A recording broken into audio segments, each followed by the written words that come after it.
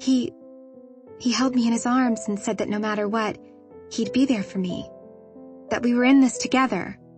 My mouth dropped open. Cole? Cole said that? She nodded.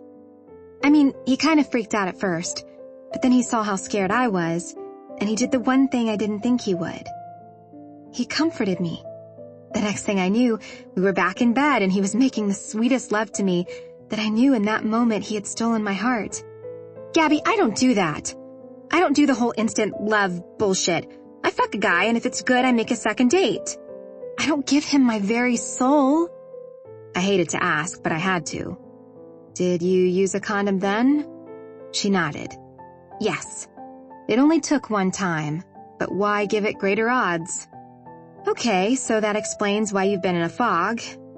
Has he called you? I think I left my phone in his car, and I refuse to be one of those girls who waits by the phone. But damn it, I wish I had my phone.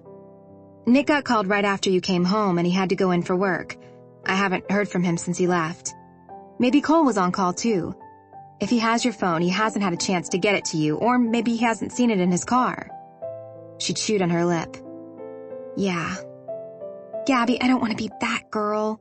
The one who falls for a guy and then pines over him if he doesn't call. Smiling, I squeezed her hand. It's okay to like him, Charity. It's okay to have feelings for him. It sounds like you guys had an amazing afternoon. We did, she said softly. A knock on the door of my office had me jumping up. Walking over, I opened it and almost fell over. Speak of the devil. Cole. Hey, Gabby. Max said Charity was in here with you. The door was blocking Cole's view of Charity on the sofa. When I glanced over my shoulder, she was sitting there with a stunned expression.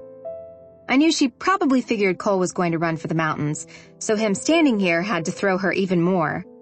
I pushed the door open and watched as his face lit up when he saw her.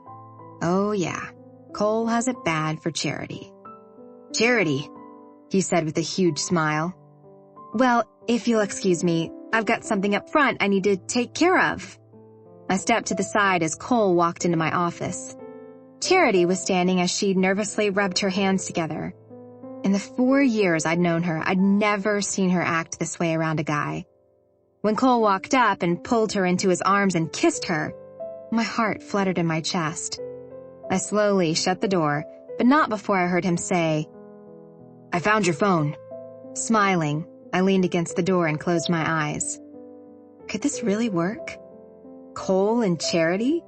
Letting out a laugh, I pushed off the door and then let out a small scream. Nick, you scared me. He gave me a tired smile. Did you come here with Cole? Frowning, he said, No. Cole's here? Yeah. I figured out what was going on with Charity. Her and Cole hooked up yesterday. Nick smiled. That explains his weird behavior last night. I wanted to tell him about the no condom thing, but it didn't feel right to share that with him. Walking up to him, I placed my hand on the side of his face. He leaned into it and closed his eyes. Have you slept at all? He shook his head. Do you want to stay here? I'd hate for you to drive home if you're so tired. Nick pulled me up into his arms. Grabbing a handful of hair, he pressed his lips against mine. It didn't take me long to open up to him as our tongues danced together in a beautiful rhythm. I need to be buried balls deep inside of you, Agape Maney. Now. My lower stomach pooled with heat. Smiling, I whispered, Yes. Before I knew what was happening, I was in my bedroom and Nick was pulling my shirt over my head. Reaching behind my back, he undid my bra and pulled it off, tossing it to the floor. He cupped my breasts and squeezed them as he dropped his mouth onto one nipple. The sound of him sucking had my head spinning with ecstasy. Tingles erupted across my body, the buildup already starting. Sliding my hands into his hair, I tugged on it, pulling a long moan from his mouth that vibrated onto my nipple. I gasped. More, I panted out. Nick had my pants off and was pushing my lace panties out of the way as he slipped 2 fingers inside of me. So fucking wet. I want your pussy on my cock, Gabby. I want to feel you fall apart on me. Oh, God. I was so close to an orgasm just by hearing him talk that way. "Nick," I gasped as he continued to move his fingers in and out of me. When his thumb pressed against my clit, I nearly exploded. Then he was gone. My breathing was erratic as I opened my eyes and saw him standing there, staring at me with pure desire in his eyes. He slowly let his gaze fall, causing me to lick my lips. "I want to fuck your mouth." My eyes grew wide. I liked this dirty side of Nick, even though it made me feel a little dirty myself. It also turned me on like never before. Dropping to my knees, I took him into my mouth. I had no clue what I was doing, but I tried to remember to do what Charity told me. My hand cupped his balls as he grabbed my head and slowly pulled out of my mouth, then pushed back in. He hissed when I lightly grazed my teeth down his shaft. I sucked harder while grabbing onto his ass. "Yeah, baby, that feels so damn good." Glancing up at him, I moaned, causing him to jerk and pick up the speed. I loved knowing I could make him feel good. But this was a little too much for me as he went further down my throat. All I wanted to do was gag, and that was quickly ruining the mood. Pulling away from him, I shook my head. Nick reached down and lifted me up, cupping my face. His eyes looked deep into mine. "I'm so sorry. I got carried away. I didn't mean to make you do something you didn't want to do."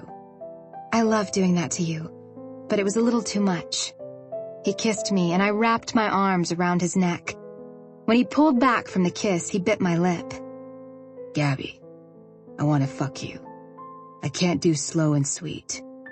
I need you." Was he so desperate because he was tired? Or was it because we had both left each other horny as hell last night? Whatever the reason, I liked it.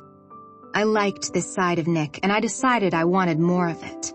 Staring into his eyes, I licked my lips and said, "Fuck me, Nick. I'm yours." Chapter 20. Nick. I was being rough with Gabby, and I knew I needed to settle down. But fuck, the moment I saw her in that hall, my dick instantly went hard. All I could think about was sinking inside her warm pussy and forgetting everything. She was on her hands and knees as I ran my hand over that sweet ass of hers. I pumped in and out of her like my life depended on it. My finger pressed on her ass and she jumped. Someday I'm going to take this sweet ass. She glanced over her shoulder, teeth digging into her lip. Damn it all to hell, I was close to coming. She liked it when I talked dirty to her. She was turned on even more, and I loved it. Reaching around her, I found that little nub that was begging for attention.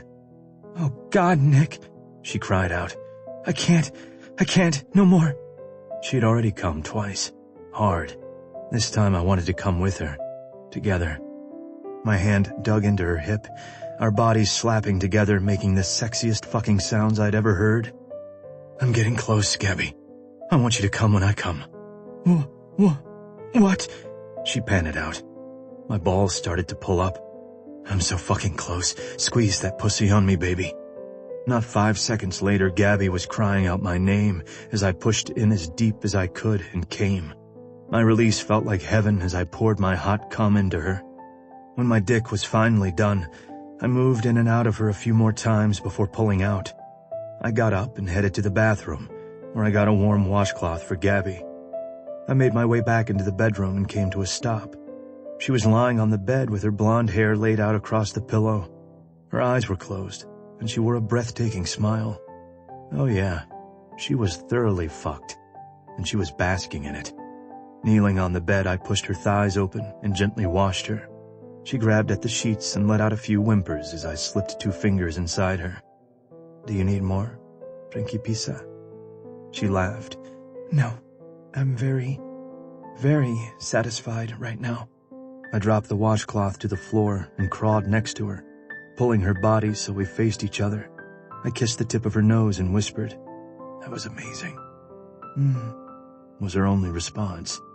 "How do you feel?" I asked her, worried I had been too rough. "A little sore, but in a delicious way." Her eyes were still closed. "Gabby, look at me."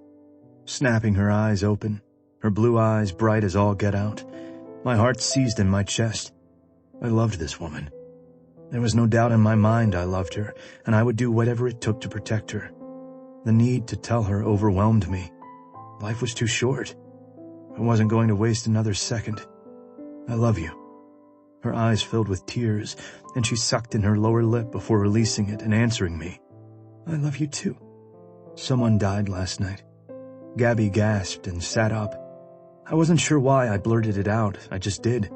I also knew that was probably why Cole was looking for charity. We both needed to forget. I used Gabby, and a part of me felt guilty about it. No, all of me felt guilty. Oh my gosh. Who? Phil. Tears formed in her eyes while she covered her mouth. What happened? I rolled over on my back. It was a freak accident and had nothing to do with the fucking raid. Nothing. I had to be the one to tell his wife. And it about broke me. Nick, I'm so sorry. She didn't ask what happened, and I was thanking God. My eyes grew heavy, but I couldn't stop my brain from working. Gabby reached over and began slowly stroking my dick and then running her hands over my balls. It was relaxing as fuck. Pressing her lips against my chest, she whispered, "Sleep, Nick. Sleep." Gabby had a pep in her step as she entered the building. Liza was walking next to her, and they were both going on and on about the cooking competition.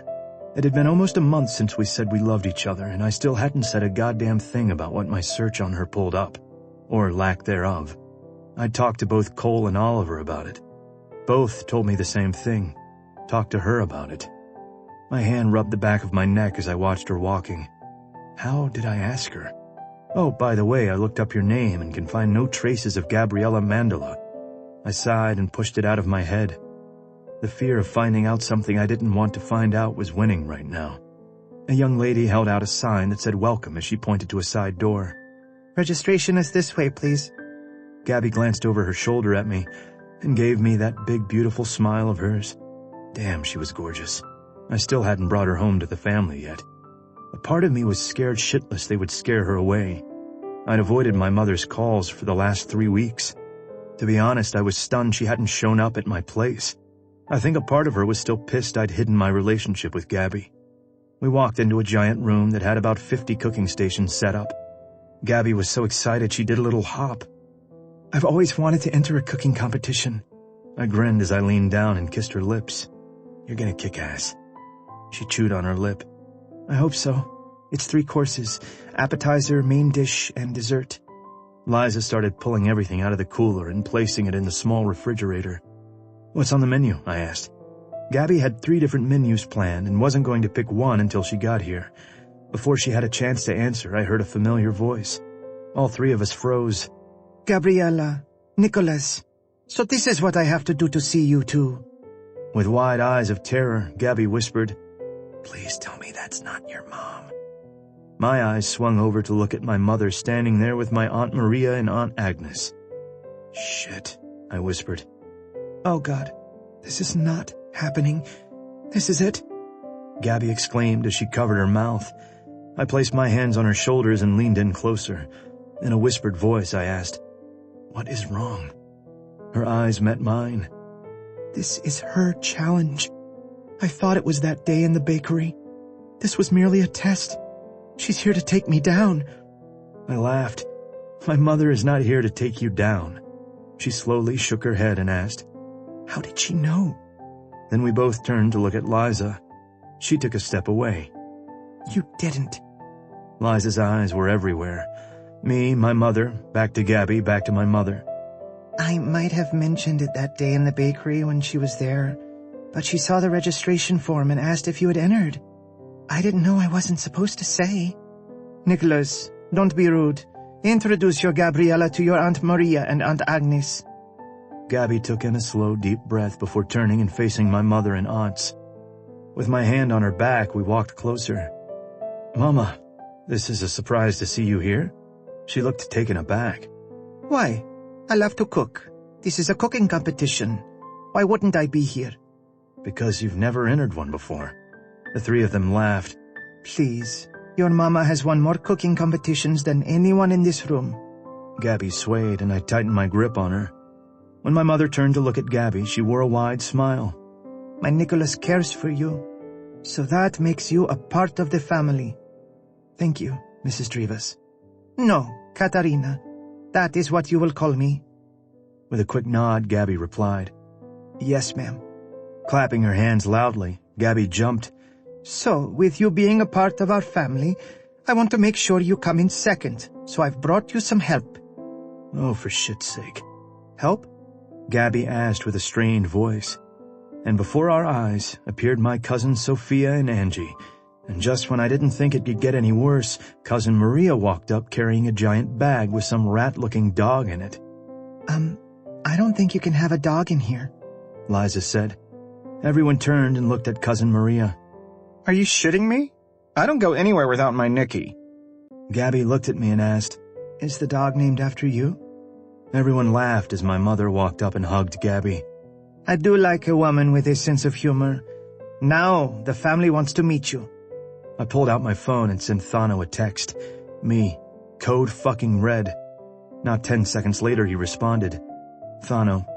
Oh hell, what's happening? Me. Mom crashed Gabby's cooking competition. Thano. Seeking Kylan's advice. Hold please. Gabriella, this is Aunt Maria and Aunt Agnes. Gabby reached her hand out to theirs. Then you have Nick's cousins, Sophia, Angie, and Maria. Gabby smiled. Are you mother and daughter? She asked, looking between Aunt Maria and Cousin Maria. They both laughed. No, why? Cousin Maria asked. Ah, you made it. My mother called out as her best friend came walking up. I couldn't help but groan. Me. Half the fucking family is showing up. They are Marieing her to death. Thano. Kylan said she'll be praying for Gabby. That's all she's got. I rolled my eyes. Bastard. Gabriella, this is my very dear friend Maria. I didn't think Gabby could look any more confused. Oh, another Maria. That's a lot of Marias under one roof. They all stared at her like they didn't get it. They fucking got it. All right, well, now that the gang is here, Mama, you should be heading on over to your station. You're not coming over there with me? Gabby's head jerked to the side to look at me. Oh shit, what the hell do I do? I can't ask Thano. They're both staring at me. I did the only thing I knew to do. I looked for guidance from Liza.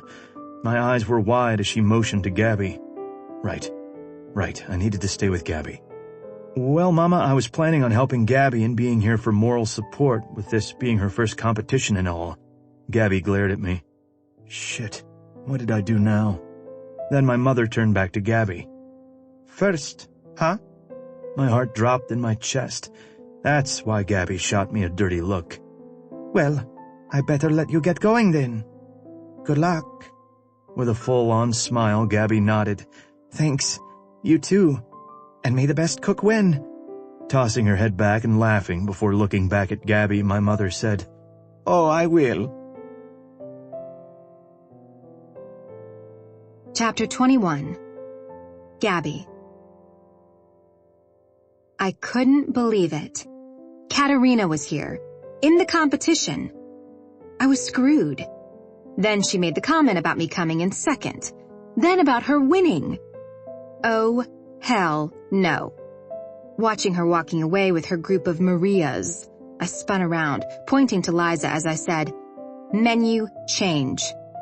What? You can't do a menu change. Are you crazy? I paced back and forth as I rubbed my temples and tried to think of one of my grandmother's best recipes. Uncle Dimitri says Italian food is just Greek food, but with no flavor. My eyes swung over to the dark-haired beauty in front of me. Without taking my eyes off of her, I said, Nick. I'm on it, he said as he walked toward his cousins and ushered them away. Turning back to Liza, I said, We have got to win.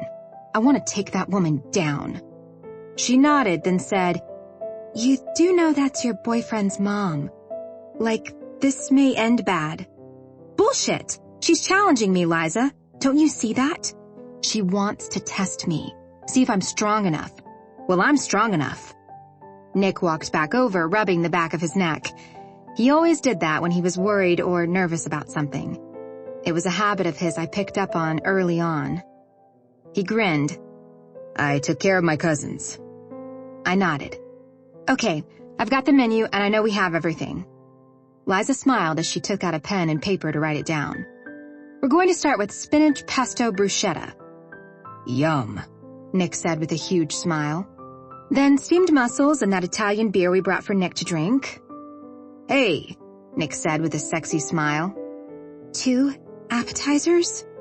Liza asked with a slight shake in her voice. Then hazelnut chicken. It's a 1-pot dish and will be easy to deal with. Liza nodded. Okay, dessert?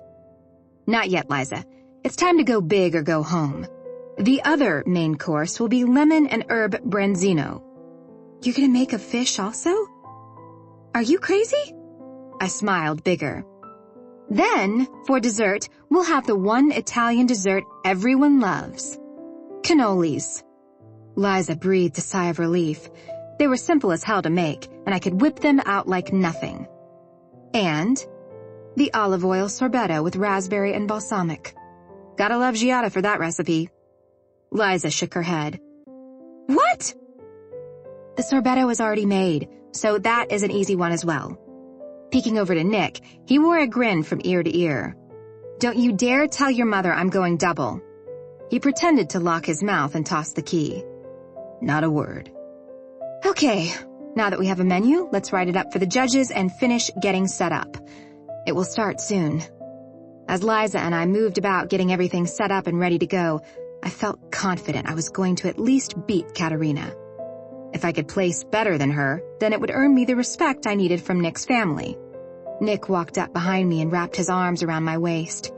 His breath tickled my ear and my heart froze as I waited to hear what he was about to whisper in my ear. You're so fucking sexy right now. Yeah? I asked with a smile as I attempted to plug in the mixer with Nick all over me. Yeah. You have no idea how hard I am for you right now. I pushed my ass slightly into him. My stomach clenched as I felt his desire. Fucking hell, Gabby. Turning in his arms, I glanced over to see Liza pulling out all the sugar and flour. I looked into his dark eyes and softly asked, Tell me what you would do to me if we were alone. Nick swallowed hard, then leaned in closer. I'd slip my hands up that dress of yours and slowly pull your panties off. Then set you up on this counter and slowly lick your pussy. Holy crapoly. I wasn't expecting him to be so dirty. A small moan slipped from my lips. Then what? I asked, nearly panting. I'd finger fuck you while sucking on your clit until you screamed out my name and begged me to stop.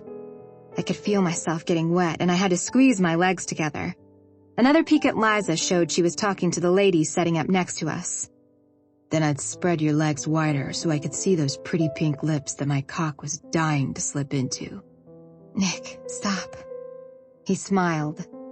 Turning you on, baby? When his hand started for under my dress, I knew things were about to get a little crazier. Nick's hand came to a stop when he brushed his fingers across my bare lips. With wide eyes, he stared at me. You're not wearing panties? My face heated. I wanted to surprise you later. I was so horny I could hardly think straight. This never happened to me before I met Nick. He quickly found a way to work me up so much I would be practically begging him.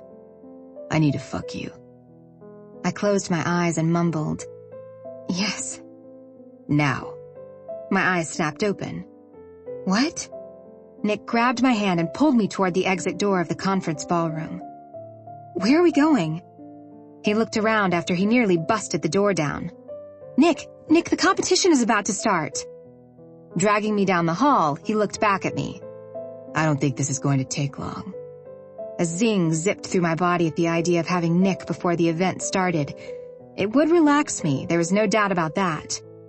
Turning down a hall, he started checking doors until he found one open. Pulling me inside, he shut and locked it. Then he quickly pulled my dress over my head and pushed 2 fingers inside of me. Fuck. You're wet as hell. Of course I am. You were just whispering dirty things in my ear. Nick laughed. You like that, don't you, baby? I wasn't the least bit embarrassed by admitting I did. I do. It turns me on even more. He pushed my bra up and over my breast, letting them bounce down as he grabbed one and clamped his mouth onto my nipple. Electricity raced through my body as I held onto his shoulders. Oh God, Nick.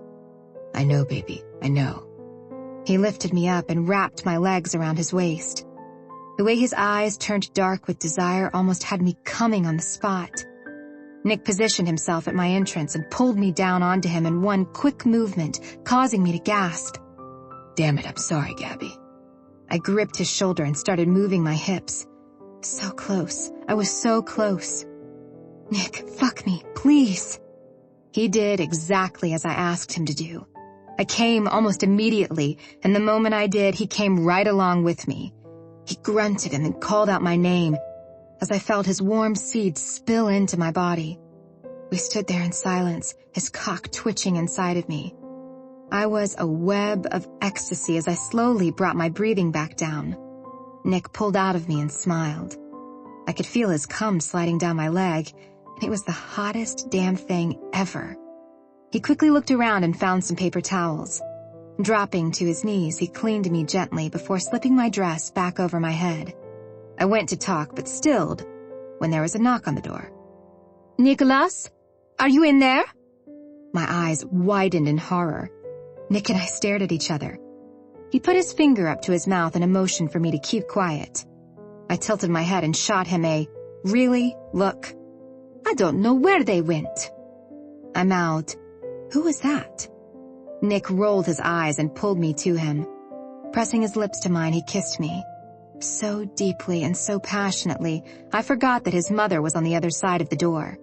I forgot about the competition, and most importantly, I forgot I was running from my past. Chapter 22. Gabby. I paced back and forth, wringing my hands together as we waited for the judges to give their results. All I wanted was to place. And of course, beating Katerina would be nice. Stop pacing, Gabby. You're making me nervous. Stopping, I smiled at Liza. Sorry, I'm going out of my mind waiting. What you need is another sneak away with Nick, she said while wiggling her eyebrows. My face heated and I looked past her to see Nick. He was over at his mother's station across the room. My heart dropped thinking about almost being caught by Katerina. That was twice she'd almost caught us in the middle of the deed. We only went for some air. Uh-huh. Please. I can practically smell the sex on you. My mouth fell open. Liza! With a nonchalant shrug, she replied, What? I'm not naive, Gabby. I see the way he looks at you like he wants to devour you. It's hot. I chewed on my lip and grinned. He's so amazing. Liza laughed. Charity said from what she hears coming from your room, Nick surely must have a magical dick. Now my face really felt hot. I slumped down into the chair and stared at Liza. She did not say that. Oh, she said it. I think she said it in front of Max because she thinks he has the hots for you. Liza laughed, which is so far from the truth. With a frown, I asked, Why is that so far from the truth? With a surprised expression on her face, she pinched her brows together. You don't know, do you? Oh my gosh. Neither one of you know. Know what? I asked in anticipation of what she was going to say. Max is gay, Gabby. He's been in a relationship with the same guy for 3 years. I looked at her like she had grown 2 heads. Not that I cared Max was gay, but how could Charity and I miss that? Max is gay? How did I miss that? Her right shoulder lifted. Beats me, but I can't wait to tell him this. I jumped up to beg her not to when the host of the event spoke. Nick walked up right then and wrapped me in his arms. It's okay, Agapimene. No matter what happens, you're my number one. Smiling, I reached up on my toes and kissed him. They were announcing the top 5 winners, starting with number 5. I prayed like hell I got it. Our 5th runner-up is Lauren Knight. My body sank against Nick. There are 4 other spots, he whispered. I smiled, knowing he was right. There was a small chance I could make 4th. maybe even third. Glancing over to Katerina, she looked confident. Why couldn't I be that confident?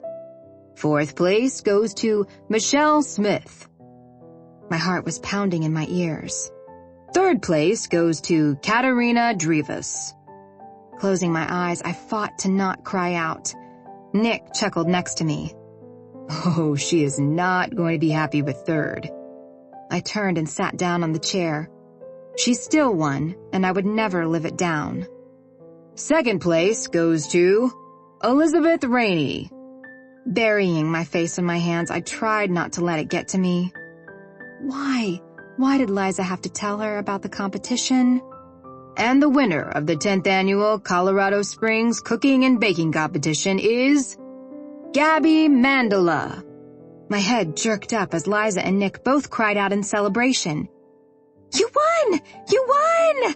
Liza yelled as she pulled me up and threw her arms around me. Tears started to form in my eyes, and when I pulled back and gazed over at Nick, I lost all control. He looked so proud of me, and when he held his arms out, I nearly knocked him over when I rushed into them. You won, Gabby. I knew you would. His words filled my heart with so much love it felt as if it would burst. When I pulled back, I had tears streaming down my face. Nick smiled. I'm so glad you're happy you won. You deserved it. I shook my head while wiping my tears away. I'm happy I won, but I'm freaking ecstatic I beat your mother. Nick stared at me for a few seconds before he busted out laughing and pulled me in for another hug. A voice cleared from behind me, and I stepped back to see Katerina standing there. She wore a huge smile. I was terrified this would make her dislike me even more.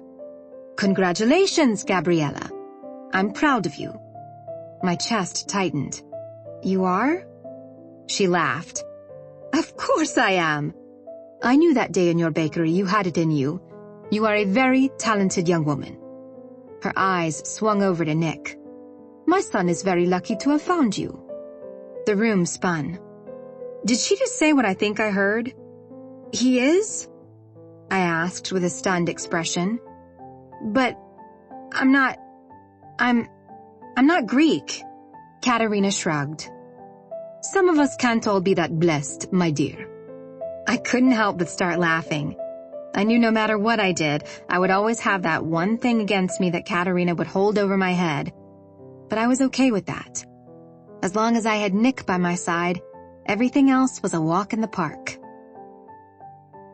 The red phone rang, and my heart stopped. It never rang. Ever. I slowly made my way to the drawer and pulled it open. With shaking hands, I reached for it and took a deep breath. Hello? Gabriella, my sweet girl. Daddy, is everything okay? He laughed. It is. I wanted to make sure you had everything ready for the trip. I breathed a sigh of relief. In the last 4 years, I'd only spoken to my father twice.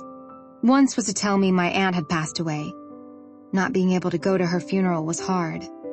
I'm all set. Are you sure this is safe? Antonio and I wouldn't allow you to come if we didn't feel that it was. Are they still watching the house? I asked while I nervously bit my fingernail. My arm wrapped around my stomach to try to settle it.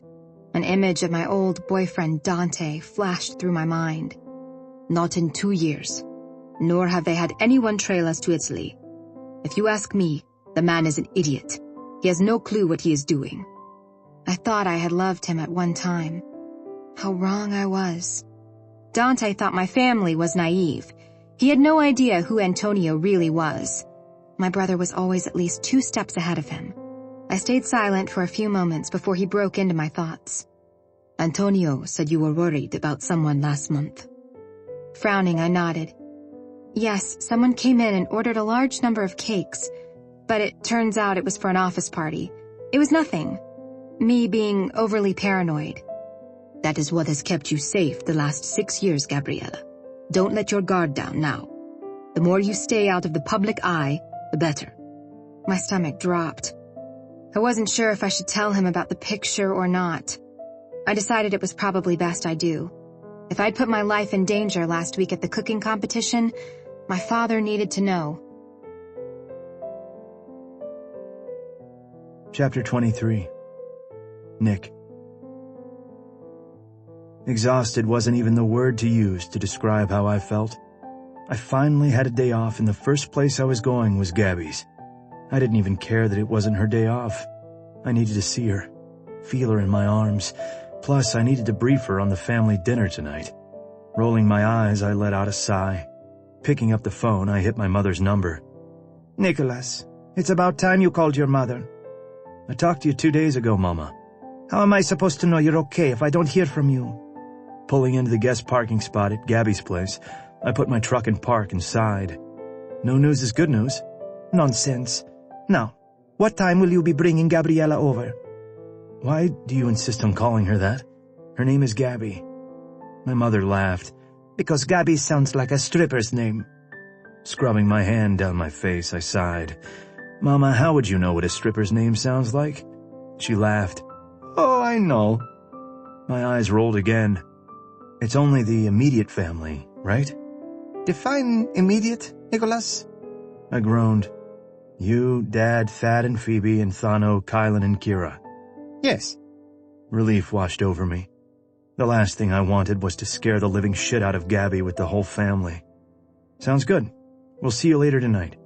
I've got to get a few hours sleep. I've been at a standoff for the last 28 hours. Don't worry.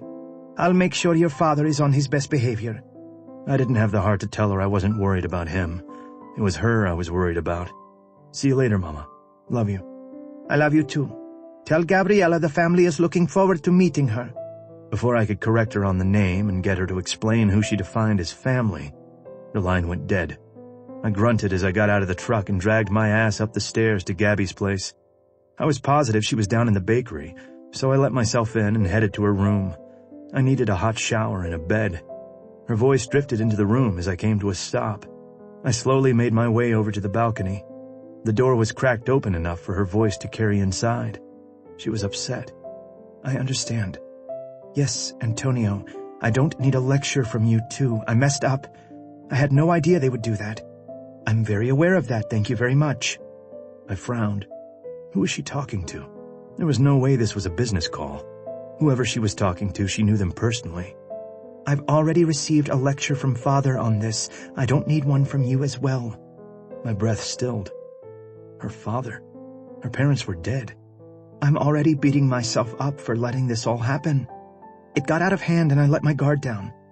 It won't happen again. Now, can we please change the subject? What in the hell is she talking about? The glass on the door showed her reflection. She was sitting down, and a slow smile moved across her face. I am excited about Italy.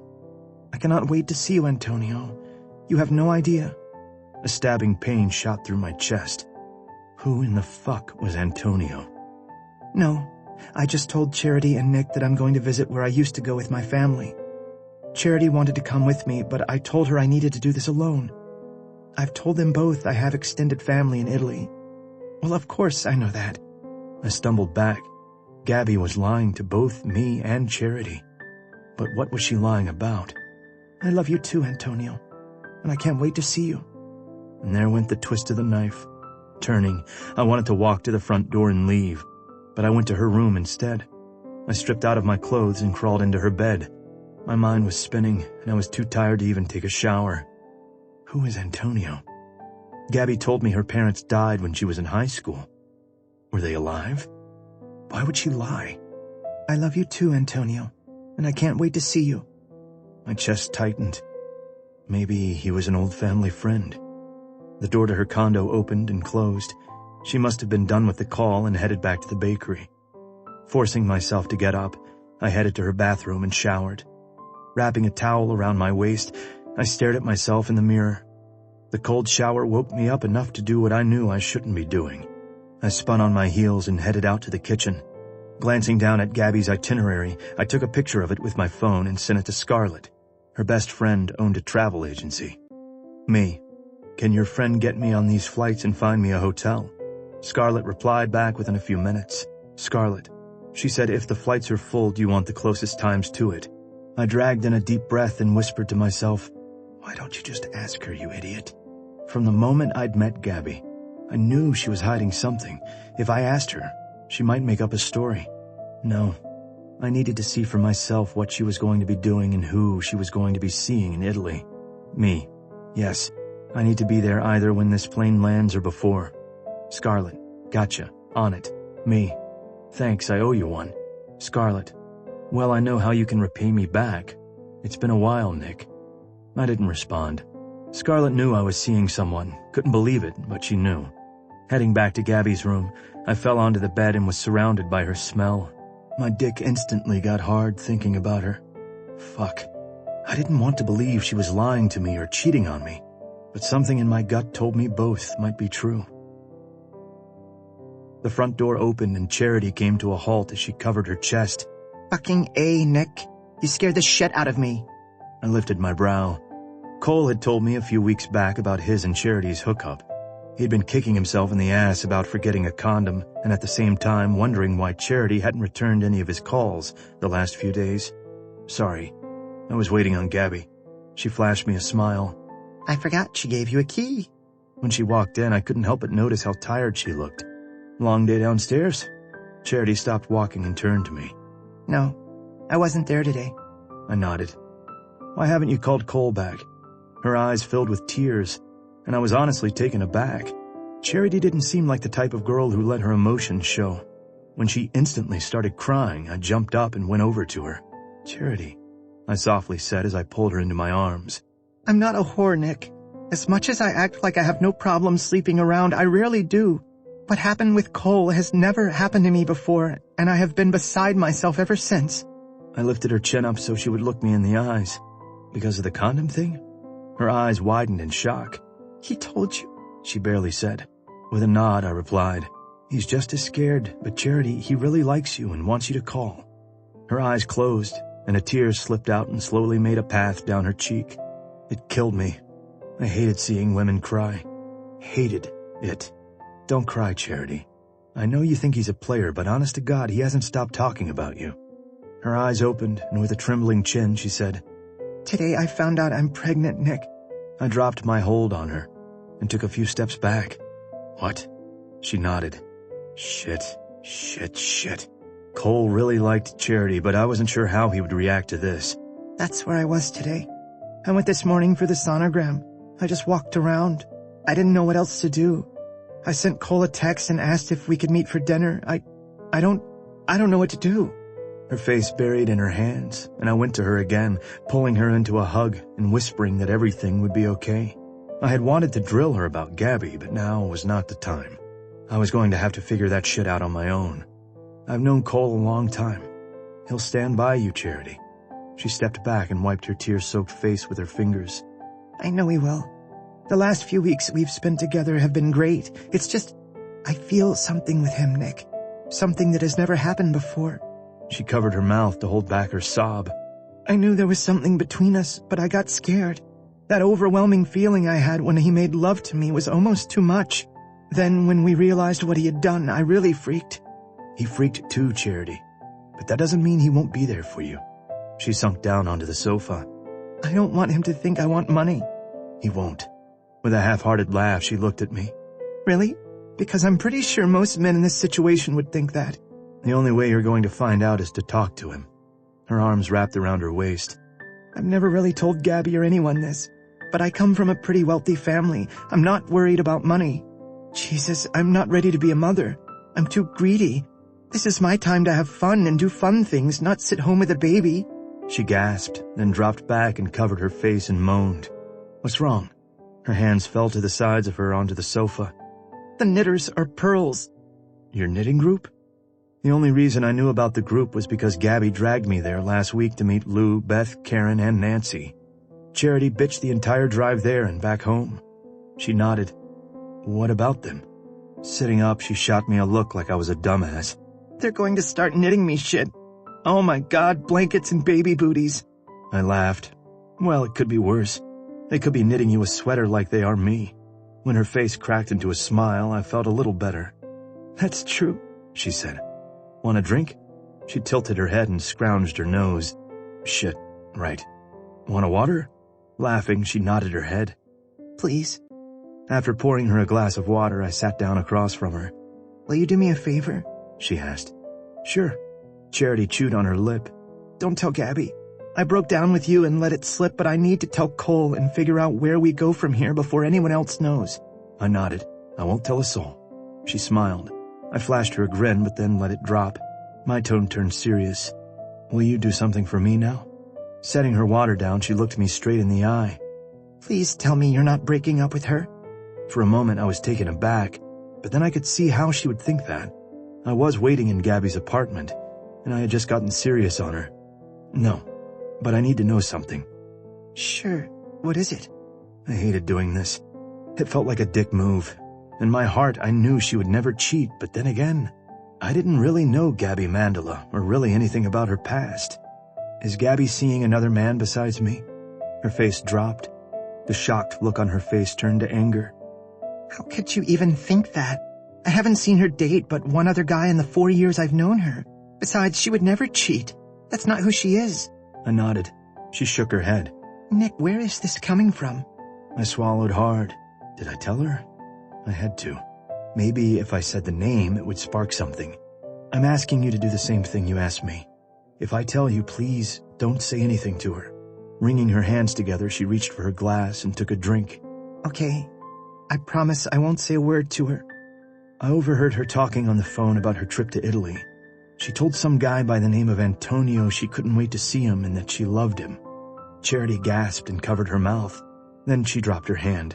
Wait, she has family over there, Nick. Don't you think she might have been talking to a cousin or something? She said something else. That she told me and you she had extended family in Italy. Huh? So does she not have family over there, or does she? I rubbed the back of my neck as I processed her conversation again. Yeah, I'm not sure. I get the feeling she does, but she made it seem like there was a different reason she was going over there. Maybe to see this Antonio guy. She shook her head. No, it has to be family. I cannot for 1 minute see Gabby cheating. She loves you, Nick. Deep down I knew that was true, but she was still hiding something and I was no longer able to keep pushing it aside. I was determined to find out what she was hiding. I smiled. You're right. I'm overreacting. Yes, I think you are. The door opened and Gabby walked in. The second she saw me, she smiled. Charity stood and shot me a quick look.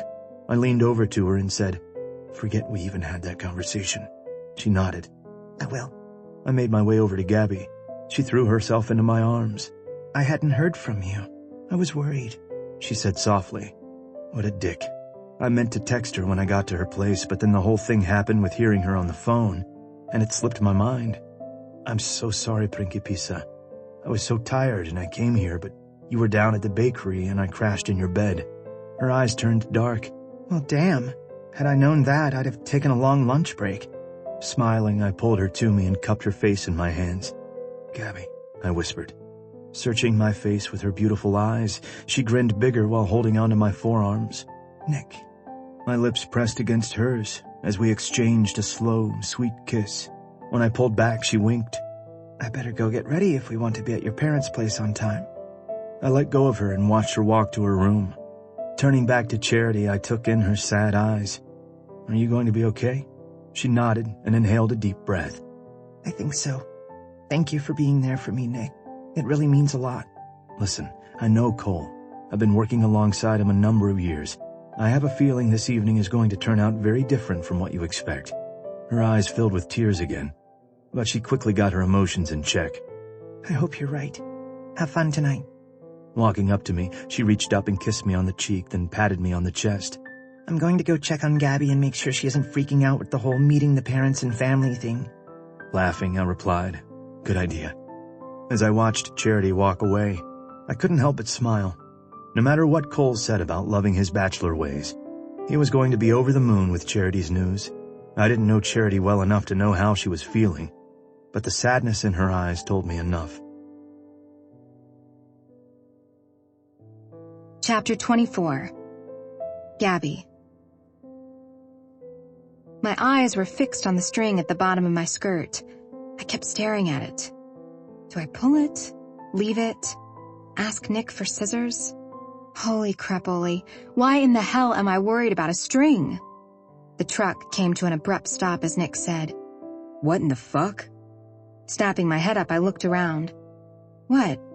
What's wrong? He stared over at a house that had a ton of cars in the driveway and out front. My heart started beating faster. Oh, no, please, God, no. Nick put the truck in reverse and started speaking in Greek. My insides started to swirl, and it wasn't from nerves. Damn, that was hot hearing him talk in Greek. Stop, I said. He stopped the truck. Shaking my head, I added, No, stop talking in Greek. Shit, sorry, Gabby. I'm slightly annoyed and I didn't really want you to hear all the things I was calling my mother. My hand covered my mouth to hide my smile. It was turning me on. Now he really stopped the truck. What? Chewing on my lip, I shrugged. That's right. I was a nervous, horny Italian woman who wanted her very handsome Greek boyfriend to take me right there in his truck. You've got to stop looking at me like that, Agape Manny. My tongue ran along my lip. And if I don't? I'm going to fuck you in the back seat of my truck. A small moan slipped from my lips. Nick. He quickly parked, and before we had a chance to do anything, a knock on the driver's window caused both of us to yell out. Turning, Nick cursed when he saw Thano standing there with a huge smile on his face. Let's go, Gabby. The faster we do this, the better. Wait, why are you frustrated with your mom? I asked as Nick jumped out and pushed Thano out of the way. Not waiting for him to come around to open my door, I jumped out. I could have told you this was going to happen, Thano said. He was holding his 5-year-old daughter in his arms, and it had to be the sweetest thing ever. Kylan came walking up to me wearing that sweet smile of hers. She had a flush on her cheeks, and I couldn't help but return the gesture. Grinning, I gave her a hug. You look beautiful, we both said. Laughing, I shook my head. Do you have any idea why Nick would be so mad? He started talking in Greek when we pulled up to the house. Kylan made a face. Trust me, you're about to find out. As we walked behind Thano and Nick, I leaned closer and said, That's their house? She nodded. Yep. It's beautiful. Why are there so many cars? Kylan looked at me and said, Because Greek families don't know how to be small, Gabby. When Nick said immediate family only, his mother heard, invite the whole family. The more the better. I laughed. It can't be that bad. She looked at me and flashed an evil smile. I had a feeling she was going to enjoy this. You came at the perfect time, she said with a giggle.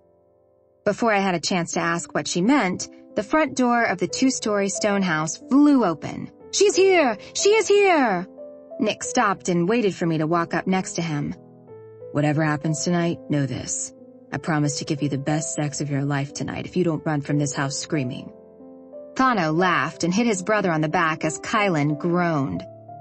Nice. Promises of hot sex to smooth it over. I should have thought of that. Kylan hit Thano on the chest. Hush, your daughter is in your arms, Thano. They started walking up and Katerina quickly kissed the 3 of them before making a straight shot to Nick. Oh no, wait. Shit. She was coming to me. The next thing I knew, at least 20 more people came flooding out, all of them making their way to me. Help, I whispered. Nick looked at me and said, We're past that phase, baby. My head was spinning. After being hugged by probably every Greek woman in the state of Colorado, I was ushered into the living room where Katerina promptly brought me up to a man who I instantly knew was Nick's father. Nick took over. Dad, this is Gabby. Gabby, this is my father, Dimitris. The older version of Nick took my hand in his and lifted it to his mouth.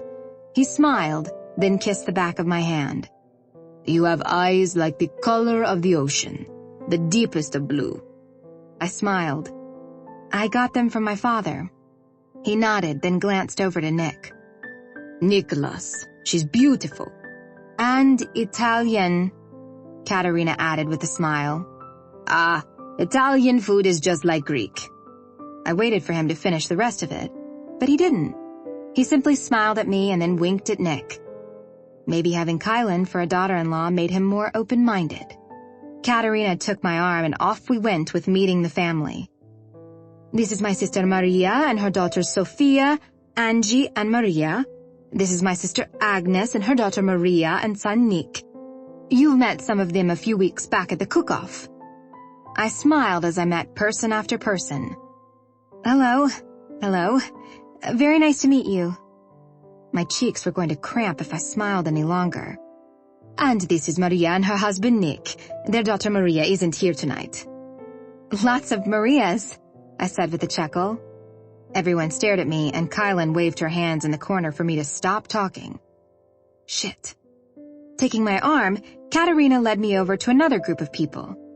This is Phoebe, my son Thaddeus's wife. Phoebe extended her hand to me and gave me the warmest smile. I knew instantly I was going to like her.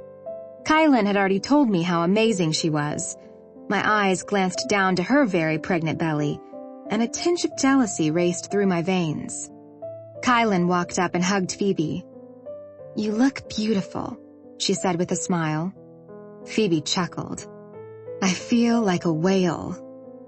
Shaking my head, I said, You're beautiful and glowing.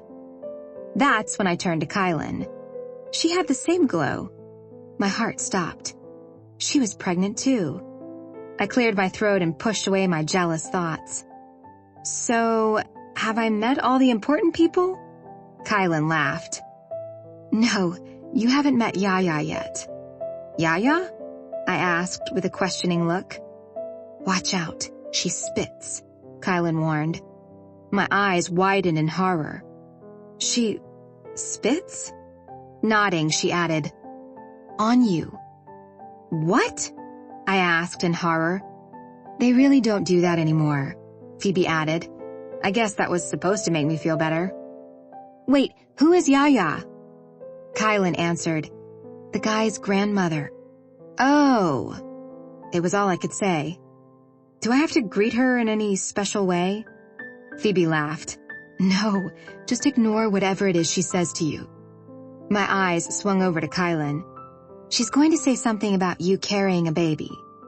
I swallowed hard. What? She waved it off with her hand. Just don't let it freak you out.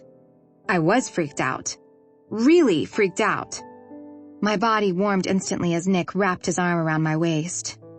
You ladies filling your head with things about the family?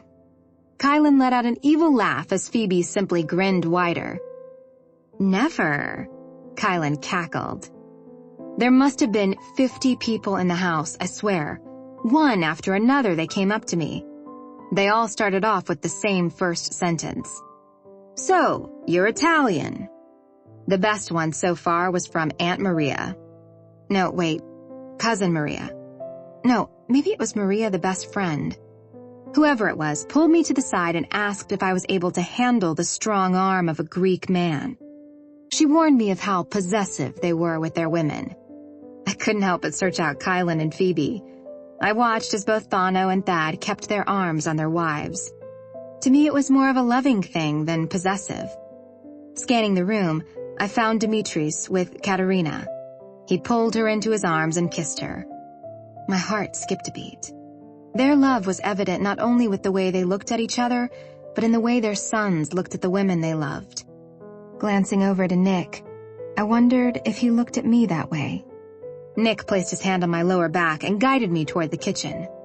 Time to eat, baby. My stomach growled, and I realized I hadn't eaten anything all day. I was starving. You up for elk hunting this year? Thano had asked Nick as we all stood waiting for everyone to file through the kitchen. The food smelled heavenly. I inhaled a deep breath. Sure. We haven't been in a few years, Nick replied. They were making small talk, and it somehow eased my nerves. Kylan was holding Kira and reminding her about her manners. I loved seeing her call out to her grandfather and run to him. The way Dimitris swept her up in his arms had my chest squeezing as memories of my own grandfather swirled in my head. I jumped when the young lady next to me asked, Have you had Greek food before? A few times. I've tried my hand at cooking a few Greek dishes. The entire kitchen grew quiet as everyone looked over at me. Shit, damn it. Double damn, why did I open my mouth? Then I saw her. The woman who must be Yaya. She stood there holding a dish while her eyes met mine. The way she was looking at me had me swallowing hard. What have you tried your hand at? She asked. Nick chuckled. There is Yaya. Gabby, this is my grandmother. I would have extended my hand, but she was holding a dish of something that looked and smelled heavenly. Let me take that, Yaya. Now go sit down, Katerina said. Yaya started to head toward the massive dining room. There was a large table set up, but I couldn't help but notice most of the people were heading out back or to the living room. Why is no one sitting at the dining room table? I asked Nick as we moved closer to the kitchen island that was covered in food. That's for the family. I glanced around. A few people nodded at me and smiled, and I graciously returned the gesture. Weren't they all family? Nick, all these people didn't come just to meet me, did they? He laughed, but never answered as we approached the table. My eyes scanned the endless amount of food on the table. Here I thought my family loved food. Wow, that's a lot of food, I whispered with a small giggle. Before I knew what was happening, a plate was shoved in my hands, and Katerina started piling on food. There was so much food on my plate I nearly dropped it. Now, Gabriella, you come sit next to Yaya. My heart froze and I quickly looked over at Kylan. She lifted her brows and pretended to spit. Glancing back over my shoulder, I searched for Nick. Don't worry, my Nicholas will be sitting right next to you. Was it my imagination, or did she keep referring to Nick as hers? As I sat down, Katerina pulled on my hair. Ouch! I cried out as I turned to look at her. What in the hell? She blushed. Oh my goodness, my bracelet got caught in your hair. Look at that! Holding a few pieces of my hair, she smiled as if she had won a great victory. I, on the other hand, rubbed the area of my head where she had robbed me of precious strands of hair. I slowly sank down into the chair as Katerina leaned over to Yaya. This is my Nicholas's Gabriella, Yaya. The older woman turned and stared at me. I did the only thing I could think of doing. So, Yaya means grandmother in Greek? She huffed at me, and I swear I saw smoke come from her mouth and nostrils. The way her eyes took me in had me fidgeting in my seat. So, you are Italian and you think you can cook Greek food, huh? My eyes widened in horror. Oh, well, I'm sure I can't cook it nearly as good as you or Katerina. Then how will our Nicholas eat? I laughed and gave Yaya a wink. Lucky for me, he said Italian was his favorite food. The entire room fell silent. How in the hell did they hear that over all this talking? Everyone looked at me, then Nick. Is this true, Nicholas? Katerina asked. I couldn't help but notice how Thad and Thano leaned in closer, like their next breath depended on Nick's answer. Kylan looked at me with a terrified look on her face, then said, I think what Gabby meant to say was, lucky for her, Nick will eat her Italian cooking. She motioned for me to agree. Oh, yes, that is exactly what I meant to say. Not that Italian was his favorite. I let out a laugh, and Kylan followed with one of her own. Then Phoebe chuckled. As if Nicholas would like Italian food over Greek, she said. Nick sat there stunned, not uttering a single word. Yaya laughed. Then everyone else laughed. I knew Nicholas would never prefer that food, Katerina said. In a sad attempt to keep my fake laugh up, my eyes scanned around the table until they fell on Dimitris. He sat there staring at me. A slight smile played across his lips as he reached for a glass of wine and lifted it. I followed suit. He took a sip while I downed the whole glass. Yaya made a tisking sound, then said, Well, we know she isn't pregnant with the way she drinks. I started to choke on the wine. Finally, Nick was pulled out of the daze he had been in. Yaya, Gabby isn't pregnant. She nodded. I'd hope not with the way she's kicking them back. What? I asked with a stunned expression. I've only had... Nick leaned in closer. Let it go, Gabby. Let it go. Chapter 25. Gabby. The rest of dinner was spent with Yaya trying to shove every kind of Greek food down my throat. Try the moussaka. Eat the pasticcio. Have you tried the spanakopita? If I ate another thing, I was positive I would throw up. The entire dinner, Yaya kept talking to me in Greek like I had a clue what she was saying. All I could do was stare at her.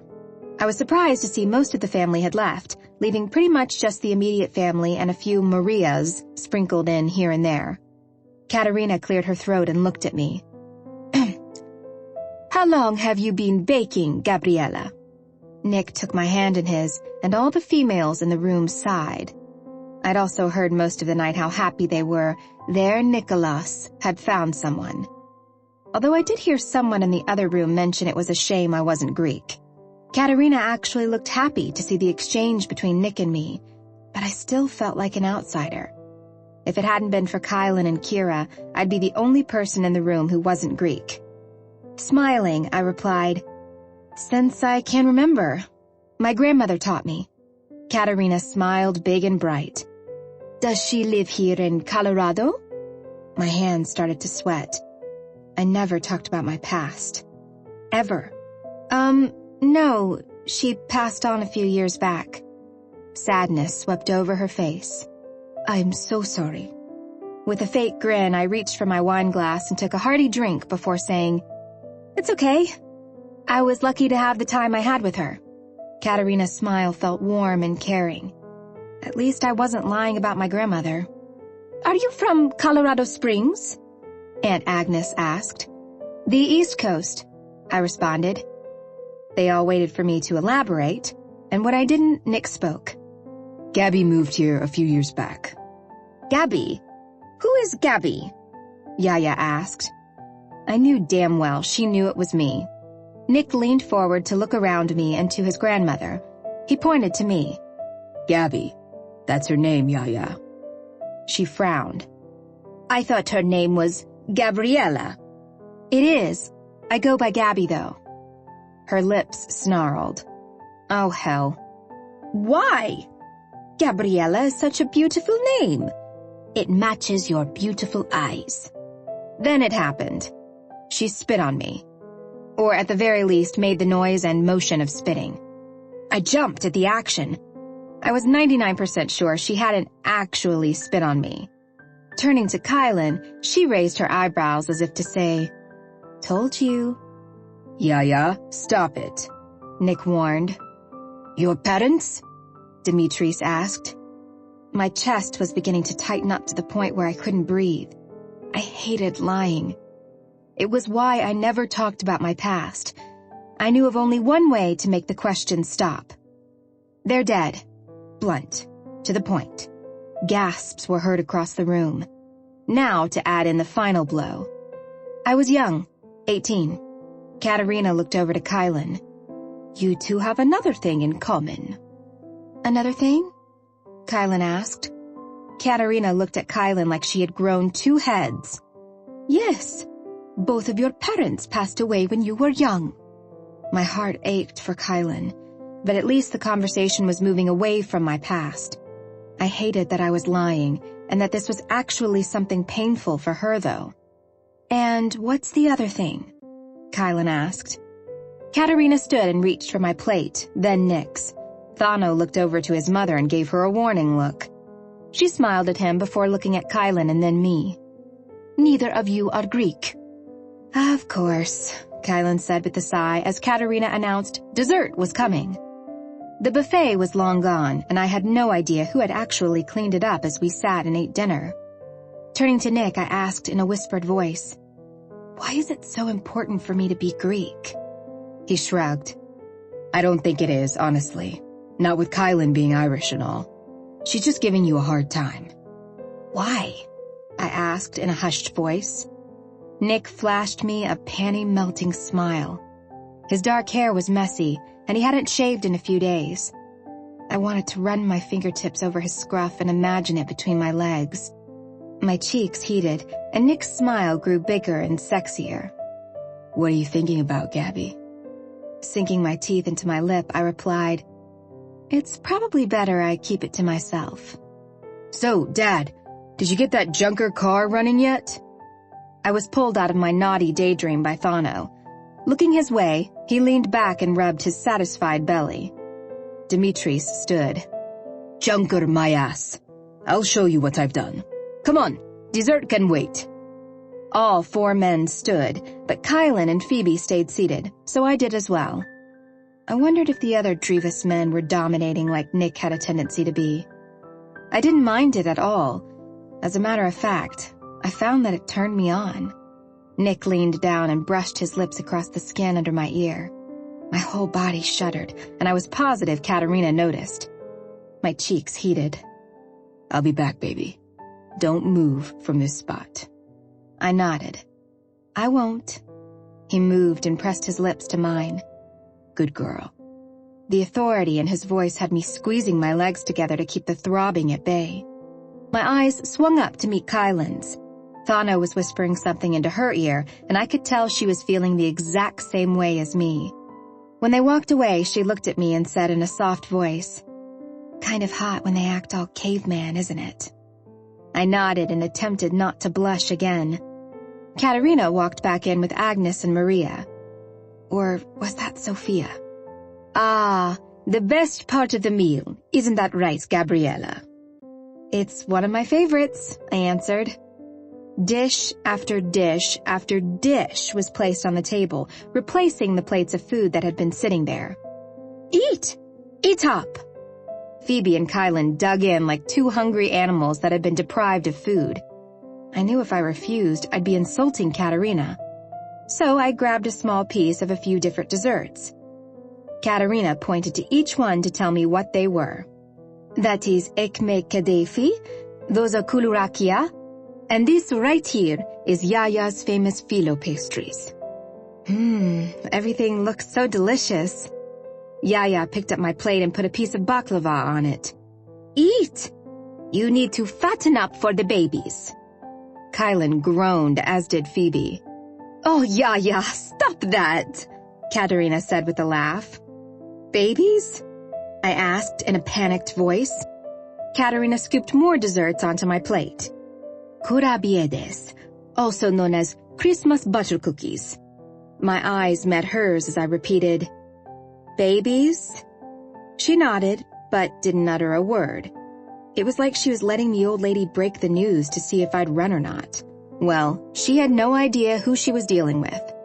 My eyes caught a familiar dish. Smiling, I reached for the dish. Dimples. My mother made something similar around Christmas time. "She probably made these," Katerina added. Yaya added to the conversation. "The damn Italians. Always ripping off the Greeks." Katerina gasped, then giggled. "Yaya, don't be mean to our lovely Gabriella." Yaya waved Nick's mom off with her hand and shoved a truffle ball of some sort into her mouth.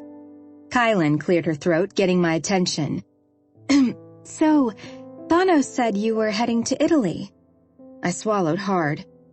With a slight smile, I nodded. "I am."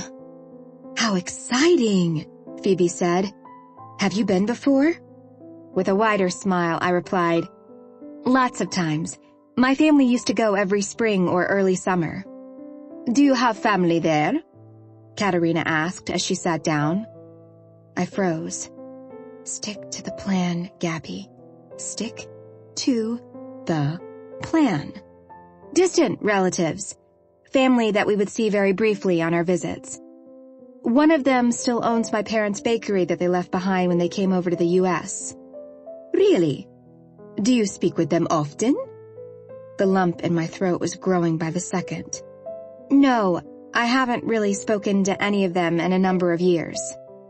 "Where will you stay? I mean, if you don't have close family there." "At a hotel not far from the bakery. I grew up spending my summers there, so I know my way around pretty well." I felt his stare before I knew he was there. Nick stood in the dining room staring at me. I didn't like the way he was looking at me. There was something dark in his eyes, and it wasn't anything sexual. It was something else. Something I'd never seen before, and it sent a chill through my whole body. Dad wanted to know if the desserts were on the table yet. He never took his eyes off of me as he spoke. "He knows it is here. Tell that old fool to stop tinkering with that piece of junk car and get back in here." Nick nodded and turned on his heels. I let out the breath I hadn't noticed I had been holding in. A buzzing sound came from my right. Glancing down, it was Nick's phone.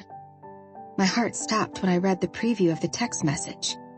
Scarlett, you're all set with the tickets. Let me know if you need anything else. I instantly felt sick. Why was he getting a text from Scarlett? What did she miss? Him? His call?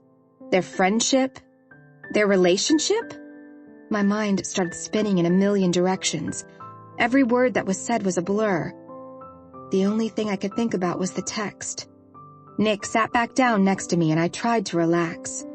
He glanced at his phone, swiped it open, frowned, and then pushed it into his pocket. Do I let it go? Chewing on my lip, I placed my napkin onto the plate of desserts and stood. I'm so very sorry, but I'm not feeling well. I think I need to leave. Everyone jumped up. Nick, his parents, both his brothers, even Kira. They all came rushing over to me. Nicholas, take her to the couch so she can lay down, Katerina said as she led the way. I shook my head and called out, No! It came out harsher than I had intended.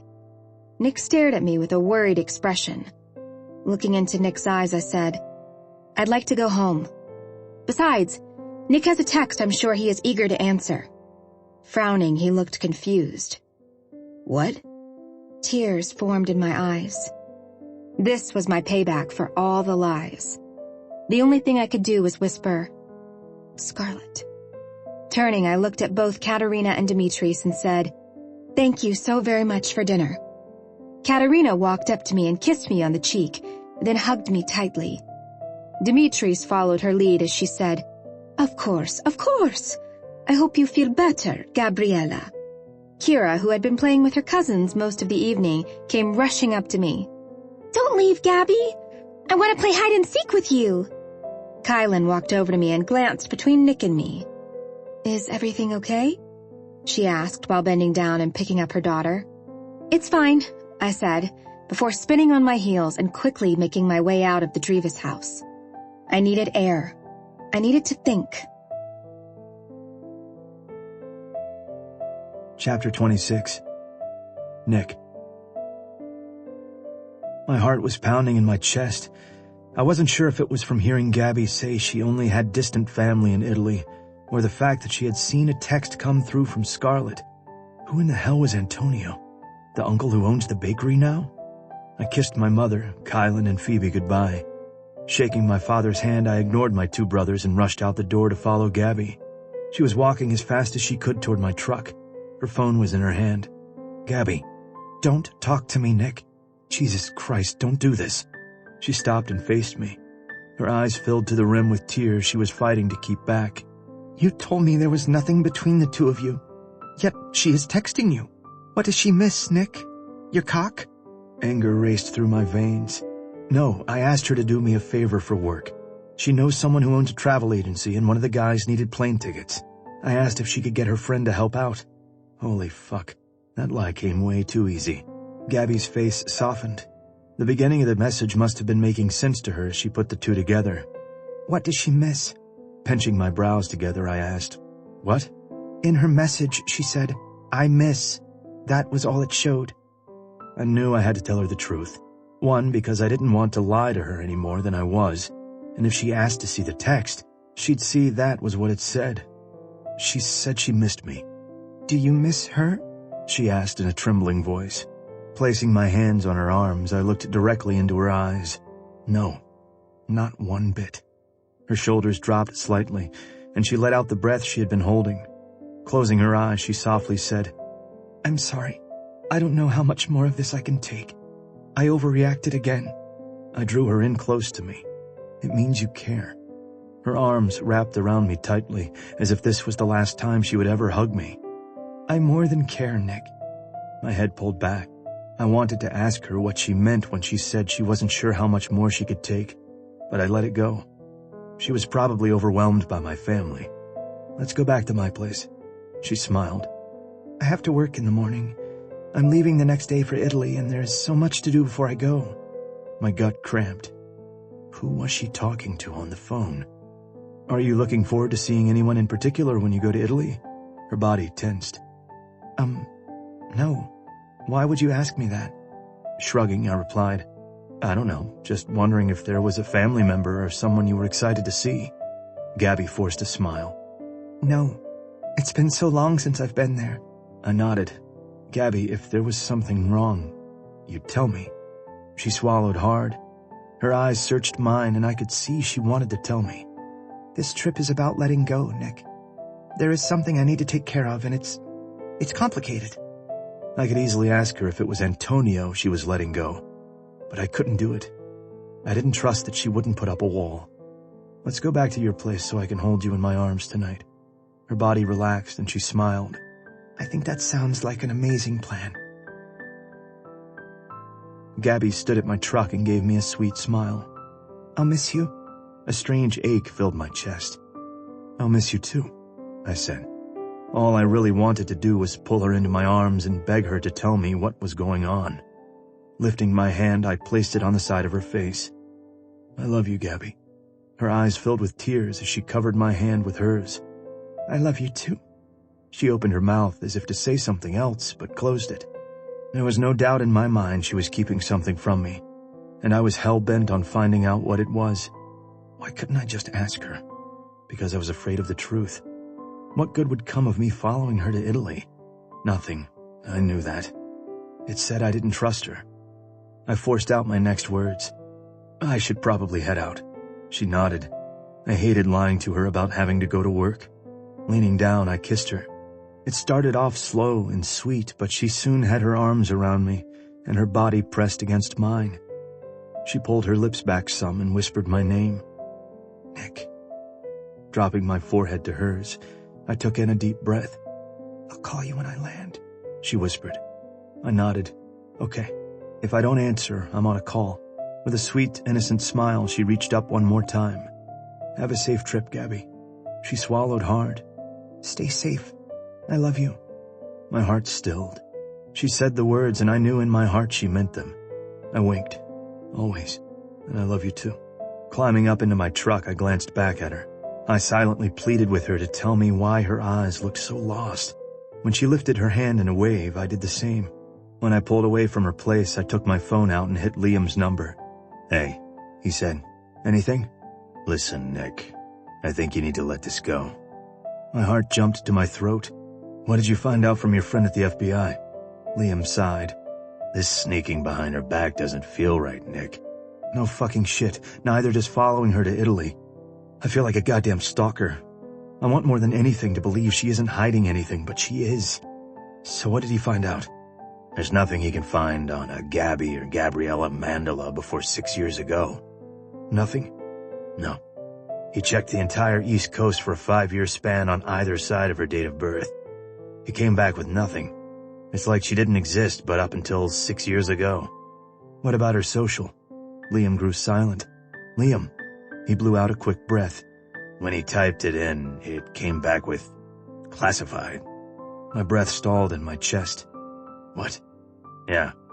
He'd have to get a different security clearance to get in. I'm sorry, Nick. He hit a dead end. But he did say she could be in some sort of witness protection. I scrubbed my free hand over my face and cursed. What in the fuck? Holy fucking shit, what in the hell was going on? Nick, I'm really sorry. He doesn't have any other information. I sighed in frustration. It's all right, listen. I've got a flight to catch, so I'll be out of touch for about 12 hours. Dude, I really wish you would rethink this. I have a bad feeling you're not going to like what you see in Italy. I wanted to agree with him. I'll see you in a few days. Thanks, Liam. Appreciate all you did for me. Hitting end, I tossed my phone on the passenger seat. I had to hustle to get to the airport in time to catch my flight. Somehow I'd managed to get on a flight that left 3 hours before Gabby's. I'd beat her to Italy and get my plan laid out better. All this trouble, and what was I hoping to find out? The truth. The only problem was, I was beginning to think the last thing I wanted to know was the truth. The ball cap was pulled low on my head as I watched people embark off of Gabby's plane. When I saw her, my breath caught. She was wearing a free-flowing long white dress. Her hair was down and she looked beautiful. She also looked nervous as hell as she frantically looked around her. Tossing my bag over my shoulder, I started to follow her, being sure to keep a good distance back as we all walked to the baggage claim. I couldn't help but notice how, since she left the gate area, she had kept her head down and didn't really look at anyone. My phone buzzed in my pocket and I pulled it out. It was from Liam, asking if I had made it and how it wasn't too late to turn this around. I closed my eyes and cursed internally. I hated not knowing what was going on. My gut was telling me something was off, way off, and I wouldn't rest until I found out what it was. Gabby pulled out her phone, and a few seconds later, mine buzzed in my hand. I sent it to voicemail. She glanced around again and then smiled. She must be listening to my message. Dropping her head, she left me a message, hung up, then waited for her luggage. Gabby headed out of the airport with one suitcase. I'd already had Liam's FBI buddy, Jim Lind, arrange to meet me at the airport. He was working over here on a case and was more than willing to help me out.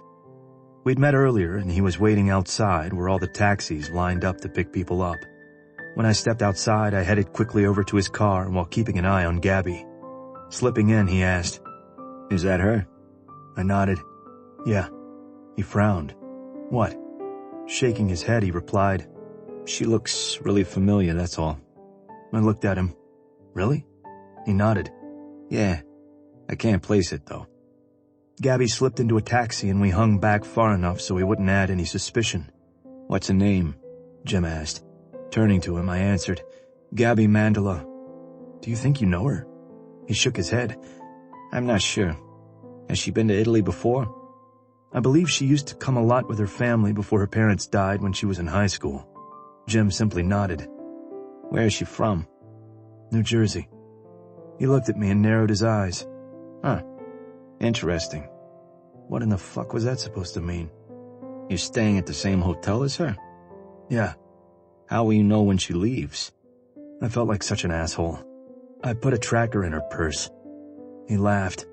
"Want a job with the FBI?" I gave him a polite chuckle. Believe me, had you asked me that 6 months ago, I'd probably be all over it.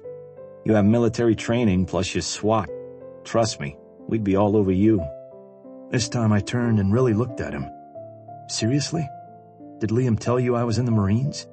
"Before I agreed to do this for Liam, I ran a background check on you." Now I laughed. "I can't say I don't blame you. How long have you been here in Italy?" 4 years. I was in our New York office prior to that." "Wow. You ready to come home yet?" Jim let out a chuckle. "Sometimes." He pulled back and parked on the street. "There's your hotel." We both watched as the bellman helped Gabby with her luggage. I jumped when Jim started talking. Shit, my nerves were shot. "Len, I've got a Gabby Mandela checking into the Grand Hotel Trieste. I need the room number and a room booked as close as possible to it." Damn FBI. I was going to owe Liam and Jim big time. "Right. Put it under the name Nick Drivas. But I wanted a private booking." A few minutes later, he was hitting end. "She's on the 7th floor, 723. I added the information to my phone. "You're a few rooms down, room 718. "Jim, I don't know how to thank you for your help." He smiled. "Liam told me what was going on, and although he doesn't agree with what you're doing, I get why you're doing it. Sometimes there are things we have to know first, before we deal with it head on." I nodded. "Yeah, let's hope I'm wrong."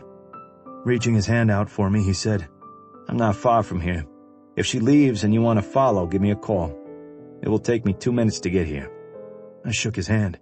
"Thanks, Jim. I appreciate all your help." As I made my way into the hotel, I couldn't shake the strange feeling I had. My world was about to be turned upside down, and I had no idea how much so. Chapter 27. Nick. I sat on the balcony and stared out over the beautiful city of Padua. No wonder Gabby's family returned here every year. It was breathtaking. A part of me ached that I wasn't able to share this with her. It was my first time in Italy, and it should have been spent with the woman I loved, showing me where her family was from. Instead, I was hiding out in the hotel like some creeper waiting for her to leave. As if on cue, my phone beeped. I closed my eyes and drew in a deep breath. Was I really going to do this? Yes.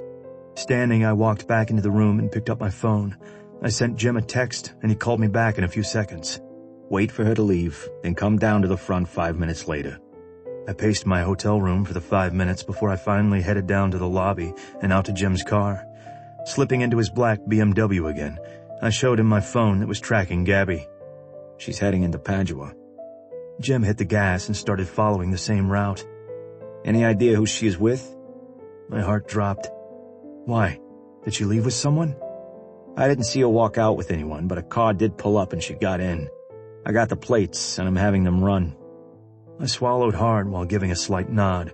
A part of me wanted to tell Jim to turn around, that none of this mattered and that I trusted Gabby with my whole heart. The other part was screaming to stay the course, that I needed to know who in the hell she was talking to on the phone. For all I knew, she could have hired a driver. Jesus, this was insane. It looks like it stopped, I said. Address? I called out the address and Jim pushed a little harder on the gas. He turned the corner and found a parking spot. There's the car, and it looks like she's still in it. My mouth dropped open as I stared at the Maserati. I pointed. She got into a Maserati? He nodded. And it looks like she's waiting to get out. Why? What is she waiting for? Well, who is she waiting for? Jim added. Glancing his way, I frowned, then glanced back to the car. This is crazy. I trust Gabby. What the fuck am I doing? Jim let out a harsh laugh. If you trusted her, Nick, you wouldn't be thousands of miles away from home sitting in my car, reaching for my binoculars to get a better look. I looked down. My hand was outstretched as I waited for him to hand me the binoculars. Fuck, I whispered. He handed them to me, and I could see into the car better. There was an older gentleman in the car. Gabby was facing him, her smile big and bright. The driver's side door opened, and the older guy got out. Money, Jim said. Whoever this is, he has a shit ton of it. Look at how he's dressed. I didn't answer him as I watched the guy look around. I put the binoculars down when his eyes swept our way. It's like he's looking to see if they were followed or if someone was watching, I said. Looking over to Jim, I added, he's also carrying a gun. He smiled. Nice observation. Who do you think he is? I shook my head and looked back over at the driver. I have no fucking clue. They're parked outside of Giovanni's. You been there? Sure, lots of times. It's a nice place. One of the nicest in the city. The driver put his finger to his ear. He has an earpiece in, Jim said. I scrubbed my hands down my face. What in the fuck is going on? Who are these people she is with? Pushing off the side of the car, the driver walked to the passenger side and opened the door. The first thing I noticed was her beautiful leg, then the other. Reaching his hand out for Gabby's, the guy helped her out of the car. She had on a black dress and black high heels. A coat was draped over her arm, and the driver motioned to put it on her. Seems to me she is used to this kind of behavior. Does she come from money? I shrugged. I have no fucking clue. Gabby told me her parents died when she was in high school. She owns a bakery in Colorado Springs, drives a normal car, and doesn't act like she grew up with money. She doesn't talk about her past at all, so I have no idea. She told my family she doesn't have any real close family over here. So who is this guy? Maybe a family friend or distant uncle. You said they came here every summer. Yeah, maybe. She mentioned her parents owning a bakery over here that an uncle, I think, runs now. Giovanni's isn't a bakery, I can tell you that. Another Maserati pulled up and parked behind the one Gabby had gotten out of. Two guys got out of the front. Both looked like cops. Know them? I asked as I handed him the glasses. Jim grabbed the binoculars. What in the fuck? What? I asked. Yeah, I know them. They're police officers. From the U.S.? He shook his head. No, they're Padua officers. Looks like they're working part-time or undercover. He looked over at me and gave me a look that said shit just got real. My stomach dropped. What? Why? How does she? Fucking hell. The one guy opened up the back door and a guy stepped out. He was dressed in a long black coat and had his back to us. Can you see his face? I asked. Jim cursed. No. He is looking directly at Gabby. Gabby smiled and her face lit up so bright I felt sick. Whoever this guy was, she was happy as hell to see him. Then it happened. She ran to him. The smile on her face clearly showed how much she longed to be in his arms. My heart slammed against my chest when her body crashed into the stranger. Her arms swung around his neck as his wrapped her up tight. When he leaned down to kiss her, I looked away. It felt as if someone was sitting on my chest and I couldn't breathe. How could she do this to me? This is exactly why I never wanted to fall in love. Jim was staring at me, and I couldn't take the pity in his eyes. Another man, he said more than asked. Appears to be, I said, forcing myself to look back at them. Anger and betrayal swept through my body. When he spun her around in his arms and her head flew back, my throat tightened. I couldn't take looking at them. Let's go. You don't want to know who he is? I shook my head while trying to keep my voice from cracking. I'd never felt pain grip at my chest like it was right now. How could she do this to me? How could she lie? Does it really matter at this point? The knife in my heart couldn't possibly go in any deeper. Jim pulled out, and as we drove by the restaurant, he slowed. They both turned and headed into it. It was like she had sensed I was there. Glancing over her shoulder, our eyes met. Looking away, I took in a slow, deep breath. You wouldn't mind swinging by the hotel so I could get my things, and then taking me to the airport, would you? That's it? You see her hug one guy and you're out of here? A cold rush of air raced across my body. I've seen enough. It has to be Antonio. He cleared his throat. What? Who is Antonio? The guy I heard her talking to on the phone. Jim ran his hand through his hair. He was deep in thought. I stared at him. You okay? What? Are you sure you want to go to the airport, Nick? There's something I need to check out. I'm positive. I'm ready to head home. Okay, well, you might have a hard time getting a flight out back to the States on short notice. I shrugged. Then I'll wait at the airport for a flight. It didn't matter if I had to wait at the airport all night or for 2 days. I wasn't going back to that hotel so I could watch Gabby walk in with her lover. Nick, you and I both know things aren't always what they seem. I've got a hunch. Let me check it out. My head dropped back against the seat. Padua zipped by as Jim navigated through the small towns in his sports car. I should have been curious about his hunch and asking him for more details. But at that moment, I couldn't have cared less. I needed to get out of this damn country. All I could see was Gabby running to that guy. Well, if you find anything out, you can reach me on my cell. Has she given you a reason to think she'd lie to you or that she was cheating?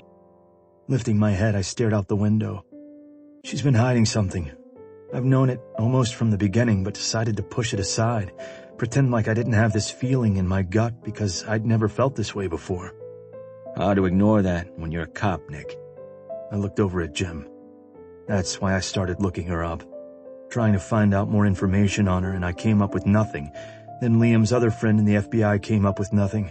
It's like she didn't exist past 6 years ago. Jim's brows lifted. 6 years ago?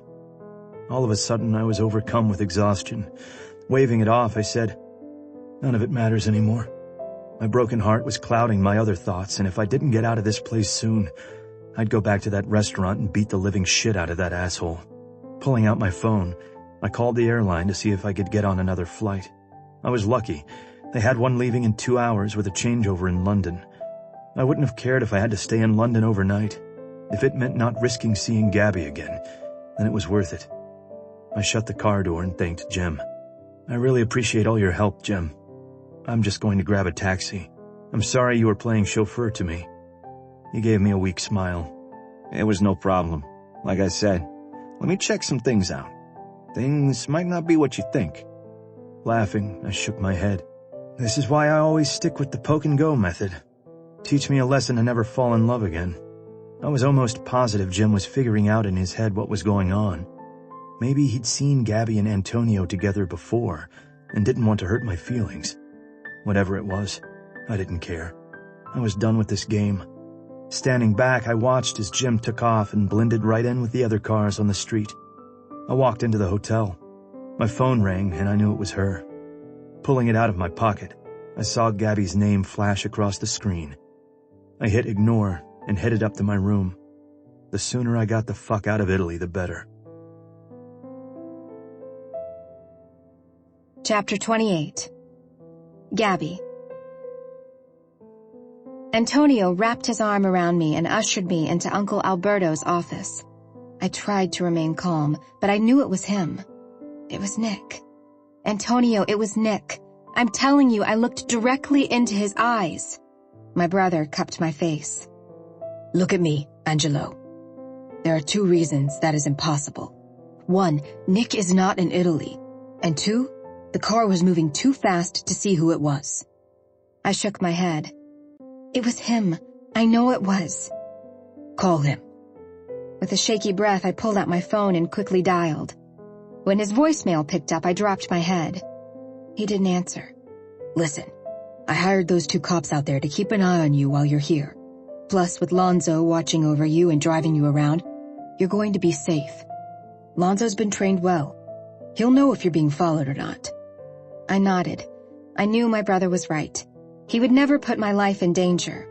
I was missing Nick, and I thought I saw him. That was all. The door opened, and both of my parents walked in. I couldn't believe how much older they looked. Unlike my brother, who hadn't appeared to age a day in his life, my parents looked to be a lot older than what they really were. The tears I had been holding back burst out, and I ran into their outstretched arms. I've missed you.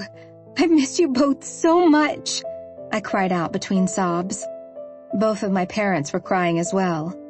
Nothing seemed out of the ordinary? Antonio asked. My father shook his head as he pushed me back and took a good look at me. My beautiful Gabriella, I've missed you so. I've missed you too, Papa. I've missed you both so very much, there were times I felt like I couldn't breathe. My mother drew me back in. She started to talk to me in Italian, and I couldn't help but laugh. Mama, you're talking so fast and my Italian is very rusty. I don't understand a word you're saying. She covered her mouth before dropping her hands to her side. I'm just so happy to see you. Come. Uncle Alberto has the back private room waiting for all of us. I glanced around the restaurant as we walked through it. Uncle Alberto still had my parents' old bakery, but this restaurant was his baby. It was beautiful. The moment I stepped inside, I felt a calm move over me.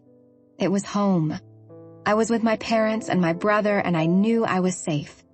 Dante didn't know I was alive, and he certainly didn't know I was in Padua, Italy. We spent the next 2 hours catching up while eating. I asked about life back home. My mother showed me pictures. I asked about my best friend, Linda. We cried when they told me Jack, my puppy I got in high school, had passed away. And we laughed when Antonio told a story about trying to paint my parents' house last winter. I thought I would have been sadder hearing about my old life I was missing out on. But it was the opposite. Antonio told me a little about his job, but with him being an FBI agent, he hardly ever talked about it. The most I ever saw him was during the whole mess with Dante, and how he helped me to disappear after the horrible night I witnessed at Dante's. Glasses of wine were lifted into a toast as I held mine up. After 6 years, I felt at home and whole again. Although, there was a dull ache in my heart that longed to have Nick with me. I'd tried so many times to tell him the truth over the last few weeks. I was going to enjoy my time with my family, then tell them my plan of telling Nick the truth about everything. The only way to keep us all safe is if I stayed apart from my family. For good. The thought hurt my heart. Pulling out my phone, I glanced down at it. I had called Nick when we landed, and he texted me back about an hour later. Since I got to the restaurant, I'd called once and sent him 5 text messages over the course of almost 3 hours. Was that him I saw? Impossible. I pulled up his number and hit the call button. When he answered, I breathed a sigh of relief. Nick, I said with a smile, I've been trying to reach you. Where are you? Oh, geesh, like I wouldn't know where he was. He laughed. Out with the guys. His answer was short, and there was a bite of anger in it. Not to mention it hurt to know he was out. But then again, wasn't I doing the same thing in a way? In Colorado Springs? He laughed. Well, where the hell else would I be, Gabby? Well, it's just... The craziest thing happened to me earlier, and I thought I saw you. He remained silent. Nick? Is everything okay? With a loud laugh, he ended it with a long groan. Fuck, I don't know. Why don't you tell me, Gabby? You having fun? My mind was spinning. What had happened from the time I left to now? In one short day, everything felt off. "Have you been drinking?" I asked as I turned away from everyone. I could feel Antonio's eyes on me. "Yes, I have. You usually get shit-faced when you lose something that was important to you." I swallowed hard. What did you lose?" The silence on the other end of the line had my hand coming up to my neck. It felt like I couldn't breathe. A strange feeling moved over me, and I had the urge to rush back to Colorado Springs and tell Nick everything. Tell him everything I should have told him from the beginning. "Nick, what did you lose?" "I think you already know the answer. I need to go. Scarlett's waiting for me. Goodbye, Gabby." A sharp intake of air filled the silence. My eyes widened in shock as I let his words rattle around in my head. What? Nick, wait, what is happening?"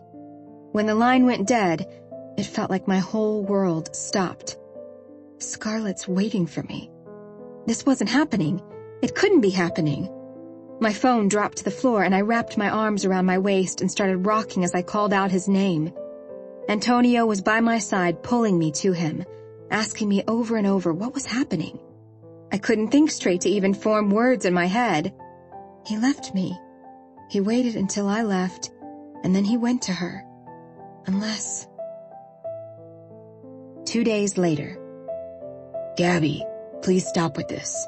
The guy is in Colorado Springs. I already had an FBI agent check. I showed you the picture he took yesterday." The picture. It was of Nick and Cole sitting at a table with a few other guys at a restaurant. Antonio had found out the girl in the picture was a Scarlett Hansen, Nick's old and, what I was guessing, current fuck buddy. Her and her father owned the place. It had to be the place he told me where they went and ate. What if that was him, Antonio, and he saw me run into your arms? He'd have had plenty of time to get back to the States. Or what if he is just like all the other asshole men out there and was using you for sex, Gabby? You slept with him, didn't you? Isn't that why you let your guard down? Anger raced through my veins.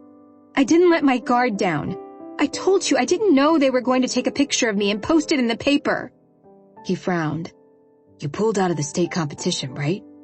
Of course I did. I bit back. Still, of all the people to date, a damned cop. What if he tried to pull you up or do a background check? I flopped onto the sofa and laughed. Seriously? Paranoid much? His eyes lifted to mine. It's my job to be paranoid. Picking up my phone, I checked it again for any voicemails or texts. Nothing. I stood and started to pace. I refused to believe that Nick would use me. When he looked into my eyes and told me he loved me, I believed him. Antonio's phone beeped. He opened up a message and frowned. What? What is it? Does this make it more clear? Walking up to him, I snatched the phone out of his hand and stared at the picture. It was Nick and another woman hugging. I couldn't see her face, but it looked like it could have been Scarlett. The last bit of hope I was clinging onto fell right alongside my tears. I never thought I'd let someone hurt me again. This was 10 times worse than with Dante. I never loved him. Nick I loved with my whole heart and soul. I need to get out for a bit. And go where? A walk. I need air. I'll be back later. Antonio stood. I'll come with you. Shaking my head, I wiped my tears. I need to be alone, Antonio. Please, just leave me alone. I wasn't sure how long I walked the streets of Padua. Lonzo walked a few feet behind me, but I knew he was there. I appreciated him leaving me alone. If I even tried to speak right now, I was positive I'd end up a blubbering fool. Coming up to the river, I leaned against the fence and looked out over it. A young couple walked hand in hand up the sidewalk. He whispered something in her ear and she blushed. A sharp pain hit me in the chest, and I had to force myself not to start crying. Nick, I whispered. My phone buzzed and I looked to see it was Charity. Hello? Hey! How is it going over there in Italy?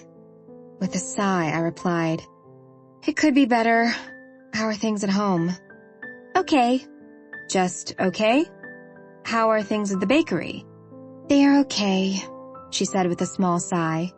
I needed happy news, not bad. What happened? Max broke the mixer. He needs you to come back right away. I laughed. Leave it to Charity to make me smile. What else is new? How are things with you and Cole? She chuckled, then said, They're good. Lifting a brow, I asked, Just good? Just good. Hey, Beth and Nancy said hi. With a gasp, I covered my mouth and shook my head. You went to knitting club? Yeah, well, I guess I was in the mood to knit some shit. Laughing, I let out a sigh as my sadness quickly engulfed me again. I should have never come to Italy. Why? She asked. I'll tell you when I get back. Gabby, is everything okay? You sound so sad, and I know how much you were looking forward to this trip. The hair on my body rose as a strange feeling swept over me. I quickly glanced around. Gabby? Someone was watching me. It's been nice, but I may be coming home early. Lonzo's eyes met mine, and I knew that look. I'd seen it before. Oh, okay. You're sure everything is okay? Motioning with his head, I started to walk toward him. Yeah. Listen, my tour is about to start. I need to run. See you soon, and I'll keep you updated. Sounds good. Love you. Love you back, I said before hitting end and walking next to Lonzo. Someone is watching me. Yes. I noticed the BMW the other day when it drove by the restaurant. I stopped walking. Were there 2 men in it? He simply nodded. My heart was racing and fear gripped deep within my soul. He couldn't have found me. Could he have? Lonzo placed his hand on my lower back as we picked up the pace. His silence was my answer. Chapter 29. Nick. The feel of the ground hitting below my feet wasn't enough to drive out the thoughts running in my head. Stopping, I dropped my hands to my knees and dragged in a deep breath. Fuck, I whispered. My phone buzzed. Pulling it out of my pocket, I saw it was Cole. Cole. Charity said Gabby's on her way home. I stood up. She was coming home early. Pushing my hand through my hair, I frowned. Me. I did something I probably shouldn't have. Fucking hell. Why did I mention Scarlett when I was talking to Gabby? Hell, I knew my answer before I asked myself the question. I was angry, hurt, drunk. I wanted her to feel the way I felt when I saw her run into that asshole's arms. I dragged in a deep breath. None of it mattered because the facts were the facts. Gabby lied to me, plain and simple. I needed to accept it and move on. My phone rang, and I let out a groan. What? Dude, don't snap my head off. I started walking on the trail again. Sorry, Cole. What did you do to mess up? Sighing, I replied. It's a long story, but I can tell you this, trust is the key in a relationship. Don't forget that. Cole had found out a few days ago about the baby. He freaked for 10 minutes, he said, then told Charity he would be there for both her and the baby. Okay. What happened, Nick? What did you do? Nothing. How are things with you and Charity? Nice change of subject. They're going. Every now and then I have a slight panic attack and wonder what in the fuck I'm going to do. You do what you promised Charity you would do. Be there for her, and then be a good dad when the baby comes. He sighed. That's a no-brainer. But what about Charity? What about her? I like her, Nick. I like her a lot, but this is all moving so fast. I chuckled. Listen, I hardly think she expects you to drop on one knee and ask her to marry you. She just needs to know that for right now you're there supporting her. Yeah, but I'm confused as hell. I never in my life thought I would be happy with one woman. Then she came rushing into my world and everything is turned upside down. And the thought of her not being there scares the shit out of me. What the fuck is that shit? My chest squeezed. I knew exactly how he felt. Love. That shit is love. I stopped walking when I saw the cab pull up in front of the bakery. Yeah, that shit is fucked up. Nodding, I said, tell me about it. Did Charity mention when Gabby would be getting home? This morning. Moving behind a tree, I watched as Gabby climbed out of the cab. She looked exhausted. My heart ached, and I fought the urge to rush across the street and take her into my arms. When she wiped her face, My world felt like it had fallen apart all over again. She'd been crying. Did she say how she was? Cole remained silent. Cole. She only said that Gabby sounded really upset, but that she would tell her everything when she got home. Nick, what's going on? Gabby was cheating on me. I got the evidence I needed, so I broke up with her. What? That's fucking insane, Nick. Gabby would never. I laughed. Yeah. Well, I didn't think so either. But I saw it with my own eyes. I'll tell you about it in a bit. I've got to go. I watched as she walked over to the door that led up to her place. She stopped and looked over her shoulder, as if looking for someone. Are you sure? Maybe you misunderstood something. My breath caught when I saw the look on her face. It wasn't sadness. It was fear. Listen, I've got to go. My mom is due at my place soon. Like I said, I'll fill you in later. Not waiting for his response, I hit end and looked at Gabby. No, that was definitely fear on her face. Utter fear. Chapter 30. Gabby. The suitcase sat on my bed as I stood there and stared at it. A part of me wanted to run again, leave Colorado Springs and start over somewhere else. Antonio didn't waste time when I got back from my walk. He had me on a private plane heading back to Colorado Springs. I barely had time to pack up my suitcase. Something was off, but he wasn't telling me what it was. Gabby, what's going on? Turning, I saw Charity standing in the doorway to my room. I swallowed hard and wiped my tears away. Her eyes widened in surprise before she rushed over to me. Gabby, what happened? He left me. She looked at me with a confused look on her face. Nick? I nodded as I let out a few sobs before saying, I don't know what happened, Charity. He went back to Scarlett. Who in the hell is Scarlett? Scarlett?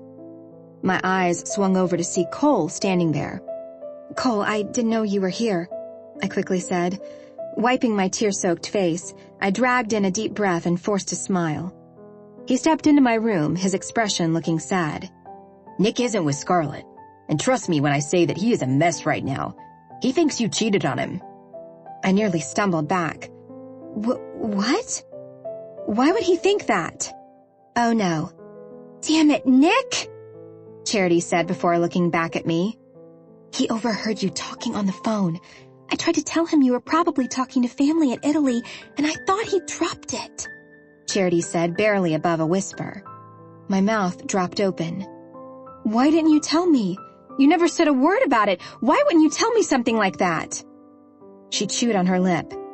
I didn't really think it was that big of a deal, and I've kind of had other things on my mind, Gabby. I let out a gruff laugh. Oh, really? What could possibly be on your mind that you wouldn't think to tell me Nick was questioning his trust about me?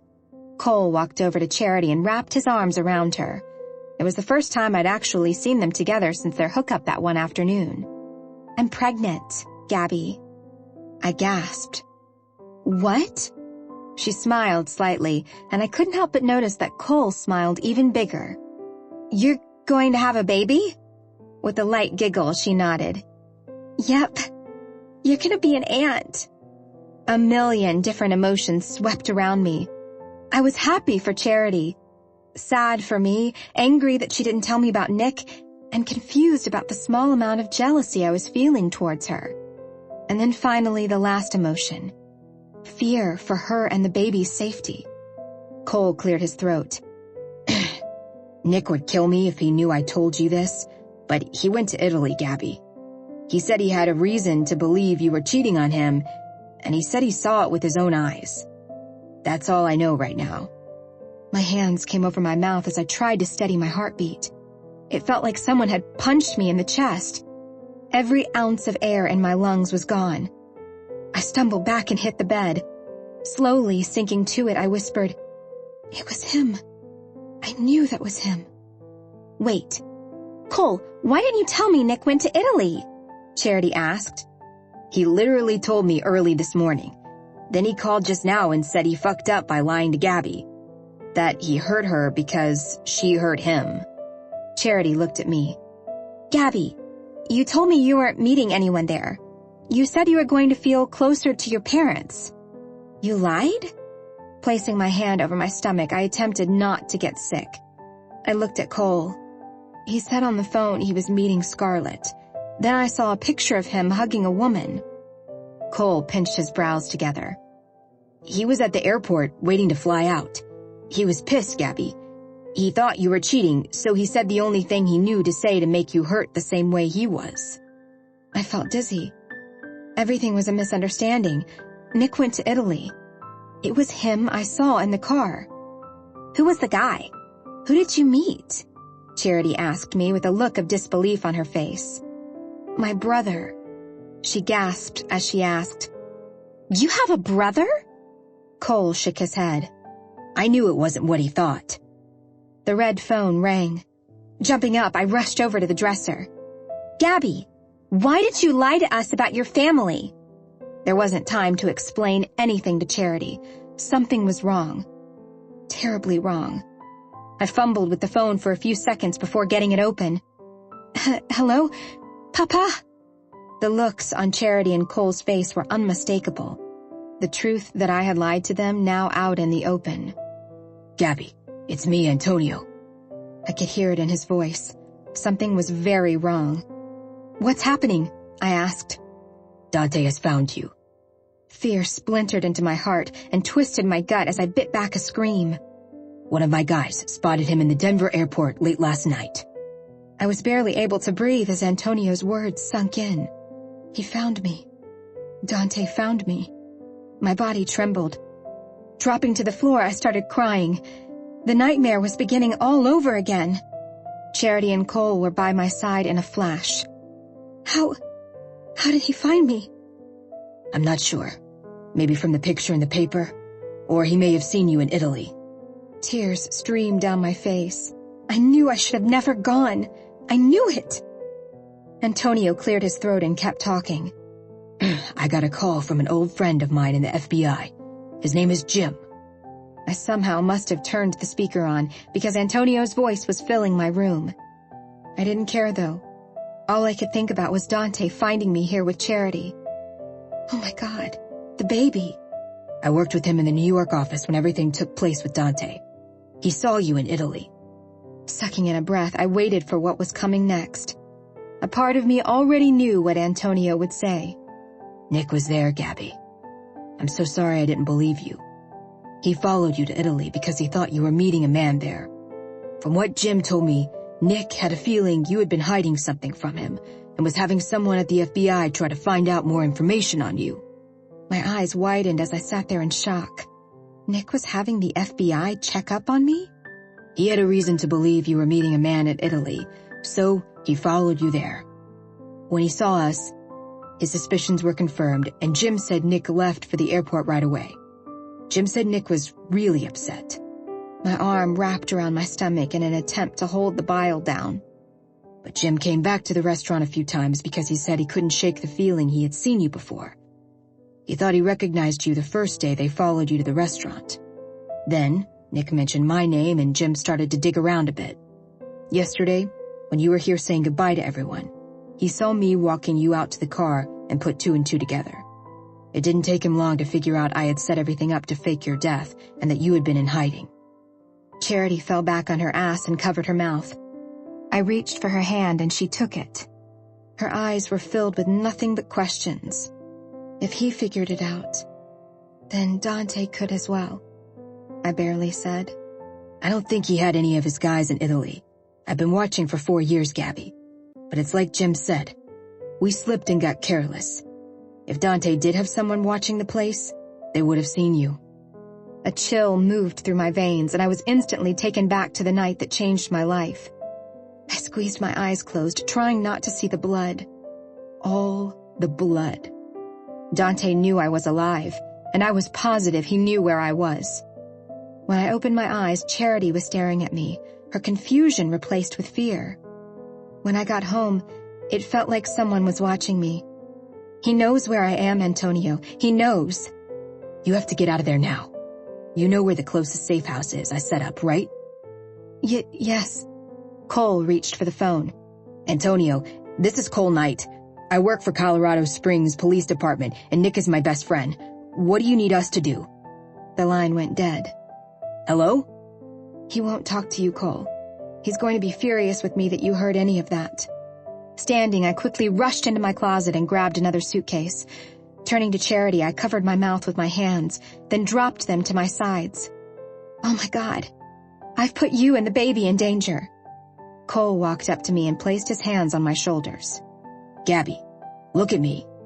My eyes lifted to his, but I could hardly see through my tears welling up in them. I have to leave, Cole. Now. Let me call Nick. No! I screamed, causing Charity to jump. Shaking my head, I looked at him with pleading eyes. You can't tell him, Cole. Please, you can't tell him. If you do, he'll come searching for me and Dante will have him followed. He probably already knows of my relationship with Nick. Please don't put his life in danger. You want him to think you're really cheating? Gabby, it will destroy him. Reaching for Charity's hands, I tried to smile. I'll make sure my brother has someone watching the place. You and the baby will be safe, I promise. Glancing back to Cole, I added, You can't tell him the truth, Cole. He'll try to find me.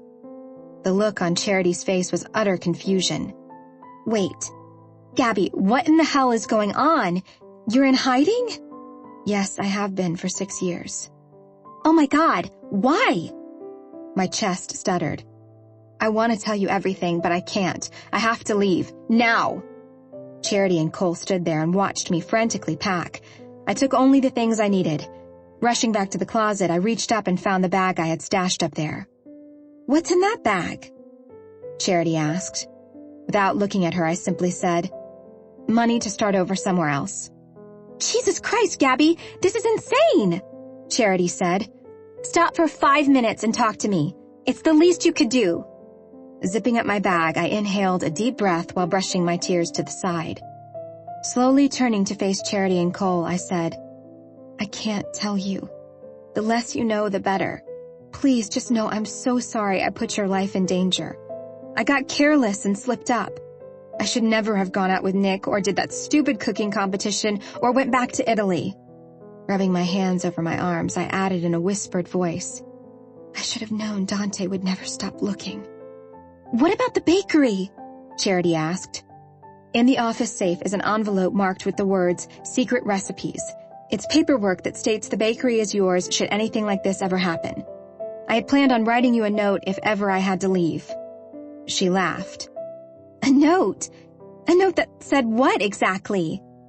That I had to leave and that the bakery was now yours? Tears filled her eyes. So, you would have left without saying goodbye or telling me any of this? I slowly nodded. My eyes pierced hers, and I would have done anything to take the hurt away. When I looked over at Cole, I forced a smile. Will you please let Nick at least know that I wasn't cheating on him? That it was my brother he saw me with? But please don't tell him anything else. He shook his head. If you think I'm not going to tell Nick about this, you're insane. I already sent him a text. If anyone can keep you safe, it's Nick. Horror spread over my face. What? He loves you, Gabby. He'll do whatever he can to protect you. My body started to tremble. I have to leave. No, Gabby, please don't leave, Charity begged. Gabby, wait, Cole said with a panicked look on his face. If he sent Nick a text, that was another life in danger because of me. Pushing past both of them, I rushed to the door. Please, let me go. You have to for your own safety, I cried out as I threw the door open and rushed into the hall with the small bag I had packed. It's for the best that I leave now. The air surrounding me suddenly changed. I came to a stop when I saw him standing there. I dropped everything and covered my mouth with my hands. He stood there looking directly into my eyes. All I could see in them was love. How could I have ever doubted him? Not trusted him? Before I had a chance to move, he was in front of me, pulling me into his arms. You're not going anywhere, Gabby. Hope fluttered inside of me. Burying my face into his chest, I sobbed uncontrollably as Nick's love covered me in a protective blanket. Chapter 31. Nick. Moments earlier, My mother walked silently next to me after I told her about me and Gabby. I thought you would be happy, I mumbled. What? Why would you think I would be happy, Nicholas? I laughed. Oh, let me see what reasons I can come up with. One, she isn't Greek. My mother held up her hand. That's not true. She is 3% Greek. What? How do you know that? She grinned. Don't be mad, but I had a DNA test done. Narrowing my eyes at her, I asked, how in the hell did you get her DNA? I have my ways. Who did the test for you? Her brow lifted. You're not the only cop I know, son. My head cocked to the side. Who are you, and where has my mama gone? What happened? I opened my heart up like a fool. Her smile dropped. Wrapping her arm in mine, we walked down the street toward my house I had closed on recently. Gabby had been so excited I would be living so close to her. Now, I hated being so close to Gabby's bakery. The idea that she was so near to me tormented my mind. Opening your heart to someone doesn't make you a fool, Nicholas.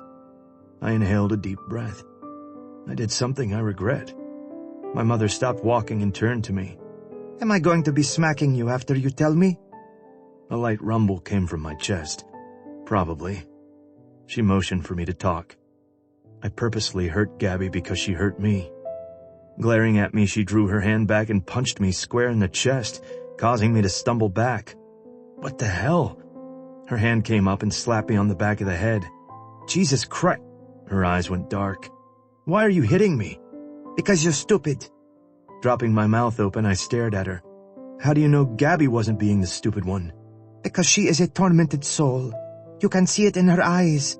She harbors a secret, Nicholas. I laughed while rubbing my chest. Yeah, her lover in Italy. I don't believe that for 1 second. I've seen the way that girl looks at you. Before I had a chance to say anything else, my phone rang. I narrowed my eyes at the number. Hello? Nick, it's Jim Lend, FBI in Italy. Yeah, right, of course. He sighed. Listen, do you have a minute? Glancing over to my mother, I motioned for her to head up the steps to the house. I'll be right in, Mama. I need to take this call. She nodded her head and entered the house.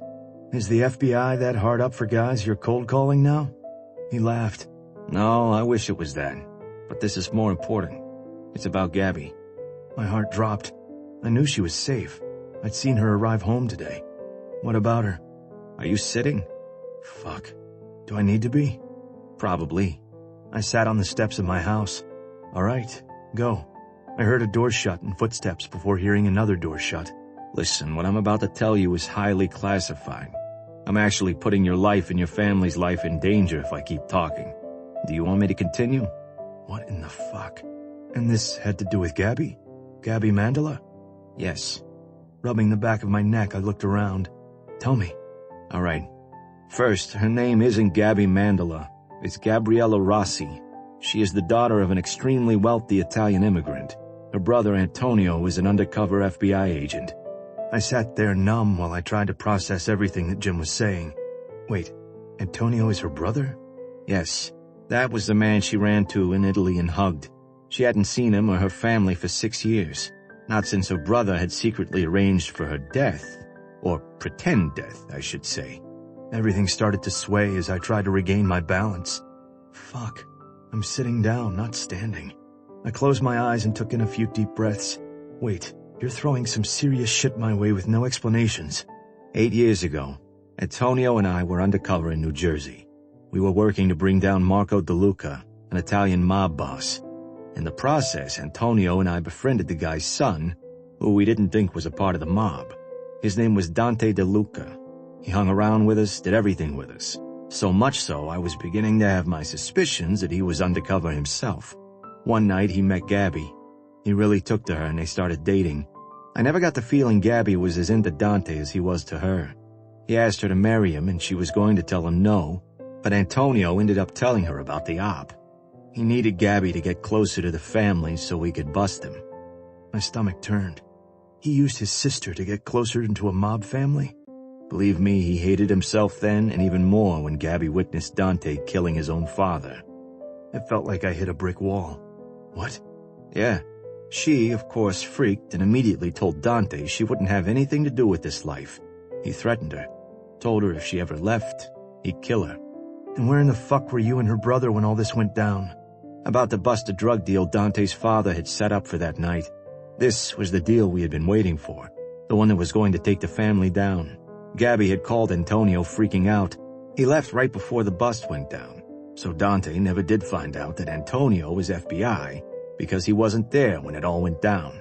News spread quickly that Marco had killed himself, that he didn't want to spend the rest of his life in jail. The body, though, was never found. I sat there stunned, listening to Jim speak. 2 days later, I got a call from Antonio saying his sister had died in a car accident. I had no idea she had witnessed the murder. Fuck, I had no idea about the murder until Antonio had told me. He didn't trust the FBI with his sister, and he certainly didn't trust Dante. The guy is a nutcase. He wanted his father dead so he could have control of the family. It was staged? Her death was staged? I asked. Yes, but at the time, I didn't know it was. Antonio did it all on his own without the FBI's help. He felt like he couldn't trust anyone. Not even you, his partner? Jim laughed. If that had been my sister, I wouldn't have told him.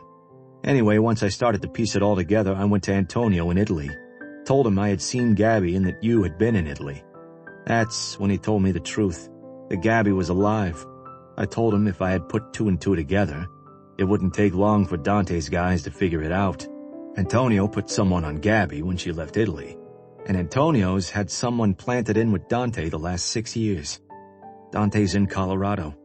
He's coming after Gabby. I dropped my head and scrubbed my hand down my face. Son of a bitch. Yeah, I'm not convinced they saw her in Italy, though, and neither is Antonio. Why? Dante is a smart guy. I don't doubt that he hasn't believed that Gabby has been dead all this time, but he isn't a very trusting guy. I'd bet a year's paycheck he's been scanning all the major newspapers still for Gabby to slip up. The cooking competition. Oh, holy shit, the cooking competition. They put her picture in a Denver paper. That's what Antonio thinks. Anyway, he was contacting Gabby and telling her to move on to the closest safe house. I shook my head, trying to make sense of the massive information Jim had just laid out on me. Then it hit me. Dante's here in Colorado? Yes, and he knows her name, Nick. Antonio has someone following her. Why are you telling me this, Jim? He paused before answering. I saw the way you looked at her that day, and I knew you were destroyed thinking she was cheating. I didn't want you to go the rest of your life wondering what happened. If Gabby leaves, you'll never see her again. Standing, I attempted to calm my heart down. It was pounding in my chest. Then I better make sure I get to her before she leaves. Hey, Nick, can I ask one favor of you? Anything, I said as I raced into my house. You didn't get any of this information from me, right? With a grin, I put my sidearm holster on. My mother stood there staring at me as I checked my gun and slipped it into the holster. What information? Jim chuckled. If you ever want a job. I'm actually pretty damn happy where I am. I thought so. Take care and please don't try to be the hero. Dante DeLuca isn't someone to mess around with. I smiled. Neither am I, Jim. Neither am I. Chapter 32. Nick. After hanging up with Jim, I got a text from Cole. Cole. Nick, I need you at Gabby's place, stat.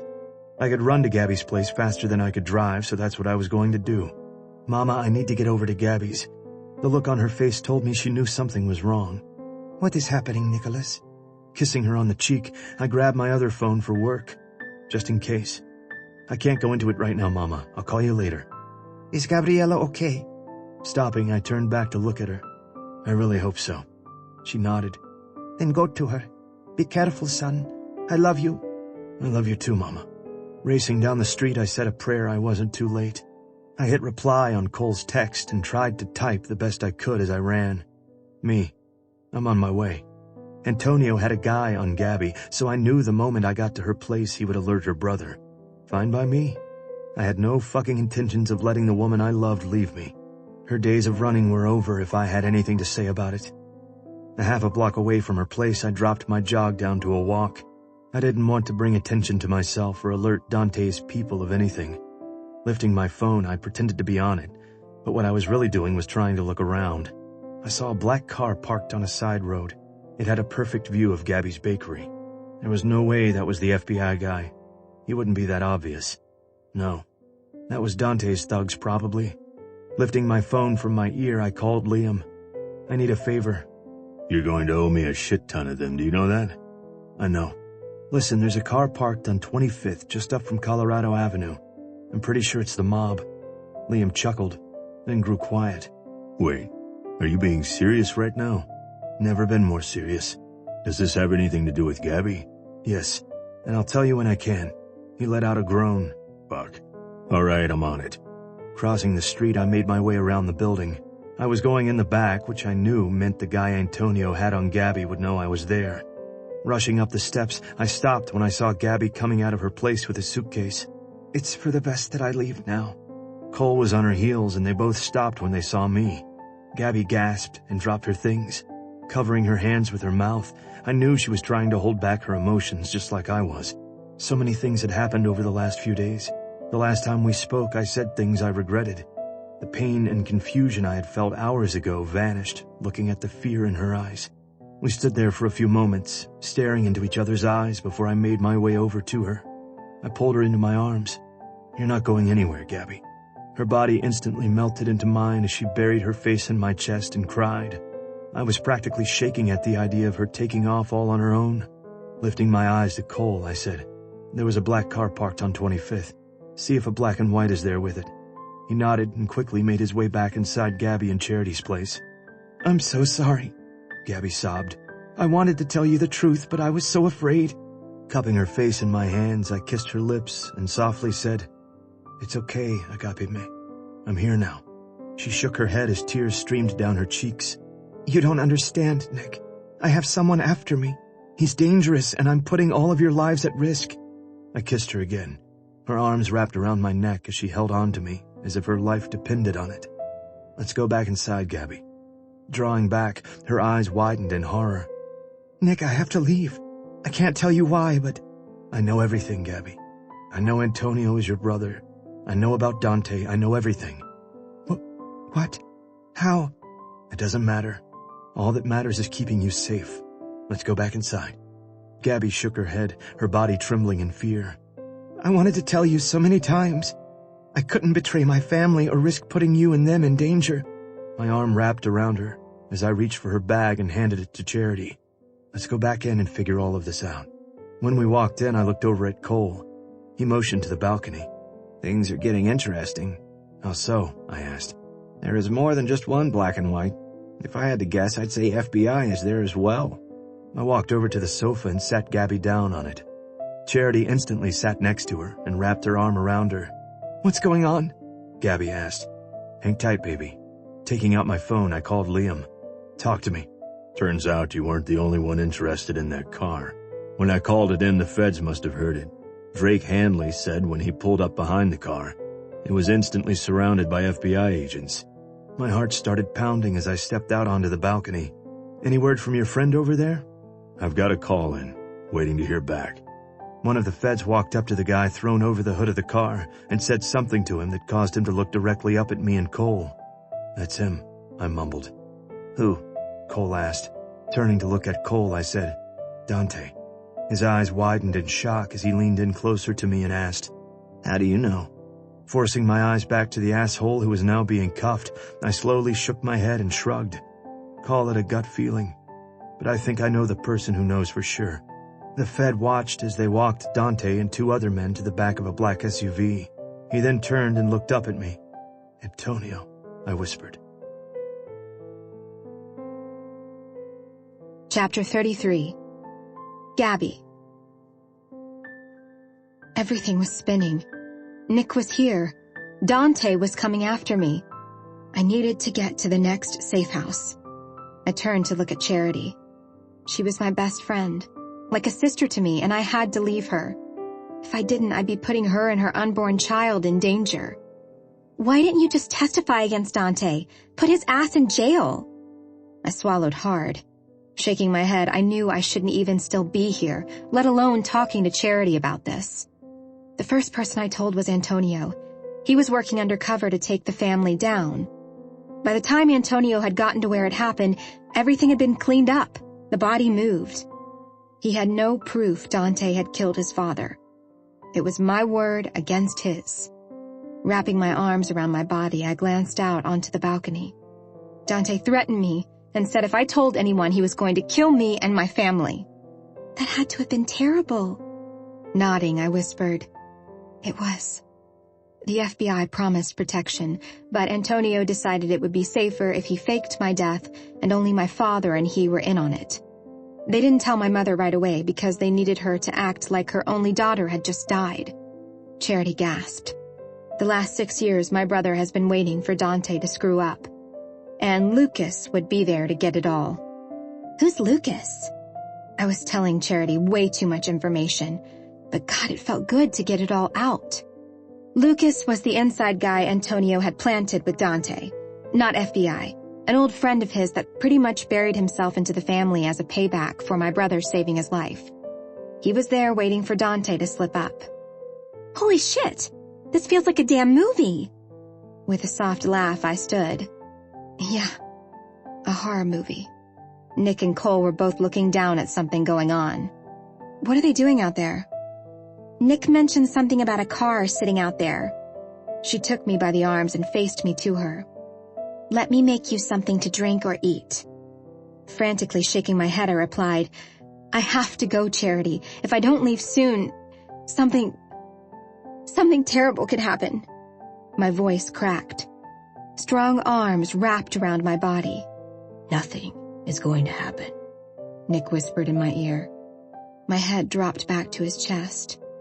Oh, how I wanted to believe him. I'll make something to eat for us all, Charity said as she glanced over to Cole. You don't understand. I have to leave before... The knock on the door had us all frozen in place. Nick placed his finger on my chin. Baby, breathe. I think it's just going to be your brother. My brows furrowed. What? Nick motioned for Cole to come stand next to me. Cole grabbed Charity's hand and pulled her with him as he stood in front of both of us. My head peeked around his body as I watched Nick head toward the door. My breath caught in my throat. He looked out first, then reached for the door handle. The pounding of my heart in my chest was almost unbearable. Nick, don't! I cried out. My knees almost buckled when I saw my brother standing in the doorway. Antonio? I gasped. His eyes found mine. Gabby, are you okay? Rushing around Cole, I ran to my brother. What's going on? Why are you here? What's happening? Antonio laughed, then wrapped his arm around me. Christ, Gabby. Catch your breath and invite your brother into your house. I stared at him like he had grown 2 heads. Not more than an hour ago, you were telling me to leave. Now you want me to show you the place? He nodded. Yes, but first, I think you need to introduce me to someone. All I could do was stand there and look at him. He finally took me by my arms and said, Gabby, it's over. Dante will never hurt you. The air left my lungs and I had to reach for his arms to steady myself. What do you mean it's over? His eyes swung over to Nick, then back to me. Let's sit down. I'll explain everything. I sat with my hand in Nick's as Antonio explained everything to me. How Lucas had alerted him to Dante finding my picture in the Denver paper, and how Dante had been having someone follow me since he found out where I was. He even knew I went to Italy. Lucas had secretly recorded Dante's plan to kidnap me. My entire body shuddered. Is that why you had so much security in Italy? You thought he'd show up? He nodded. I knew I was risking things, but it was the only way to get Dante to come to you. My stomach churned as a wave of nausea hit me. Come to me? You wanted him to find me? Once I found out Dante had found you and was crafting a plan, I went to the FBI and got them involved. My mouth dropped open. You said you couldn't trust anyone in the FBI. That's why you came up with this whole plan to keep me away. The plans changed. I needed them. Needless to say, they weren't very happy with me not bringing you to them immediately, but I pleaded my case. Brother worried about his sister. I played that card. Numb. My entire body was numb as I sat there and listened to my brother. I drew in a shaky breath and waited for him to keep talking. Pushing his hand through his hair, he closed his eyes, then looked back at me. The FBI had been watching you since your picture went into the paper. What? The pounding in my head was getting louder, the ache growing stronger. You've had the FBI watching me? And you said nothing. I'd never been so angry with my brother in my entire life. I know, Gabby. I know you're angry with me. I needed you to believe that you were safe, that everything was good. If for any reason I would have thought your life was in danger, I'd have gotten you out. But Lucas gained Dante's trust a few years back and has been his number 2 guy. Dante just started talking more and more. I needed to make sure everything we got down was done legally. I needed him to confess about his father's murder, and the only way to do that was with him finding you. That picture was actually a good thing. Once Dante saw it, he started spewing out everything about his father's murder. I dropped Nick's hand. My fingers came up to my temples, where I massaged them gently. So you knew Dante had found me weeks ago, and you said nothing. How could you do that to me? I knew Nick was around, and he was a cop. I really felt like you were safe. Plus, the FBI has been watching you. Standing, I pointed to Antonio. My entire body shook with anger. You used me as a damn pawn, Antonio. Again!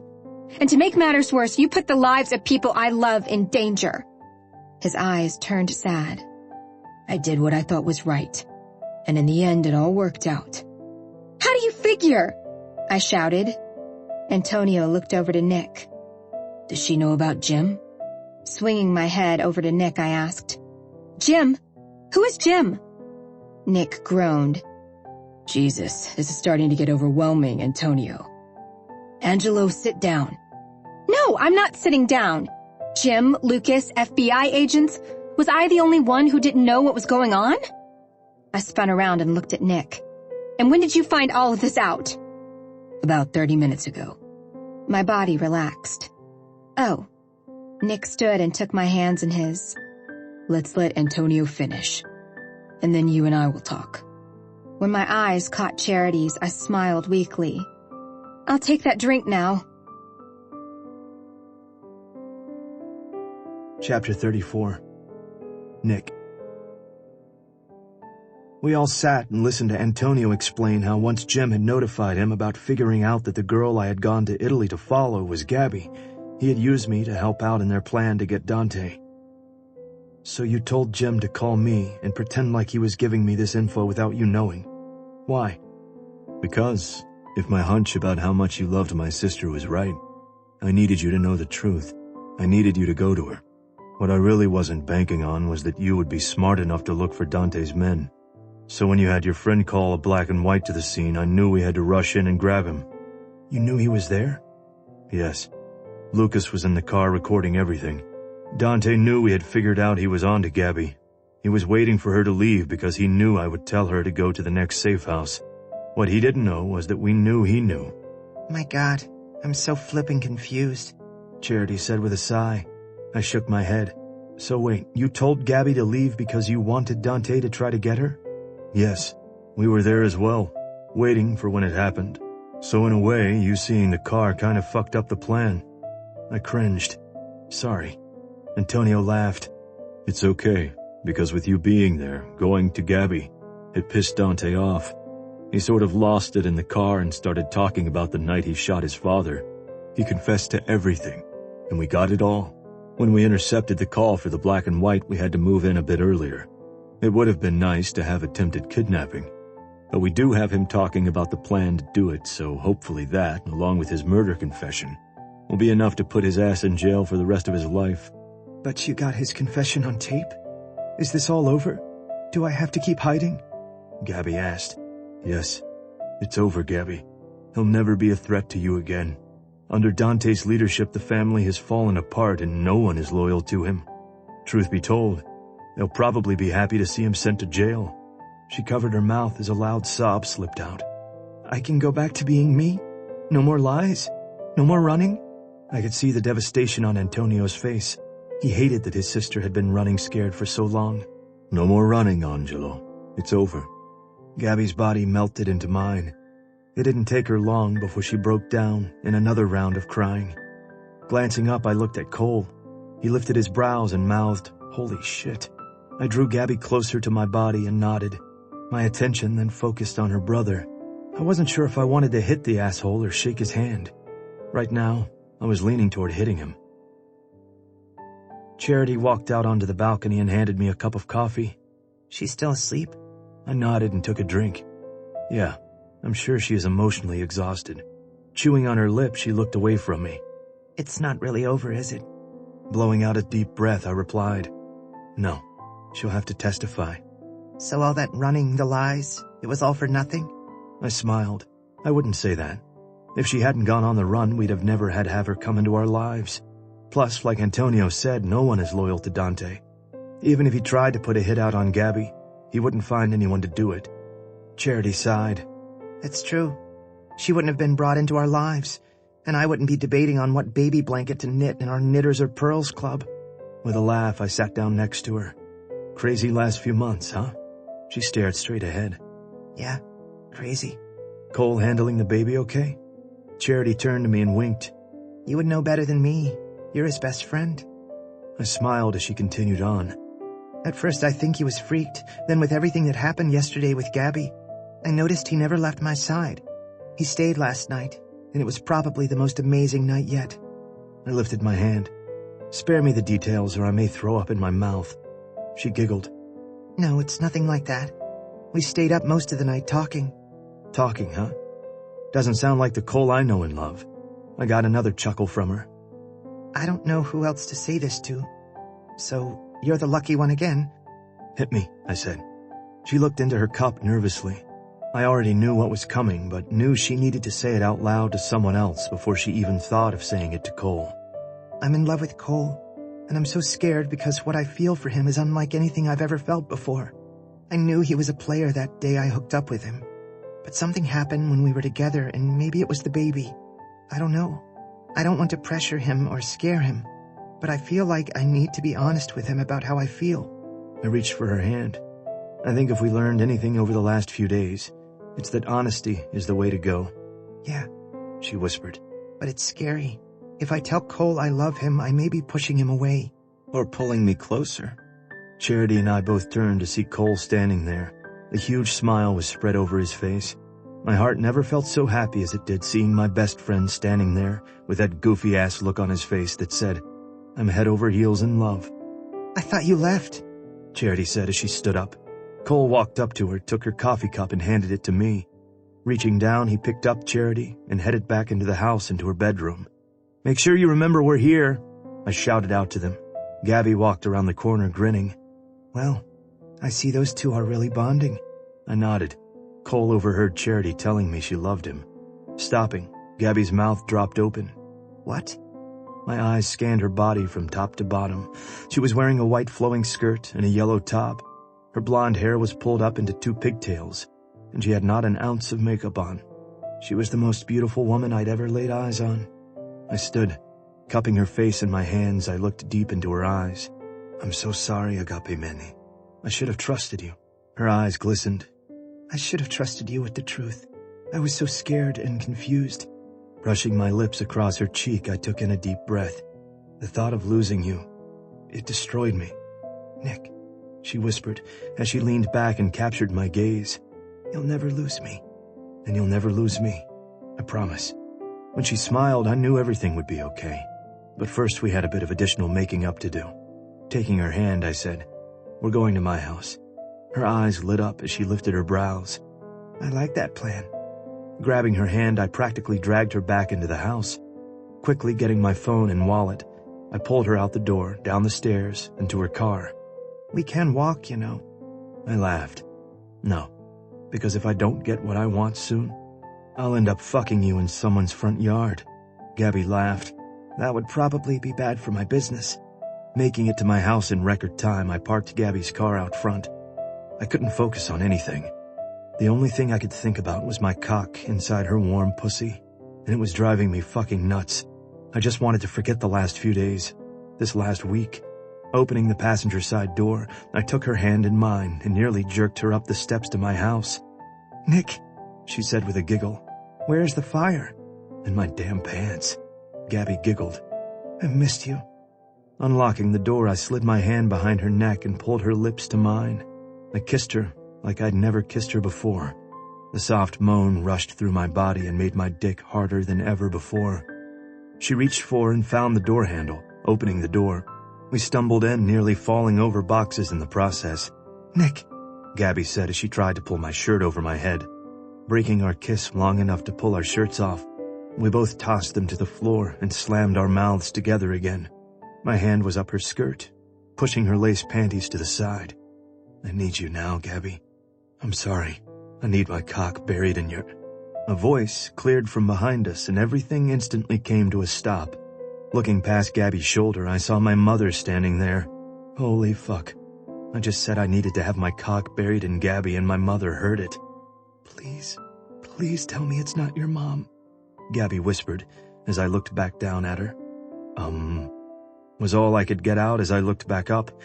Aunt Maria, Aunt Agnes, and Cousin Sophia were all standing there now, smiling. I see you two made up. Wonderful. Get dressed and let's eat. We'll have a celebration. Oppa! The others all cried out. Gabby's eyes widened in horror at the sound of more than one person shouting out. Oh, my God. There are more people here? I nodded. This is my family, Gabby. There is always more than one person. Her head dropped to my chest. I thought she was crying when her body started to shake. But when I lifted her chin to look at me, she was laughing. Are you ready? I asked. She shook her head and let out another chuckle before asking, Ready for what? To spend the rest of your life in this crazy-ass Greek family of mine. Her smile dropped and tears quickly filled her eyes. She looked so damn cute when she nodded. There's nothing I want more in this life than to deal with your crazy-ass Greek family. Leaning down, I brushed my lips across hers. Good. Gabby and I quickly pulled our shirts back on. Before walking into the kitchen where everyone was, I pulled Gabby to a stop. There is one little thing I do have to tell you about. Her brows pulled together with a concerned look. Besides that your mother overheard you just now. I groaned. Yes. Besides that. Okay. What is it? My mother kind of did something insane. Like, really insane. Gabby stared at me. What did she do? She took your hair and had a DNA test done to see if you had any Greek in you. It was like she was staring straight through me. She was so stunned. Gabby? Hey, are you okay? Waving my hand in front of her face, she didn't even blink. Gabby, she didn't mean any harm. Hey, talk to me, Principessa. Her eyes lifted to mine. Oh, I know exactly when she got my hair sample. You do? I asked with a shocked voice. She laughed, then looked at me with those beautiful blue eyes and said, What did the results say? I jerked my head back. Huh? The results, what did they say? You're not mad? With a shrug, she answered. I mean, I'm not going to say that I don't find it a little odd, but then again, I don't find it strange at all. It's weird. I laughed. It said you were 3% Greek. Gabby covered her mouth and chuckled. No way. Nodding, I said, It did. She laughed. Nick, that is impossible. I've done my family tree back for hundreds of years. I'm full-blown Italian. I winked. Let's just let her believe. I wrapped my arm around her shoulders and guided her into the kitchen. She's going to expect me to fall in love with Greek food now. I tossed my head back and let out a roar of laughter before I said, Hell, she's going to expect you to give up Italian cooking for Greek. Moaning, she dropped her head against my shoulder. Welcome to the family, baby. Chapter 35. Gabby. 4 months later. What do you mean you're making Irish desserts? Glancing over to Katerina, I stared at her for a few seconds. By now, I was starting to figure out Nick's mother. She was a hard nut to crack, but I was somehow making my way in and learning how to maneuver around in this family. It was the pretend 3% Greek in me. Well, Kylan is Irish, so I thought for her baby shower, a few Irish desserts would be fun to do. She stood there staring at me with her mouth gaped open. What is wrong with baklava or katifi? Shrugging, I replied, Nothing. Most of the guests will be Greek? Probably, I said with a chuckle. Then why not make a Greek dessert? Something everyone would enjoy. I was having a hard time holding back my smile. Katerina, you're more than welcome to make the desserts if you think everyone would prefer Greek. Narrowing her eyes at me, she forced a smile and waved her hand around. No, Kylan specifically asked for you to handle the desserts. I smiled. Besides, it will be fun for everyone to try something new. Katerina huffed. Going back to reading Kylan's and Thano's baby registry, I couldn't help but notice Katerina glancing around the house. Peeking up, I watched her walk over to one of the kitchen cabinets and open it. Any other woman would have been pissed, but I knew this was part of the Nick package, and I knew that privacy was something his family didn't do. I learned that the day Nick practically had sex with me in front of his mother and aunts when they decided to come over and cook him some meals so he didn't starve. Did Nick get new mixing bowls? I fought to roll my eyes. Nope, those are mine. Another cabinet opened. He bought new plates. Those are my plates. Grunting, she looked through a drawer, then another cabinet. Your pasta bowl? She asked. Yep. She shut the cabinet. Have you officially moved in, Gabriella? Her eyes shot right to my left hand. I guess you could say I have, since I'm here every night. What about your place above the bakery? Katerina asked as she took a seat at the kitchen island. Charity is living there. With the baby coming, she needed the extra room. Katerina smiled. She loved babies, and I knew she was counting the days until Kylan had her second child. It killed her Thano and Kylan hadn't told anyone the sex of the baby. How nice of you to do that. It's the Greek in you. I smiled. Don't you think it's strange, Katerina, that I'm 97% Italian and 3% Greek? No, someone in your family history had the good sense to sleep with a Greek man. She wiggled her eyebrows. We both know how well they are in bed. Dropping my mouth, I gasped. Katerina! She brushed me off with her hands. Oh, don't pretend you are shy and innocent now, Gabriella. I've heard my Nicholas and how he talks dirty to you. I wanted to crawl under a rock. I'd never live that moment down for as long as I live. If my Nick makes you as happy as my Dimitris does, I know why someone in your family went Greek. You know what they say about Greek men? Grinning, I asked. No. What do they say?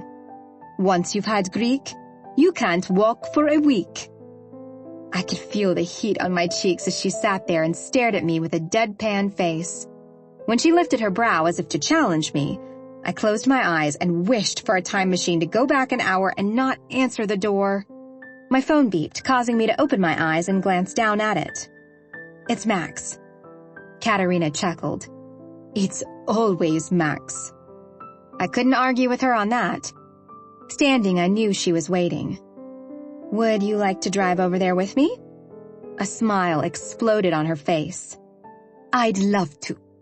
Katerina and I talked a little more about Kylan's baby shower on the way to the bakery. It was a short drive, less than 5 minutes. I was lucky enough to find a parking space right out front, so we walked in through the front door. My eyes immediately went to the display cabinets. Oh, no, she did not. Snapping my eyes up to Charity, she was making a face like she tried to stop it, but failed. Katerina walked in and started greeting patrons at their tables as I stood there and stared at the foreign desserts. Leaning closer, I whispered, Kaddafi? Sweeping my eyes across, I saw baklava, phyllo pastries, kurabiedes, and karaokes. I turned on my heels and stormed past Katerina, who was asking a lady how she liked the baklava. It's delicious, but I thought baklava was Greek. Katerina chuckled. It is. I thought this was an Italian bakery. I held my breath as I stopped and faced them. You know what they say about Italian cooking. It goes for baking as well. It's simply Greek food with no taste. The older lady's eyes widened in shock before she giggled. Ugh, this woman is going to drive me insane. Max and Charity started walking next to me as we made our way down the hall into my office. Once in, I slammed the door and glared at them both. Charity put her hands up in defense. First off, I'm pregnant and trying to argue with that woman is exhausting. I need to harness all my energy for sex. Have I mentioned how good Cole is in bed? Max and I both groaned. Seriously, shut up, Charity. My eyes shot over to Max. How? How did she get that food in my bakery? Stop yelling at me, Gabby. It makes me nervous. I closed my eyes and took in a deep breath before forcing a smile and looking back at him.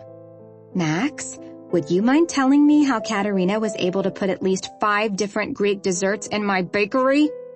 He rubbed the back of his neck. Well, she came in about 2 hours ago.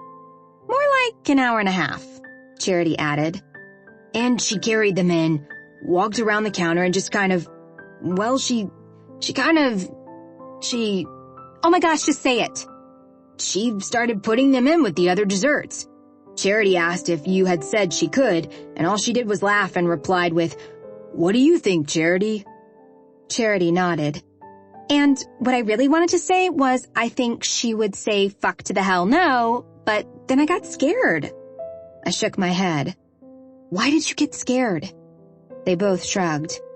She's scary, Charity whispered as Max nodded in agreement. Pointing to Max, I said, take them out. Right now? With her here? Yes. Why do I have to do it? Make Charity. She's pregnant and Katerina won't do anything to her.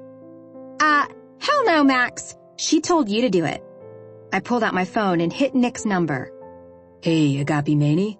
She's gone too far. Nick was silent for a few seconds. What did she do now? She put Greek desserts in my bakery. My Italian bakery. Wait, she did what? I sighed. She walked into the bakery, went behind the counter, and started to put Greek desserts in with mine. Max held up his finger.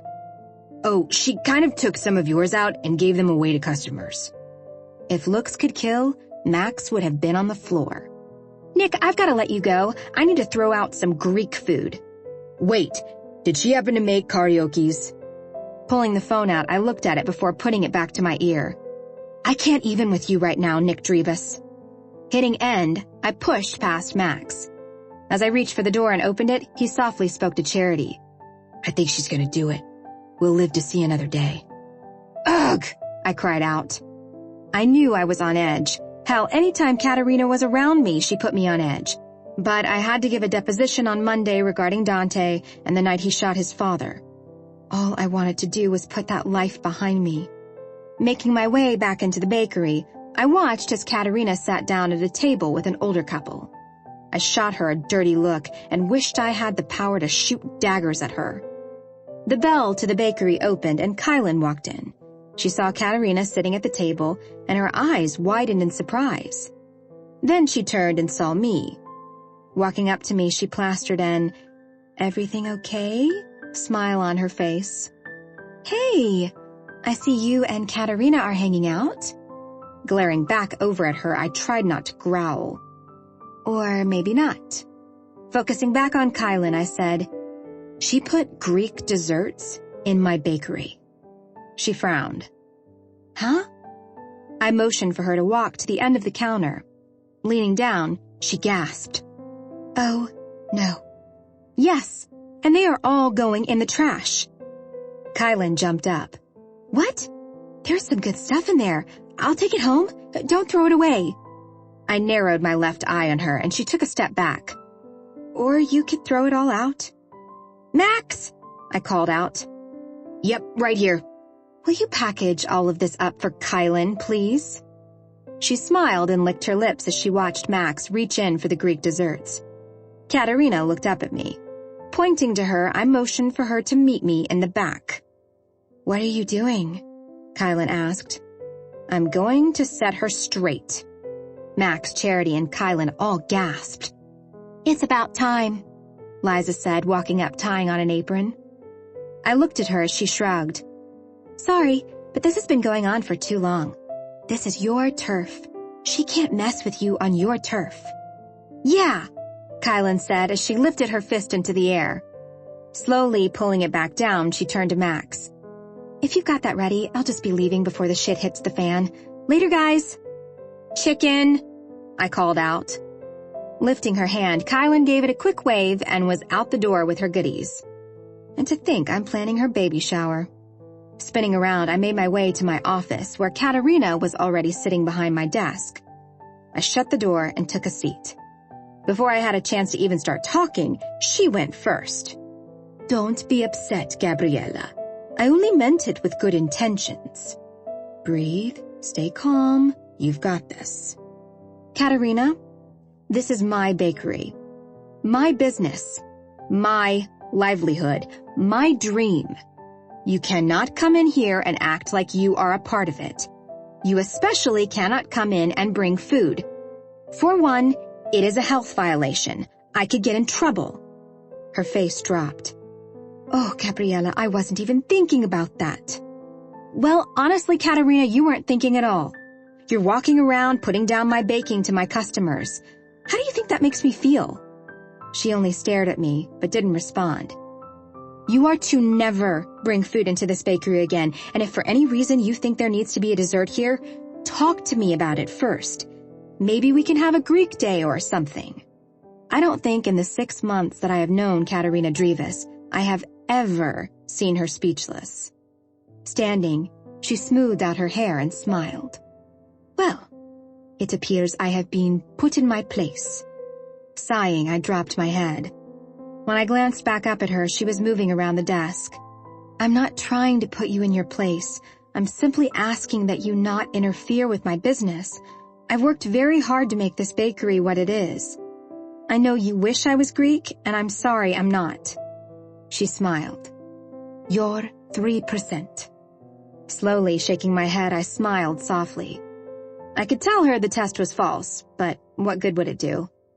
"I'm very proud of my Italian heritage, just as you're proud of your Greek.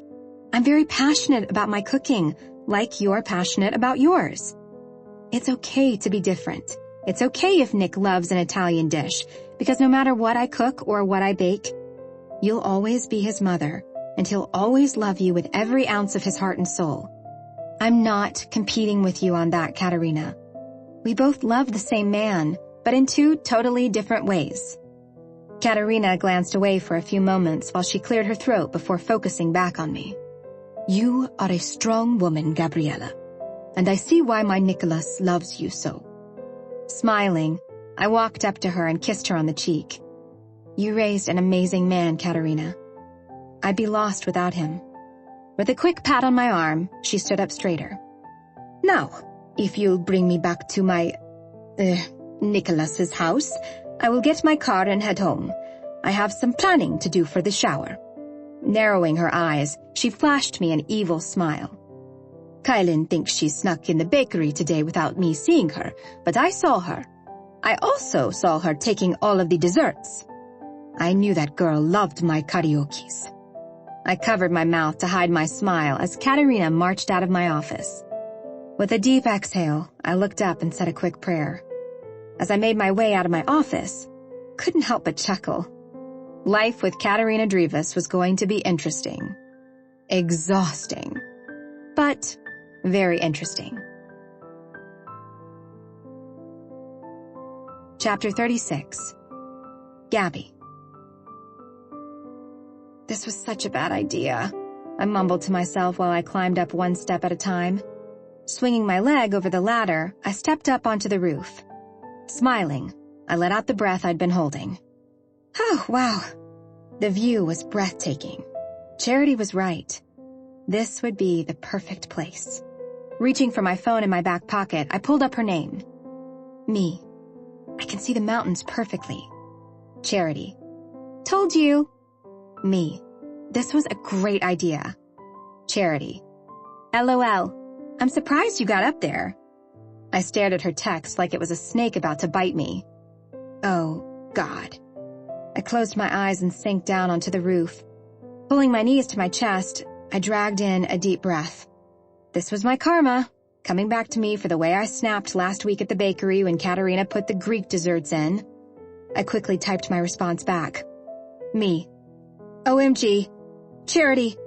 I'm on the roof. I'm on the damn roof. Charity. Okay, I thought you had already made that clear, but... Me. No!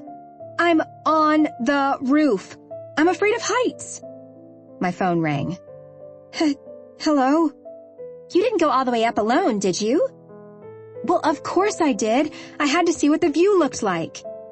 I said put the ladder up and climb up as far as you can and look. I didn't tell you to go on the roof. I gulped as I looked around. I'm so high. Oh my gosh. I'm going to die. She laughed. My jaw dropped open as I pulled my phone out to stare at it. Putting it back to my ear, I huffed. You're laughing? Yes. You're barely one story up. Just climb back down. Standing, I walked over to the edge of the roof. My knees instantly hurt when I peeked over. I can't do it. I can't. Lord almighty, do I need to come over and help you? No, you're 5 months pregnant. You can't be climbing a ladder. I climb onto coal every night. Gagging, I shook my head to erase the image. Throw up in my mouth.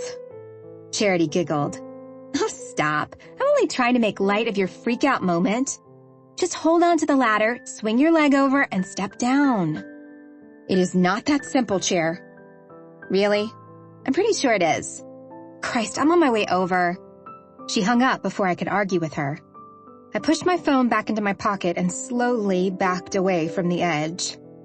Hi, Gabby, Mrs. Hawk yelled from her front porch across the street. Waving, I called back. Hey, Mrs. Hawk.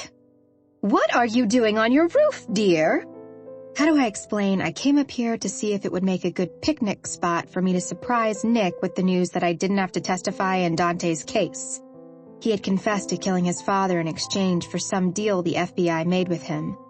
Antonio was pissed, I was pissed, but relieved at the same time. Checking something, that's all. She smiled and waved again before going back into the house. Sighing, I sat down and pulled my knees up to my chest again. Okay. You've got this, Gabby. You are a strong, independent woman who owns her own business. You can do anything you set your mind to. All you have to do is take one step down. That's it. I stared at the ladder peeking up over the roof. I am so fucked. Charity popped her head up, making me scream. What in the hell are you doing? You're pregnant. Cole will kill you if he sees you on a ladder. She stepped up and flashed me an evil little smile. I had to show you what a baby you're being. If I can get up here and get back down with a belly, then so can you. You're not even that big, I said, my eyes wandering down to her little tummy sticking out. Rolling her eyes, she reached for my hand. Shut up. Come on. We'll be late for a knitting club and Nancy is showing me the yarn she got for the baby. I tried to hide my smile as I followed her back over to the ladder. Why do you go? You don't even knit and the bed has long since been over. Charity shrugged. I like it. Sue me. When she stopped at the ladder, I patiently waited for her to show me how to get off. But she didn't move. What's wrong? I asked. Nothing. I just need a second. I nodded. Okay, is anything wrong though? Glancing back at me, she gave me a nervous smile. No. With a lift of my brows, I asked, Are you sure? She nodded. Uh-huh. Yep. I need a moment. My shoulders dropped. Please don't tell me you're afraid to get down. Charity turned to face me. Oh, you have no right to judge me. You were sitting up here in a fetal position. I huffed. It was not a fetal position. She quirked her brow. Really? I waved my hands around like a crazy person. It doesn't matter. How are we going to get down? Girls, are you okay up there? We both turned to see Mrs. Hawk standing out from the house looking up. Yes. No, Charity cried out. Hitting her, I smiled. We've just hit a bump in the road, that's all. What bump is that, sweetheart? Mrs. Hawk asked. We're too afraid to get back down, Charity cried out. Reaching for her phone, Charity said, I'm calling Cole. I grabbed it. Are you insane? If he finds out you crawled up on the roof, he is going to be pissed. Then he'll be pissed at me because I'm the reason you're up here. Damn it. Well, who do we call? Kylan? Laughing, I rolled my eyes. So we can get her stuck up here? She's 7 months pregnant. I don't think she would climb up here. And you're 5 months pregnant. I didn't think you would climb up here either, but here you are. With a frown, she mumbled, "Touché." Don't worry, girls. I called for help. Charity and I both froze. Holy shit. Who would she have called? I asked. Pressing her hands together, Charity started praying. Please don't have called 911, Lord, please. I glanced back down. Oh, that wasn't necessary, Mrs. Hawk. You can call them back. We're perfectly fine. She looked up with a sweet smile. Katerina said she knew what to do. My stomach dropped. Dear Lord above, please no. No, no, no, no! Chapter 37. Gabby. Charity gasped. Did she just say she called? Oh, my God. Please tell me she didn't say what I think she said. Covering my mouth, I tried to keep the bile I instantly felt down. She called Katerina. How does she even know her? My hand dropped to my side as I called down. What did you tell her, Mrs. Hawk? That you and Charity were both stuck on the roof and couldn't get down.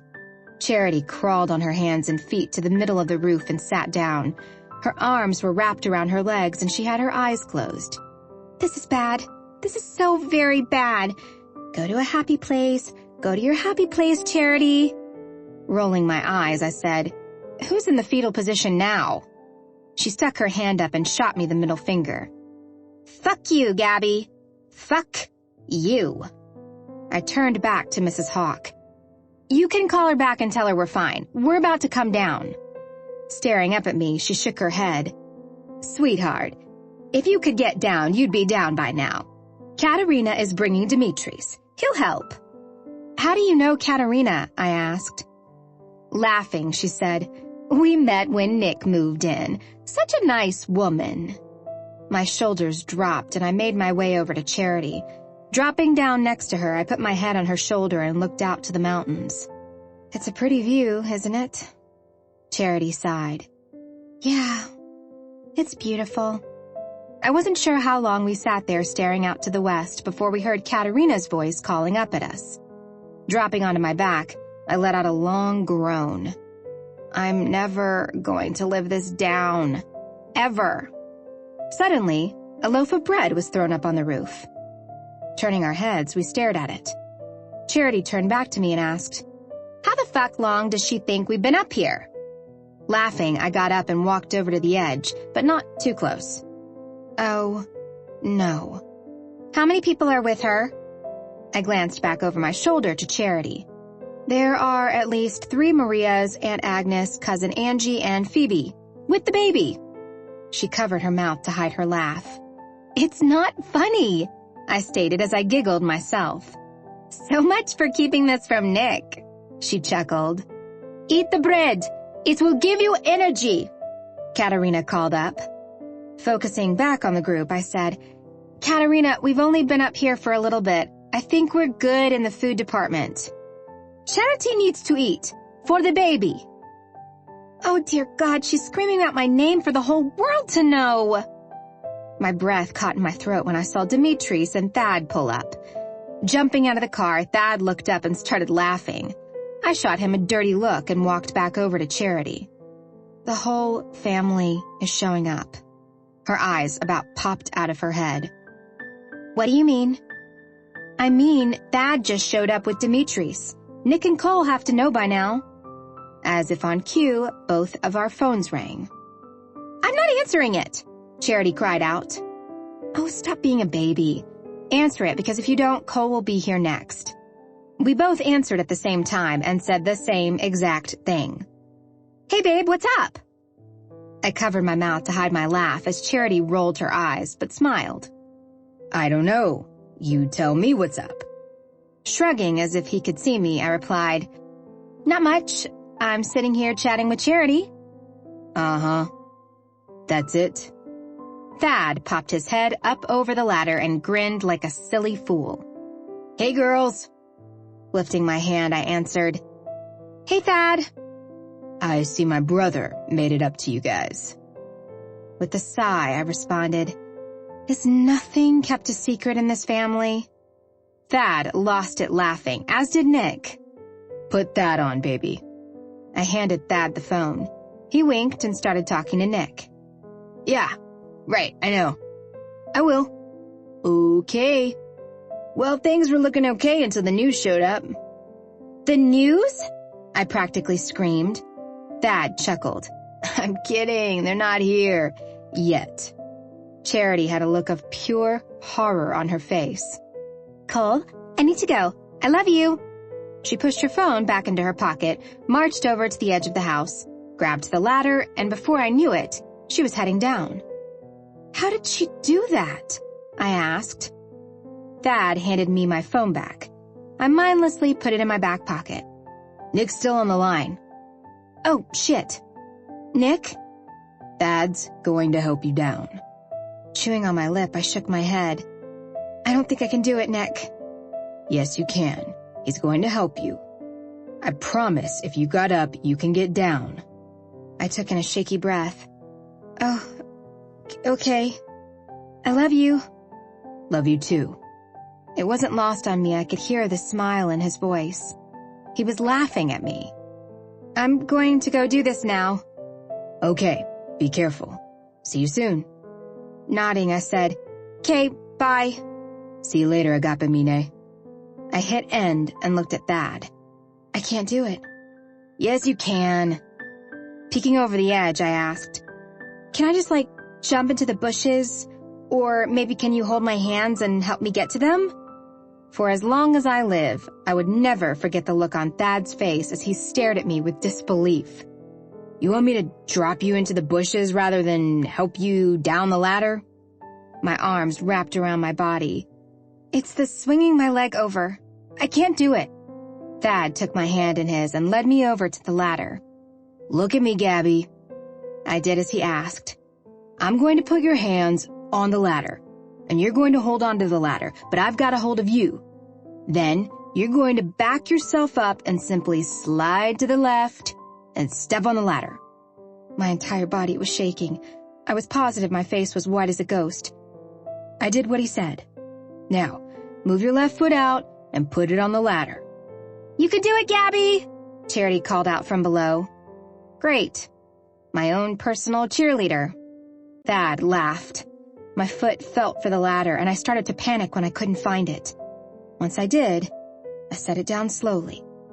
I can't move, I panted out. Thad looked down below, then back up at me. You've got one foot on the ladder and one on the roof. You're halfway there. My legs felt like lead. Pulling my right leg to me, I placed it on the ladder. I'm on! I cried out. Now, move on down. Ever so slowly, I moved each foot down until I was on the ground and in Charity's arms. We almost died! We need to go shopping. I laughed at her, then realized there was a plethora of people staring at me. When did all these people get here? I asked, as I looked around to see the Marias, cousin Angelo and his wife Christine. Their daughter Mariana was holding out her little camera and taking pictures. Great. The family documenter. Aunt Agnes was ushering everyone over to the back of her SUV where she had some food out if anyone was hungry.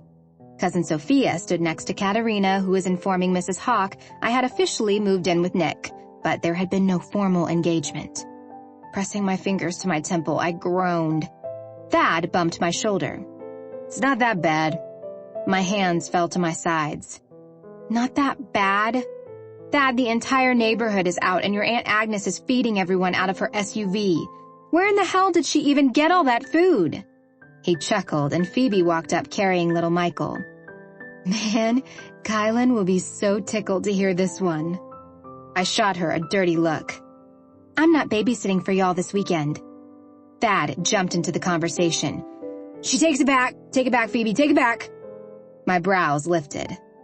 I guess someone needs a night out. With a sigh, he nodded. You have no idea. The pain of jealousy ripped through my chest. No, I don't. Phoebe tilted her head and looked at me.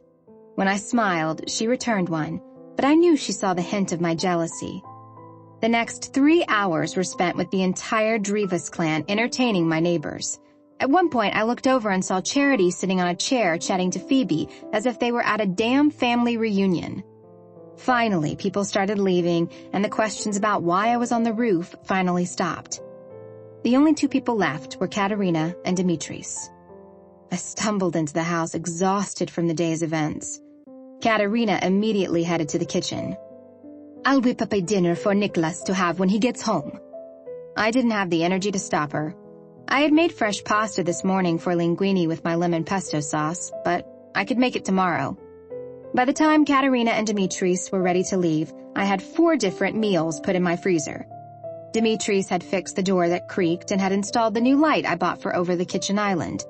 Katerina had made arrangements for her and I, and I'm sure at least 3 Marias, to go get our nails done the following afternoon, even though I told her I was working at the bakery.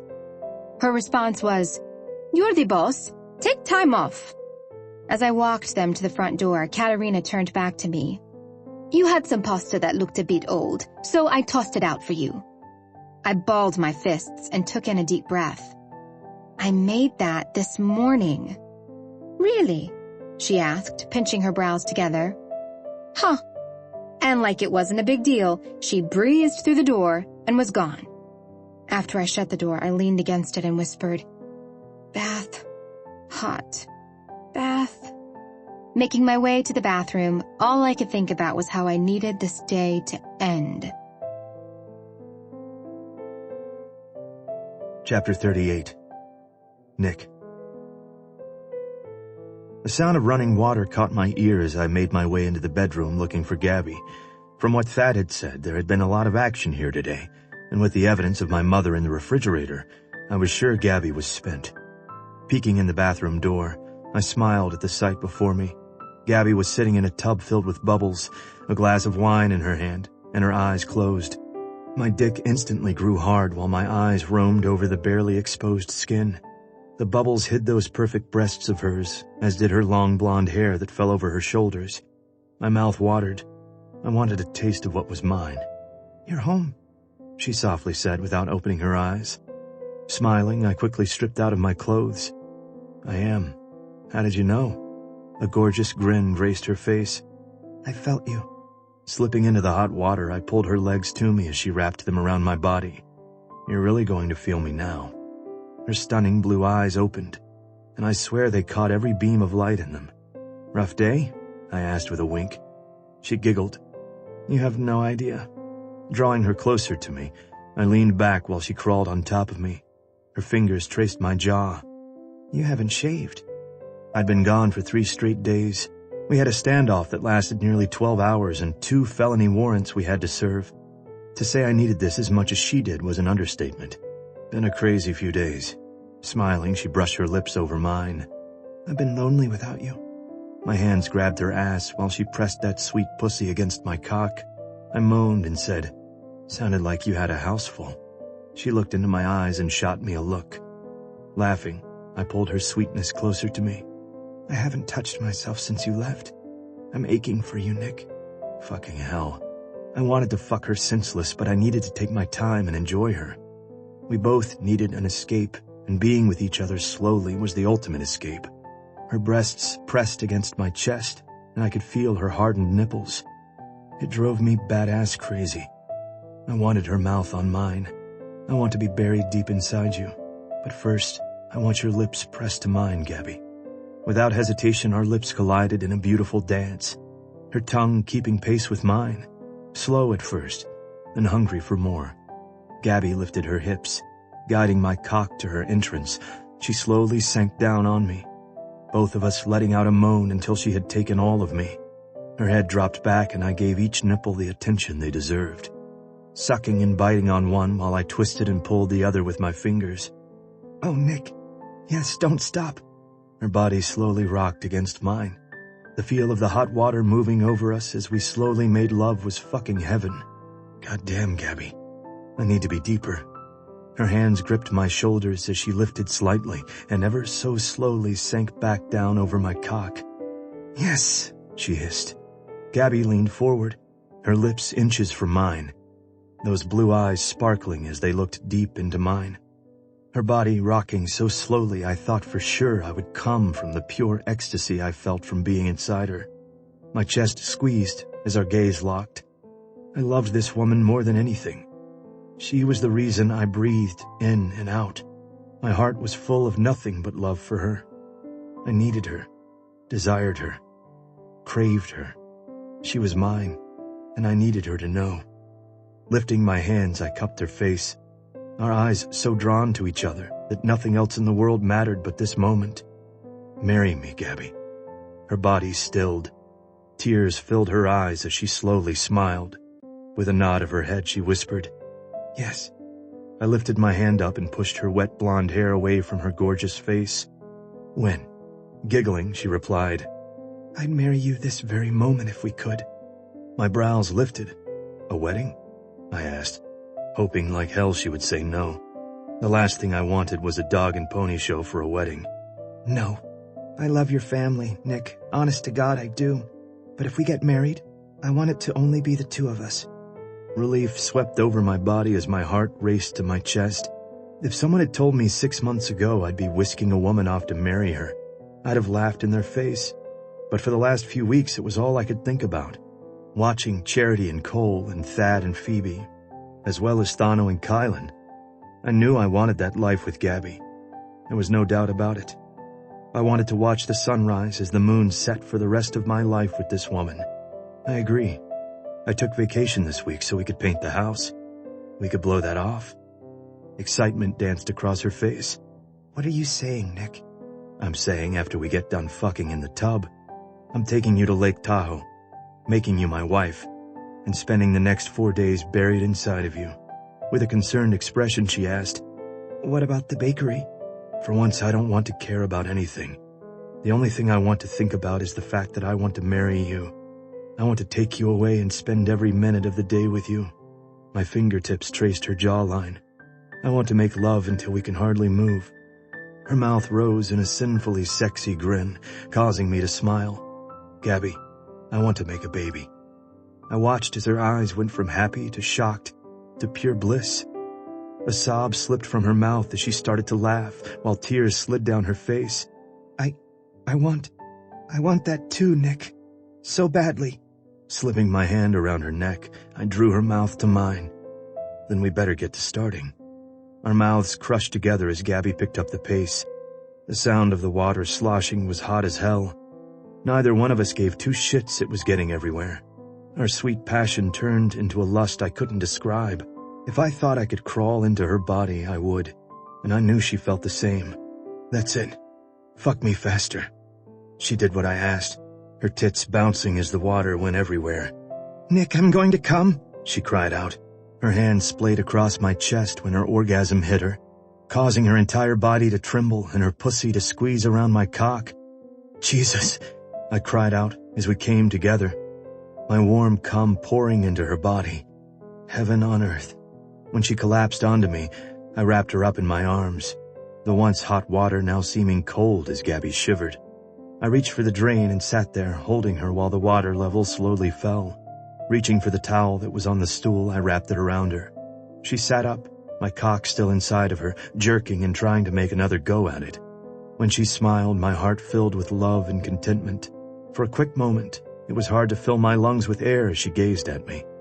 We both stood. I stepped out of the tub first, then reached for her hand and helped her out. Reaching for another towel, I put it around my waist, then bent down to start drying off Gabby. She never took her eyes off me while I dried off every single inch of her body. With a grin, she said, "I love you." Standing, I cupped her face with my hands. "And I love you more than anything." Gabby covered her mouth and giggled. Her towel dropped to her feet, and my eyes swept over that perfect body. "Are we really going to elope, Nick?" "Fuck yes, we are. If you're down for it." She nodded. "We have to tell someone, though."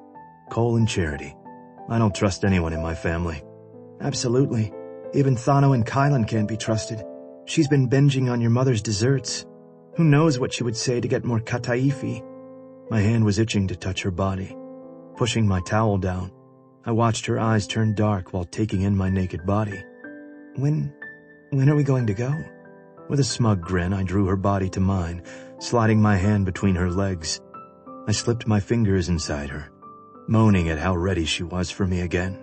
After I fuck you here in the bathroom, then we'll figure it out. Yes, she responded breathlessly. Lifting her, I pushed inside her and did exactly what I said I was going to do. Chapter 39. Nick. You're doing what? Cole asked. I watched as Gabby packed up a small suitcase, a huge smile playing across her gorgeous face. We're heading to Reno, then up to Lake Tahoe. You're eloping? Are you fucking insane? Not only will you have to deal with your mother, but we're all going to have to deal with Charity. Laughing, I shook my head. Gabby will call her here in a bit, unless you want to tell her. Cole huffed. I'll pass on that invite. Are you sure this is what you guys want to do? Positive. My family is in our business so much, and Gabby would really like for this to be something we do together. Alone. Is it something you want to do? Yeah, it really is. Then all right. I'm happy for you, Nick. With a chuckle, I pushed the back door open and stood on the porch. A year ago, would you have imagined our lives to be like this? You have a baby on the way, me getting married? Crazy what happens when you meet the right person. Yeah, I was thinking about that earlier when I was watching Charity baking in the kitchen. She was humming and looked so damn happy. I was pissed at the little stunt she pulled earlier by getting on the roof. But when I realized why I was so mad, it didn't freak me out. A weird warmth spread through my chest. Nodding, I replied, I get that feeling a lot when I'm with Gabby. We're lucky bastards, I can tell you that. So what about you? What about me? You ever think of asking Charity to marry you? He was silent for a moment. All the damn time. I think I'm going to wait until after the baby is born. I could hear the smile in his voice. Sounds like a good plan. Oh hell. I think Gabby called Charity. Why? I just heard her scream, "You're doing what?" Laughing again, I walked back into the house. Gabby was standing there holding the phone out with a frown. We'll call you guys when we land and then after the deed is done. Cole chuckled. Sounds good. Have a safe trip. Gabby shook her head and smiled. She's listing all the reasons why we can't elope. I lifted a brow. Any good ones? She shook her head. They're all about her. She needs to be the bridesmaid. She has to throw me a shower because she's always wanted to throw a shower and a bachelorette party. Covering her mouth, she whispered, Oh, this is the best one. We have to wait until she has the baby so she can fit into a sexy bridesmaid gown. While you have made valid points on a few of your arguments, I'm still leaving on a flight tonight to Reno. Gabby said. I know you want to be there, but how about you throw us a shower when we get back? She rolled her eyes. We both know that is a promise I can't make, but I'll try. If you want to close the bakery, you can since I'll be gone. You sure? Okay. I love you too, Charity. Please don't work too hard. We will. Bye. Gabby let out a long sigh. I have a feeling that was a preview of what is to come with your mother. I tossed my head back and let out a roar of laughter before focusing back on her. Baby, that is the calm before the storm. Gabby giggled, then looked at me with a questioning look. Are you sure? Pulling her into my arms, I ran my thumb over her lips. I've never been so sure of anything in my life. She smiled, and my heart skipped a beat. Did you leave your birth control pills here? Her cheeks turned a beautiful rose color. Yes, she softly said. Good. We need to get in some serious practice on making a baby. Gabby put her arms around my neck. I like the sound of that. Leaning down, I kissed her gently on the lips. If I wasn't careful, I'd take her again here in the living room. You ready to head out? She chewed on her lip, then grinned wide. Never been more ready. Lake Tahoe in September was beautiful. The warm afternoon sun shined down on us, keeping things comfortable as we stood on the beach. We never usually have openings, but it looks like you lucked out. My eyes swung over to the wedding planner from the Hyatt, and I grinned. I'd say we did for sure. We had flown in last night, stayed in Reno, and got our marriage certificate in the morning before we drove out to the lake. Gabby smiled as she looked out over the crystal blue lake. I'm going to owe Charity big time. My arm slipped around her waist. She did good. Charity had called ahead to the Hyatt to see if the beach location would be available for a wedding today. Totally last minute. Minimal wedding, she told the wedding planner. Of course, it didn't hurt that Charity's family had been coming to this hotel for years, and she had attended a few weddings here. We were walking in blind, but Charity had taken care of everything for Gabby. It was her way of being a part of the wedding. So, Ms. Rossi, would you like to see the bridal bouquet that Ms. Evans had designed? I wasn't used to hearing people call Gabby by her real last name. Each time it threw me. Gabby turned to the wedding planner. No, I think I'll be surprised. The older lady smiled. Well, the ceremony is scheduled for 7. The sun will be setting at 7:11 this evening. That's perfect, Gabby said, with a little excited hop. Glancing between the two of us, the wedding planner asked, Will you need any help with anything? I turned to Gabby. She shook her head. No, thank you. I'm going to take care of my makeup and hair. The older lady nodded. Well, you should have something delivered to your room by now. A gift from Ms. Evans. Gabby looked surprised. Oh, okay, thank you. Now, if you'll both be down to the reception area at 6:50, you may want to come a few minutes apart if you don't want to see the bride before the ceremony, Mr. Drivas. I laughed and replied, Yes, ma'am. You have my number. If you need anything, we are here to help. We want this to be the perfect day for you both. Gabby laced her fingers with mine and said, It will be, Mrs. Mitchell. Thank you. With a nod, the wedding planner excused herself and started back to the hotel. Gabby and I faced each other and smiled. Biting on her lip, Gabby asked, Are you nervous? I chuckled. Not in the least bit. You? She squeezed my hands. A little. There is a little dress shop up the road. I'm going to head over there and look for a dress after we get settled into the room. I agreed. We had driven straight here, checked in, and went straight over to the wedding coordinator's office. When we landed last night, Charity had sent a text saying she had set up the wedding for today as her and Cole's wedding gift to us. I had to admit, it was nice having the plans already made. And I knew Gabby felt the same way. We were totally going to fly by the seat of our pants, and no matter what would have happened, I knew it would have been perfect. This plan of ours was insane, but at the same time, it was perfect for us. Knowing that we were going to be able to spend something so special with just each other made it feel more magical. We made our way back into the hotel and up to our room. When we opened the door, Gabby gasped. Holy shit, I whispered. The only thing you could see was a wall of windows and the lake in front of us. This is stunning. Hell, we could have gotten married here with this view. Gabby chuckled. This room is amazing, Nick. Smiling, I drew her to me. Well, if we're in Lake Tahoe for our wedding and honeymoon, we had to stay in the honeymoon suite, right? Her lips found mine, and we quickly got lost in one another. Then she pulled back and looked past my shoulder. Her eyes widened in shock. She didn't. Turning around, I saw 2 garment bags hanging up. One white, one black. I think she did, I said. Gabby raced over and grabbed the white bag. Turn around, Nick. Let me open it. The excitement in her voice made my heartbeat pick up. I could hear the zipper and then a loud gasp. Oh, my goodness, it's a dress. Nick, it's a dress. What's in the black bag? Another zipper. A tux. With a chuckle, I asked, Can I turn around? 1 second. Let me take this in the bathroom and try it on. The sound of the bag rustling was followed by the bathroom door closing. Okay, make sure the tux fits, Gabby called out. I did what she asked and tried it on quickly before she came back out. Fits like a damn glove. How in the hell did she do this? I asked while walking over to the bar and pouring a small amount of bourbon into a glass. I'm not sure, Gabby answered. I walked around the giant suite, taking everything in. There was a king-size bed that faced the wall of windows, a small living room area where the bar was at, and a small kitchen. Hell, we could order food and never leave the room. It was like a mini apartment with a killer view. The bathroom door opened and Gabby stepped out. Her eyes were red and swollen. My heart seized in my chest as I put the drink down and made my way over to her. Gabby, what's the matter? She shook her head, then buried her face into my chest. Shit. I was hoping she wasn't having second thoughts. Pushing her out so that I could look at her, I wiped the tears from her face. Gabby? She smiled and shook her head. The dress, it's perfect. It's beyond perfect. I gently placed the strand of hair hanging in her face behind her ear. That's wonderful, baby. Charity thought to take care of everything, and a small part of me feels guilty she isn't here. My heart ached. Do you want to wait? No, she said as she grabbed onto my shirt. This is exactly what I want. Kissing the tip of her nose, I added, Good, because it's what I want too. We leaned our foreheads together. You know, since I don't have to go dress shopping, we could do some baby-making practice. My dick jumped in my pants.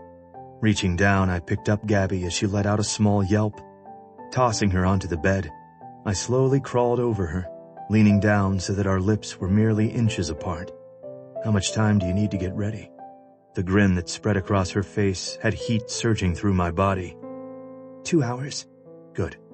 Until then, it's practice, practice, practice. Gabby giggled as she lifted my t-shirt over my head. I slowly undressed my future wife and took full advantage of the hours I had before she would slip into the other room and get ready. Life couldn't possibly get any better than this. Chapter 40. Gabby. I stood before the floor-length mirror and stared at my reflection. A slow smile moved across my face, and I couldn't help the butterflies in my stomach. Nick is going to die when he sees this. He sure as shit is, Charity agreed.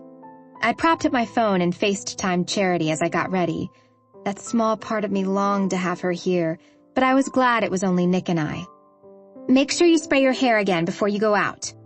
Nodding, my eyes swept up and down the beaded lace gown. The sweetheart neckline showed the perfect amount of cleavage, and the dropped waist in the back left little to the imagination. I wasn't sure how Charity got a dress to fit me like a glove, but this dress did. All that and more. If this dress went any further down in the back, you'd see my ass crack. Her laughter came through the phone. How in the world did you do this? I asked as I turned to see the back. There was lace at the lower portion of my back with wide gaps, just enough to show it dipped low. Very low. My ass looks perfect in this dress. So, you know how I said we went to Lake Tahoe all the time when I was growing up? Yeah, I said as I touched up my lipstick. Well, a girl I practically grew up with lives there, makes wedding dresses for a living. You guys are practically the same size. I told her I needed a sexy as hell wedding dress that was in her size. And she just happened to have one? Yep. She models a lot of her gowns, so most are in her size. It was pure luck. Shaking my head, I turned and picked up my phone. Charity, thank you for all of this. You've made this day so special. Well, when you told me what you were doing, I felt like I needed to at least be a part of it somehow. Don't worry, though. You can pay me back with babysitting. Sounds like a plan, I replied with a lighthearted laugh. Her smile faded some. You scared? No, it's weird, really. I'm not really nervous at all about the wedding. It's after the wedding that is giving me butterflies. Charity let out a roar of laughter. 'Cause you know that man is going to devour you? We've been in bed nearly all day. Nick's stamina is like no other.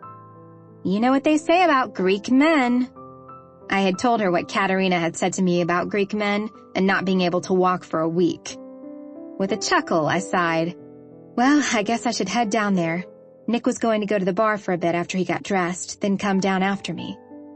I watched as her eyes filled with tears. You're getting married. Blinking rapidly, I was thanking God I'd used waterproof mascara. I know. And in a few hours, you'll be a part of that crazy-ass family.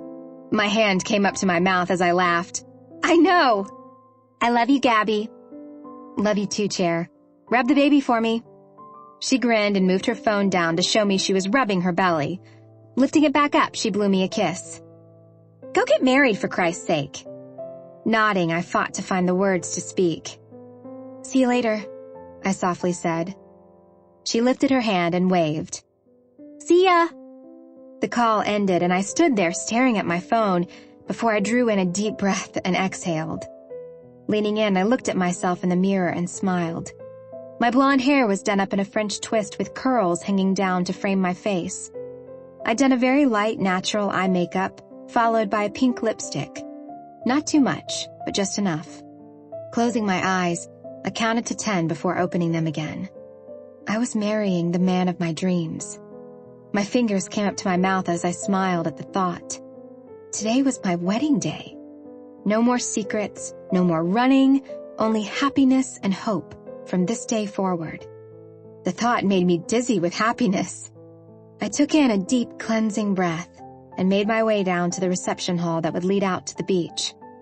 I carefully looked around me as I made my way, making sure I didn't run into Nick. Person after person smiled at me, each telling me I looked beautiful.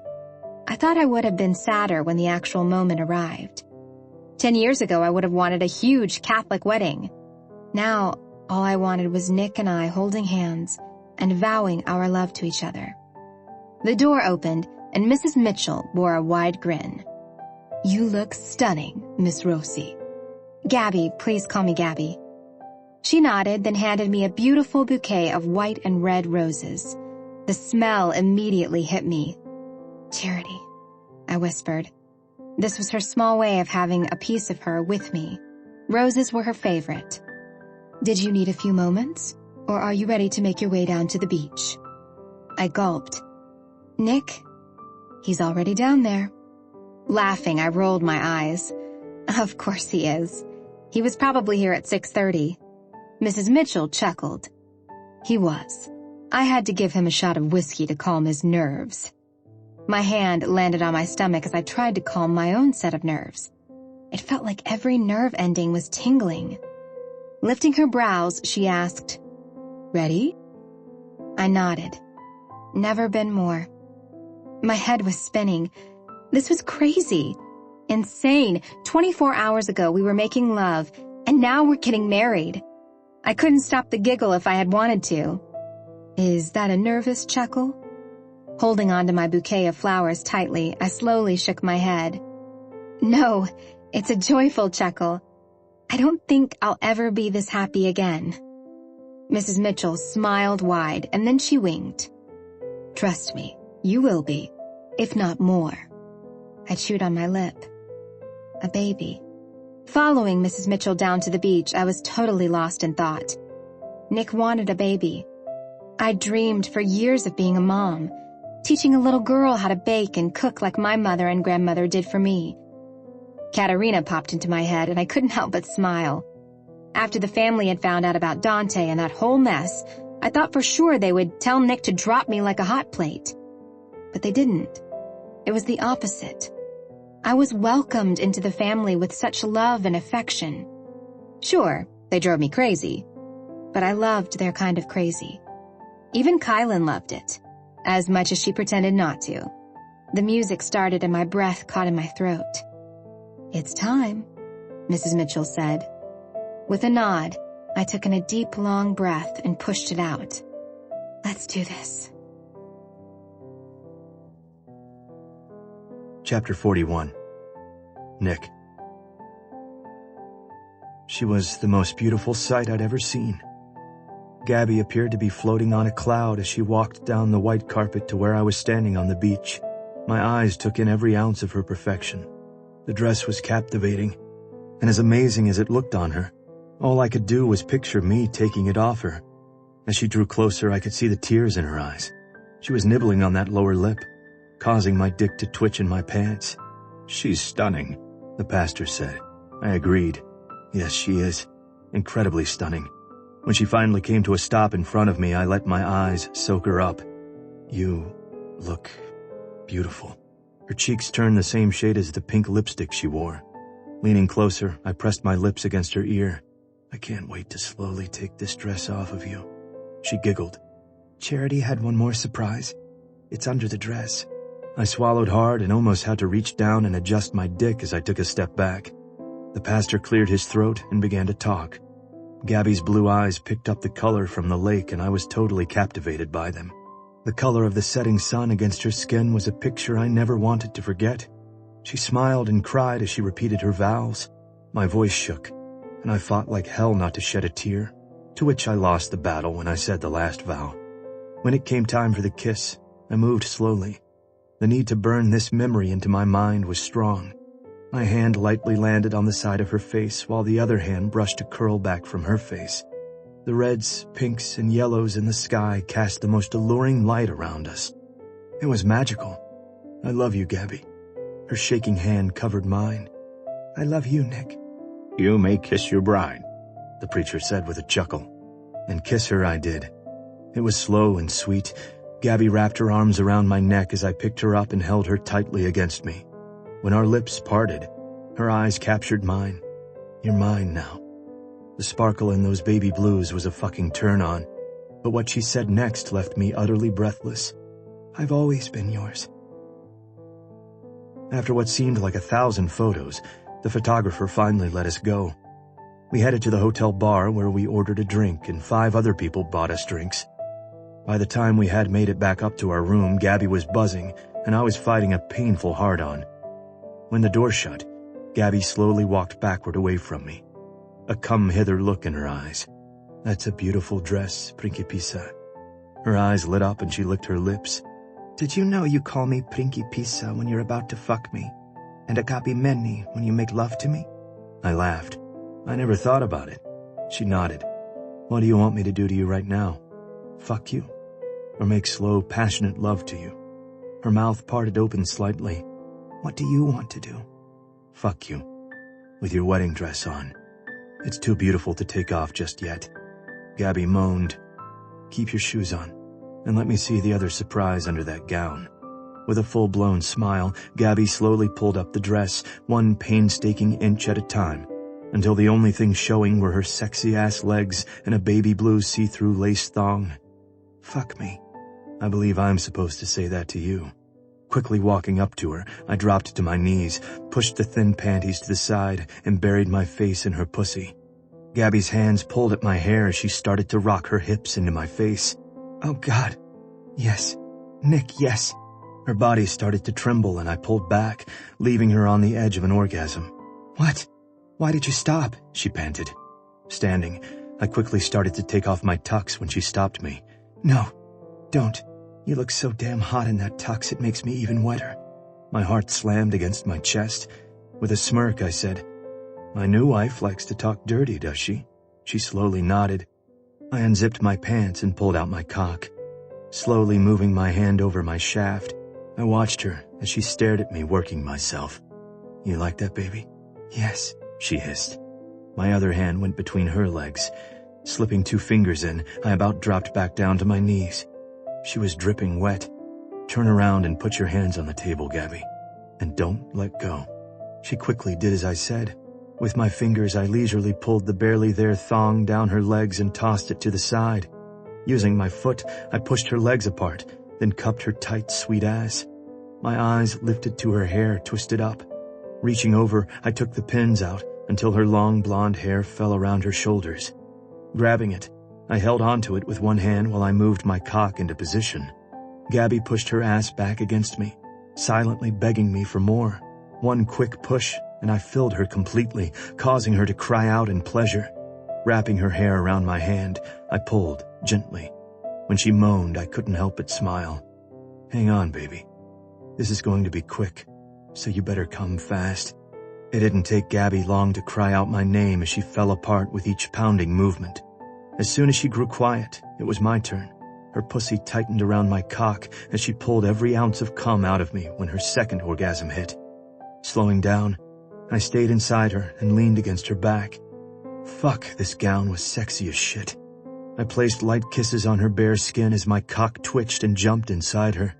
That was amazing, she panted. I stood and slowly pulled out of her.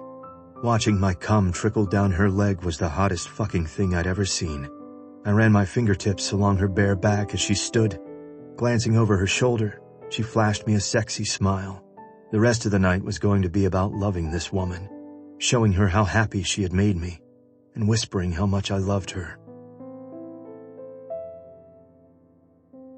Chapter 42. Gabby. My body was tangled up in Nick's as I laid there and stared out the windows, while my fingers lightly brushed over his arm. I gently sighed as contentment settled in. Glancing down, I smiled as I looked upon Nick sleeping so peacefully.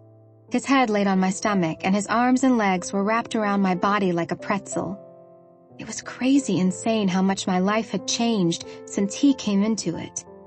I used to live in fear of being found by Dante. Now I lived with so much peace and content in my heart, I had to pinch myself to make sure I wasn't dreaming. Lifting my eyes, I watched the sun dance on the water. Last night had been amazing. Nick showered me with attention in every possible way imaginable. The things he whispered to me while he made love to me still had my stomach fluttering and my heart racing. I closed my eyes only to snap them open when Nick's phone vibrated on the side table. Again. Last night he had silenced it, refusing to answer his mother's texts. Pulling my lip in between my teeth, I glanced over at the phone. It buzzed again. I carefully untangled myself and reached for his phone. "Ignore it," Nick mumbled while grabbing me and dragging me back over to him. I couldn't help but giggle. "You should probably answer her, Nick." He crawled over my body, planting soft kisses as he moved up toward my lips. When his gaze met mine, I inhaled a deep breath. He was so damn handsome. His dark hair and hazel eyes were just the icing on the cake. Nick had a body to die for. Rock-solid muscles that knew how to hold me perfectly, whether he was making love to me or being a little rougher. The scruff on his face had me moaning as it brushed against my hypersensitive skin. His mouth sucked on a nipple, causing me to gasp and arch my body up for more. Finally, making his way to my lips, he whispered, "I'll call her after I make love to my wife." Slowly sinking deep inside me, we were soon lost in a world of utter bliss. A world where it was only the two of us. Soft, sweet kisses, whispered words of "I love you," and touches that were sure to set my body on fire. Heaven. This was heaven. Sipping my coffee, I pulled my knees up to my chest and took in the view. The beautiful blue water of Lake Tahoe was calming. Nick couldn't have picked a better place to get married. I hated Las Vegas. I'd only been once, but the idea of going there and getting married would have made my skin crawl. I could hear Nick talking on the phone. From what he was saying, I was going to guess Katerina wasn't very happy. I'd already called my parents yesterday when we arrived and told them we were eloping. It killed me to hear the sadness in my mother's voice. She'd missed so much the last 6 years, and in a way it was selfish of me to deny them this. But it was only fair.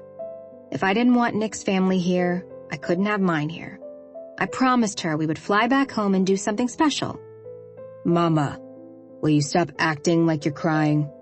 Nick said as he stepped out onto the balcony. My fingers went to my lips in an attempt not to laugh. He sat next to me and rolled his eyes. "It was last minute. No one knew. Well, Charity and Cole knew." Peeking back out over the lake, I silently wished we could stay here forever. "We'll do something when we get back. Yes. We can have a reception. I'm sure Gabby would love to invite her family out for that." Smiling, I nodded. "See, she just said yes. Wait, what are you doing?" "Dad, what is she doing?" Oh no, this could only mean trouble. "How does she have the number?" "Dad, will you please stop her?" Nick covered the phone, then said to me, "Code red, call your mom. My mother is about to call her and plan the reception." I nearly fell out of the chair. "What?" I cried out as I raced back into the room. My hands fumbled around with my phone before I was finally able to dial my mother's number. "Hello, sweetheart. How is the honeymoon?" "Good, it's good. Mom, listen, Katerina is going to call you and—" "Oh, she's buzzing in right now." "No, don't answer it." "Why on earth not, Gabby?" "She's going to invite you to a reception for us in Colorado Springs." My mother called for my father. "How exciting!" I shook my head.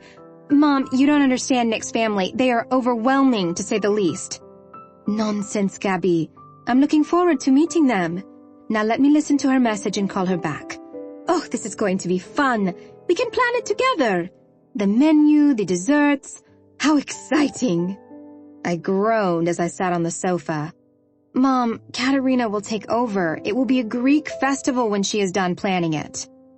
Silence. Nothing. Not even the sound of her breathing. Then, finally, she spoke.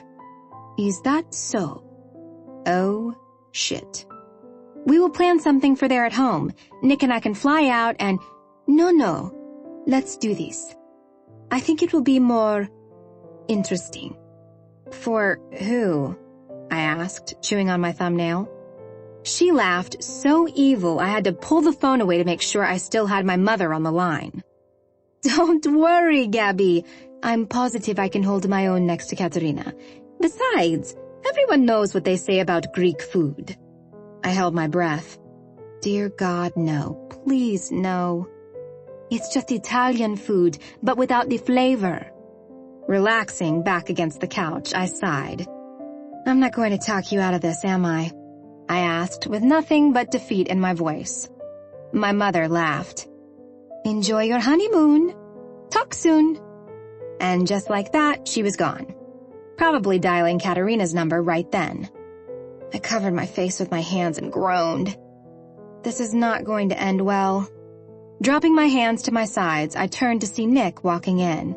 He sat on the couch and said, "She let me go. Said your mom was calling." He looked at me. "You know what this means, don't you?" I nodded. Food wars. With a slow smile, he fist-pumped. "Yes!" Sitting up, I looked at him like he had two heads. Are you crazy? You want our moms to compete? Now it was his turn to look at me like I was crazy. You're kidding, right?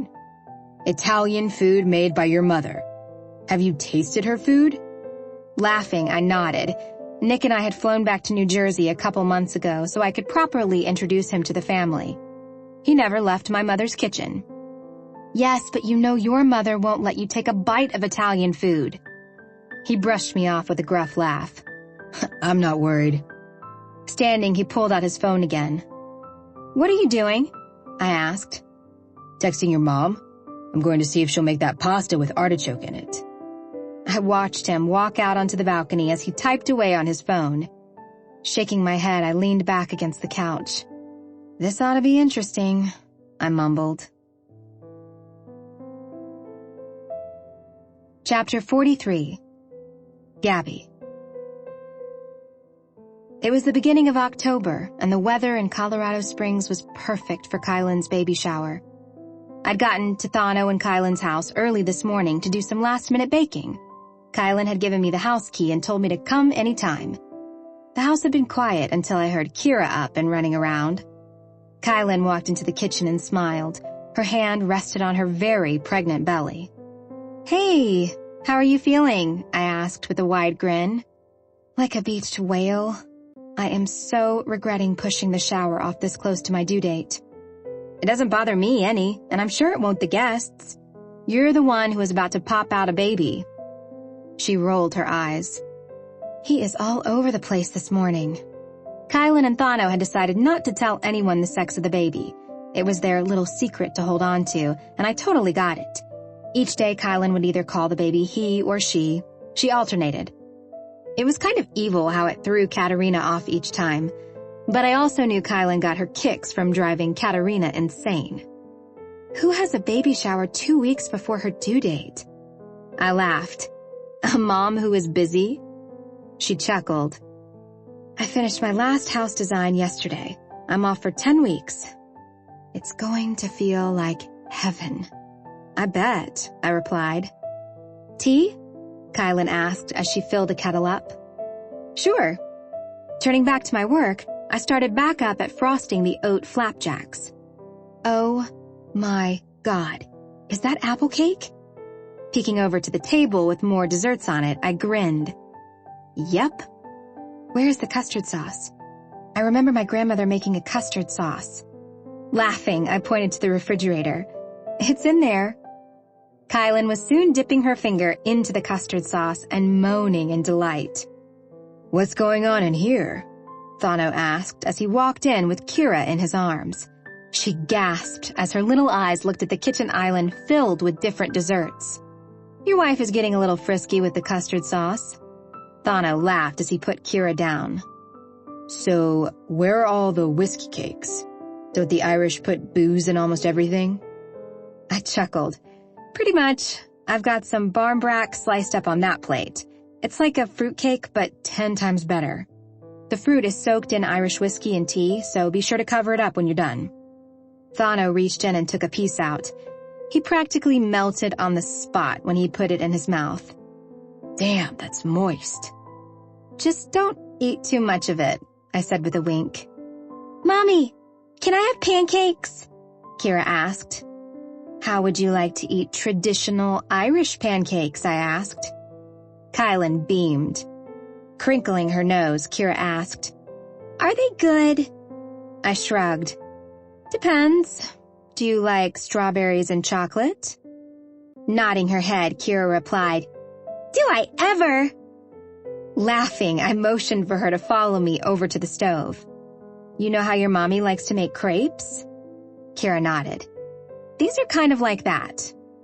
Oh, Kira said. Kylan laughed. They are that. Leaning in, I whispered, Don't listen to her. The Irish pancakes are special. Kira's eyes grew wide. Why? I looked around as if to make sure no one could hear me. They have magic in them. Cool. What kind of magic? Good luck magic. Kira was entranced. I loved having her help with the pancakes. It reminded me of when I used to help my mother make breakfast sometimes. Plus, it gave Thano and Kylan a little bit of time to enjoy breakfast on the back porch, just the two of them. Kira sat at the kitchen island and ate her pancakes as I went back to work. Have you always liked to cook, Aunt Gabby? My heart seized in my chest. Aunt Gabby. I loved being called that. I nodded. Yep. When I was your age, my grandmother used to teach me everything she knew about cooking. Baking is what I really loved to do, though, so we would make the most amazing Italian desserts. She hardly spoke English, so I had to learn Italian to be able to speak to her. That's cool. Can you still speak Italian? I can. Not as well as my parents, but I can hold my own. She laughed and finished eating her pancakes, while I finished up on a few other things. Phoebe would be by later with the cake she had decorated. Do I get to stay for the baby shower? Kira asked. I think so. Your Mitra and Papu will be here, plus Yaya. Kira smiled with delight. It warmed my heart to see how much she loved her grandparents. It also made me sad knowing they were all she had since Kylan's parents had died. The doorbell rang and Kira jumped down to get it. Kylan came into the kitchen with a confused look on her face. Who could that be? The shower isn't for another 3 hours. Mitra! Kira called out. My hands went to my hips. Why is she here? I asked. Kylan tilted her head and gave me a dumbfounded look. Katerina walked in with her best friend Maria, Aunt Agnes, and Aunt Maria. I would never get used to all the Marias in this family. What are you guys doing here so early? Kylan asked. Katerina glanced over to me and smiled. We came to help Gabby, of course. I added the last touch to one of the desserts and stood tall. Done. Everything is ready to go. All eyes landed on the desserts. Everything looks amazing, Aunt Maria whispered. I could feel my chest stick out a little bit more as pride raced through my veins. Even I had to admit everything looked amazing. Katerina walked over and stared down at the cake. You baked all of this, Gabriella? I nodded. Yes, it all looks amazing. Smiling, I said, Thank you, Katerina. She eyed the other desserts, then turned to the other Greek women in the room. All right, ladies, let's get everything set up and we can start bringing in the food. Food? Kylan and I both asked at once. Katerina glanced over her shoulder at us. Yes, you can't expect people to eat only cake and ice cream. My jaw dropped open and I took a step toward her, my finger in position to tell her off. Kylan stepped in front of me, blocking my move. Katerina, I thought we decided to only do desserts. That was the plan. She waved her hand to dismiss Kylan. Nonsense, people need food. A good Greek salad and some meat will do them wonders. You can't live on desserts alone. Kylan turned to face me after Katerina left the kitchen. I'm so sorry. I was still glaring at the spot where Nick's mom had just retreated. Oh, it's on now, I mumbled. The rest of the day was spent with me and Katerina trying to shove desserts and food down people's throats. In the end, it turned out to be a beautiful baby shower, and Kylan had a wonderful day. So that was all that mattered. Sitting back in the chair, I kicked my feet up onto the other chair and smiled. Thano came walking in. He stopped walking and looked down at me. If that isn't a victory smile, I don't know what is. Blowing on my knuckles, I rubbed them against my chest. Not one piece of dessert left. Nothing. Nada. Zero. But there is a shit ton of food left. I won. He laughed. I wasn't aware there was a contest going on. Neither was I until your mother showed up with her gang of Marias and tried to take over. Well, not today. Victory was mine. Thano stood there with a shocked look on his face. You do know this isn't healthy. If my mother thinks you're competing with her, she won't stop. I folded my arms over my chest. I won't either. And to think when Nick first told me about you, I was worried. With a wink, I stood and started to clean up the kitchen. Don't worry about this, Gabby. I'll take care of it all. Gabby? I jumped and turned to look at Kylan. She had a look of pure horror on her face. What's wrong? I asked in a panicked voice. Thano kept going about his business cleaning up. We need to enact Plan D. I jerked my head back in surprise. Huh?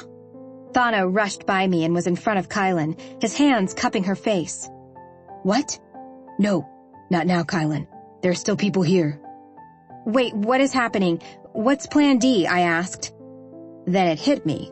The story she told me about Plan B. She was in labor. I know, Thano. Do you think I want to be going into labor right now with a house full of your Greek family? My stomach dropped. What? You're in labor? Thano and Kylan looked at me and both said, Shh, no one can know. I nodded. Okay, well, wait. What happened to Plan C? Thano rolled his eyes. It's a long story, but we need a distraction, Gabby. A distraction? Yes, Claire is here, which is good. We're going to use her car to head to the hospital. It will be hours before anyone figures out we're gone. I frowned.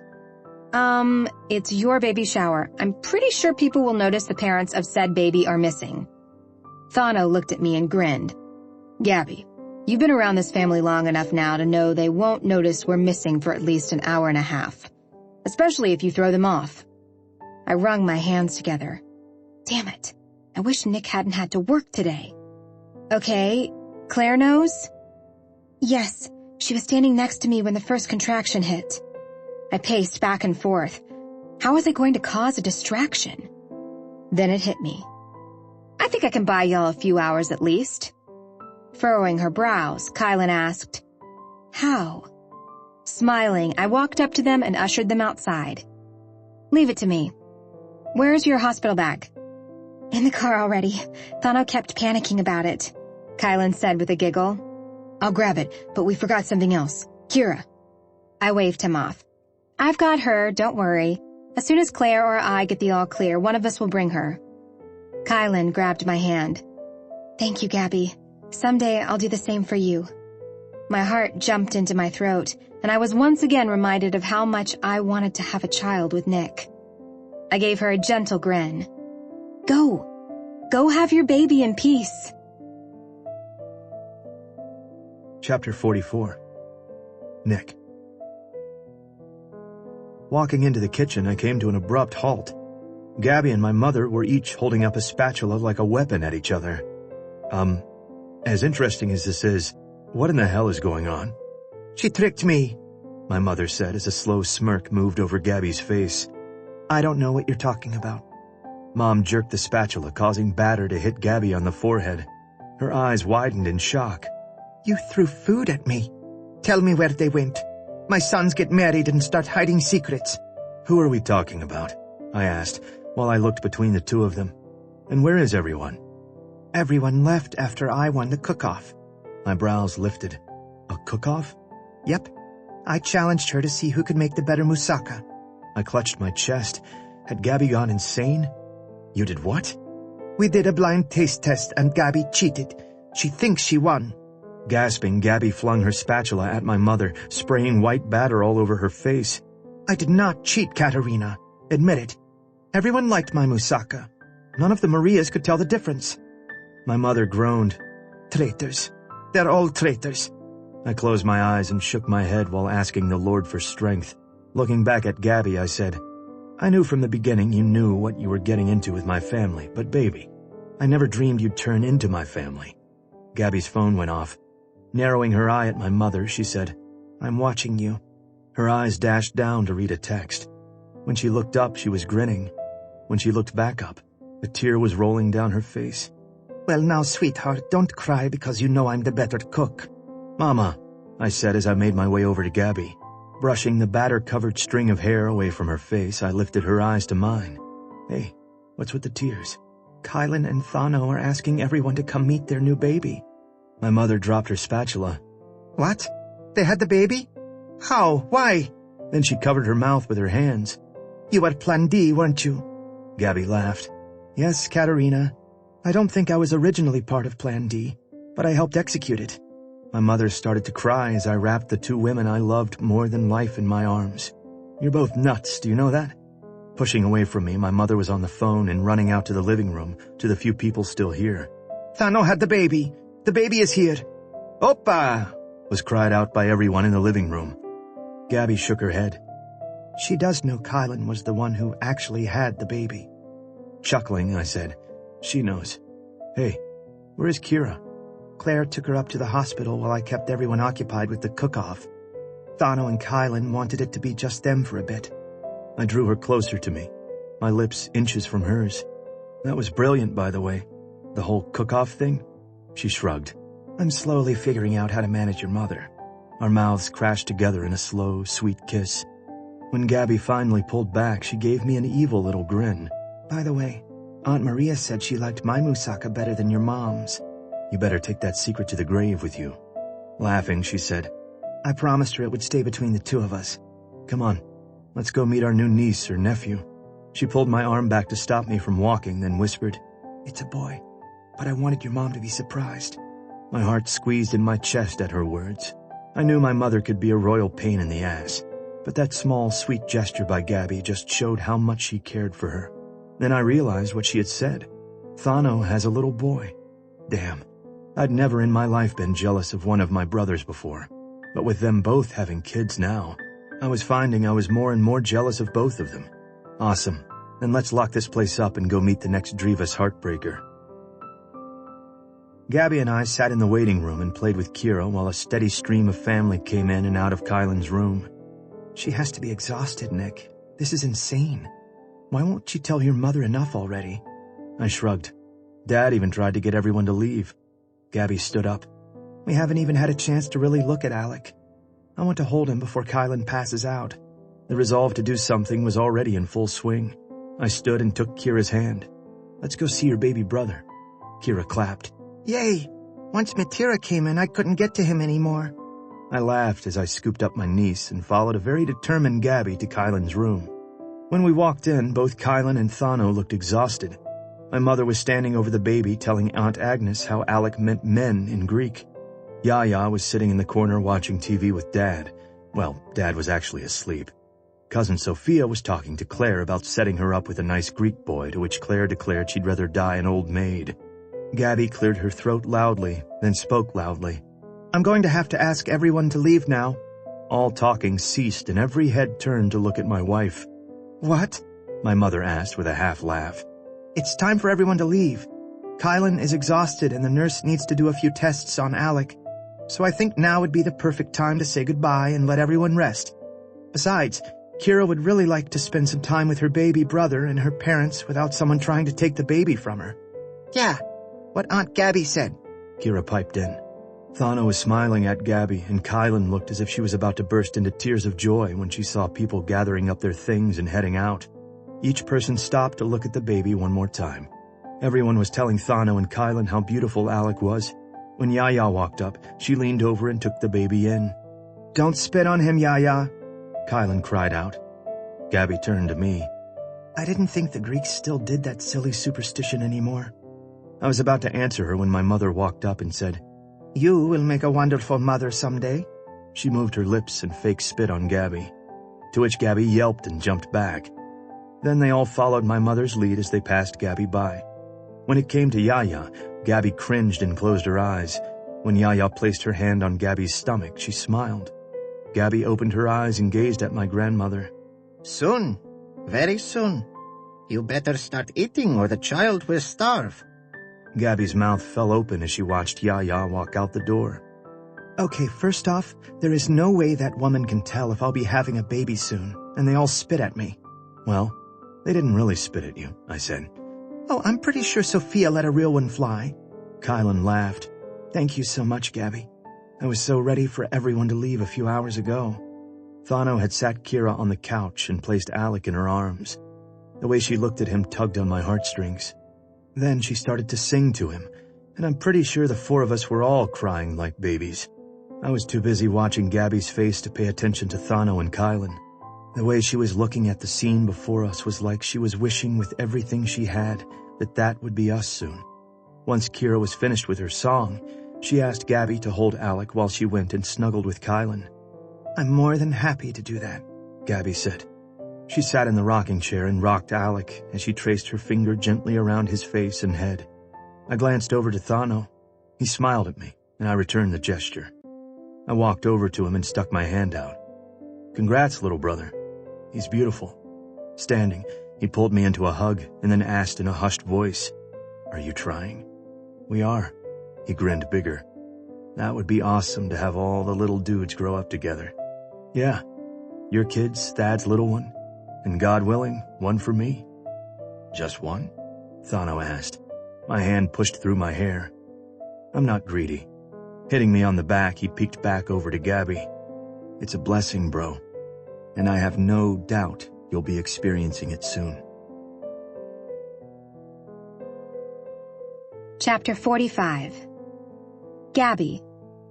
Christmas Eve. To say the Drivas household was chaos is putting it mildly. There were people everywhere. A Maria in nearly every single room. Kids running in and out of the house screaming and yelling. It was insane. But it was a beautiful insanity. This was my new family. And no matter how much they were in our business, I knew it was because they loved us. And no matter how many times Katerina cracked a shot at my cooking, I knew it was because she knew I could handle it and would dish it right back. I loved this crazy Greek family, and so did my parents. My father and Dimitris were currently in a debate about a Greek god and the Roman Empire. My parents, Antonio and his girlfriend Kate, had flown in to spend the holidays with us about a week ago. I had somehow managed to talk both my mother and Katerina out of throwing us a reception. The idea of my mother and Nick's mom going head-to-head was not one I wanted to deal with, especially since I hadn't been feeling all that great most of November.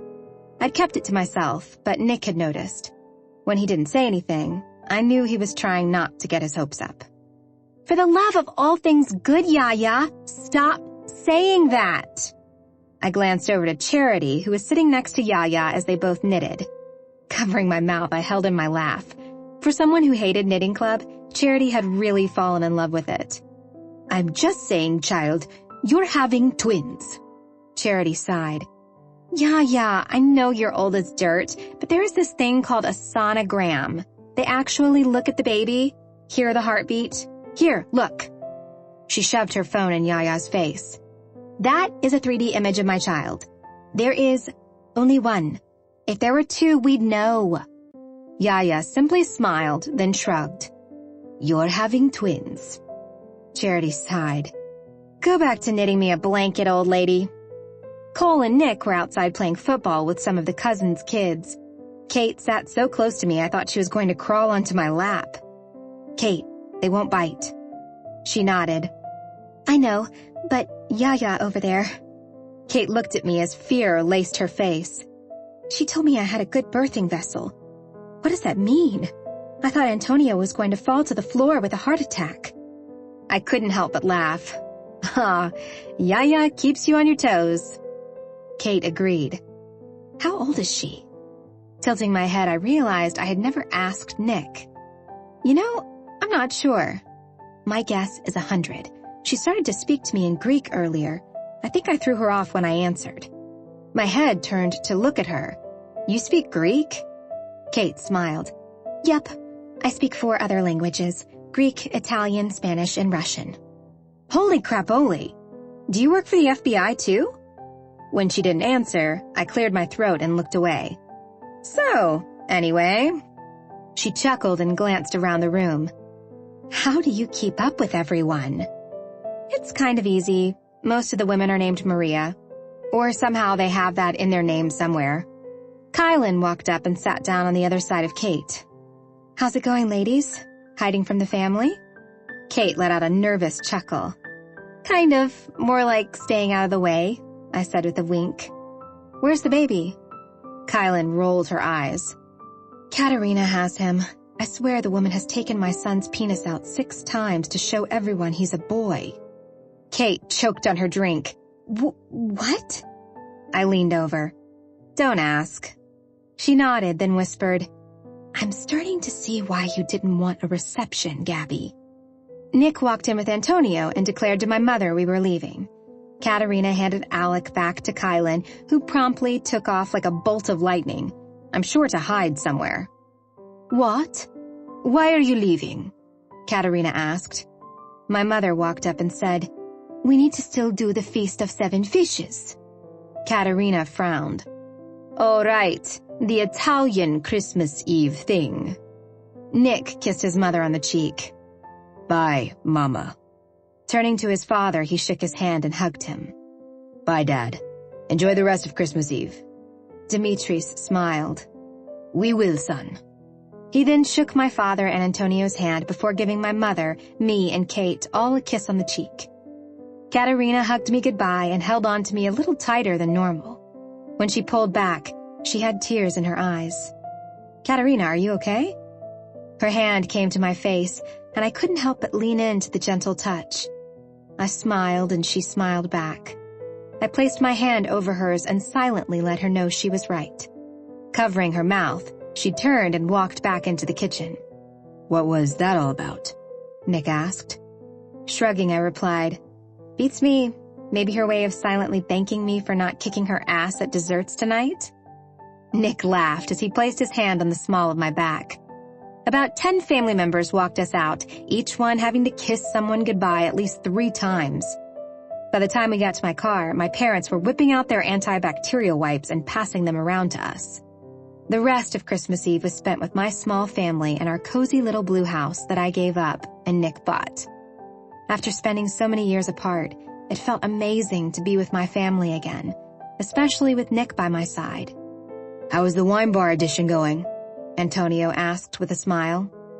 Grinning, my father replied, They're thinking by this spring it will be ready to open. The look of pure happiness on my father's face was like a dream come true. When I told him about the wine bar, he immediately took over with the plans. I was happy to let him take on the project. That's awesome. I'm glad to see you have something to do you're enjoying, Papa. My mother laughed. So am I.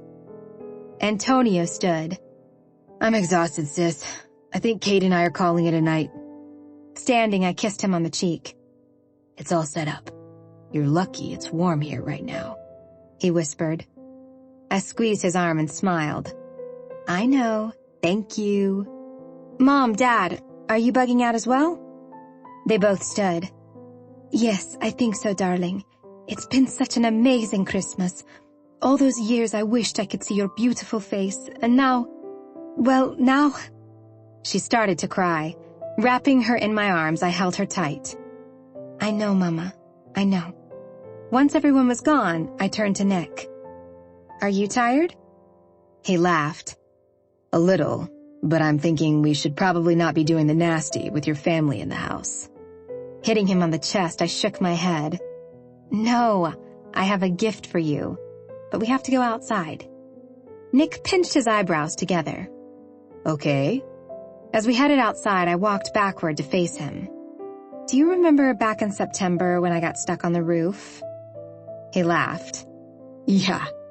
Well, the whole reason I went up there was because Charity said it would be a romantic place to tell you that I no longer had to testify against Dante. But things kind of got ruined, and I ended up telling you that night before we left for Reno. Why tell me on the roof? Nick asked. I took his hand in mine and led him over to the ladder Antonio had put up. If I go first, you'll make sure I don't fall, right? Nick laughed. Gabby, what in the hell is going on? You want to go on the roof and what, wait for Santa Claus? My teeth sunk down into my lip. Maybe, I softly said. The excitement was building more and more as the seconds ticked by. His eyes intensified. All right, let's go up on the roof. Taking in a deep breath, I gradually made my way up. When I got up on the roof, I quickly walked to the middle of the roof. Looking up, I gasped at the endless stars in the sky. Nick walked up to me and wrapped his arms around me. Why is there a blanket up here, Gabby? Glancing down, I grinned when I saw the blanket and small basket sitting to the side of it. There were only 2 people who knew I was pregnant, Charity and my brother. It was her idea to try the roof thing again, and my brother thought it would be a pretty cool way to tell Nick. So, I decided to give it another try. I looked up at the stars again. Antonio put it there. Cupping my face in his hands, he asked, "Why?" The hope in his eyes had my heart beating so loud I was sure he could hear it. Slowly starting to sit, Nick followed me. We sat on the blanket, and I tried like hell to steady my shaking hands. I wanted to give my gift to you up here, under the stars. He smiled that brilliant smile that made my body ache for his. "Lay back," I said with authority. Yes, ma'am. I like it when you're bossy. I opened up the basket and saw the 2 bottles of grape juice and the small box. Charity, she thinks of everything. "What do you see?" I asked as I reached in for the box. Stars. Endless stars.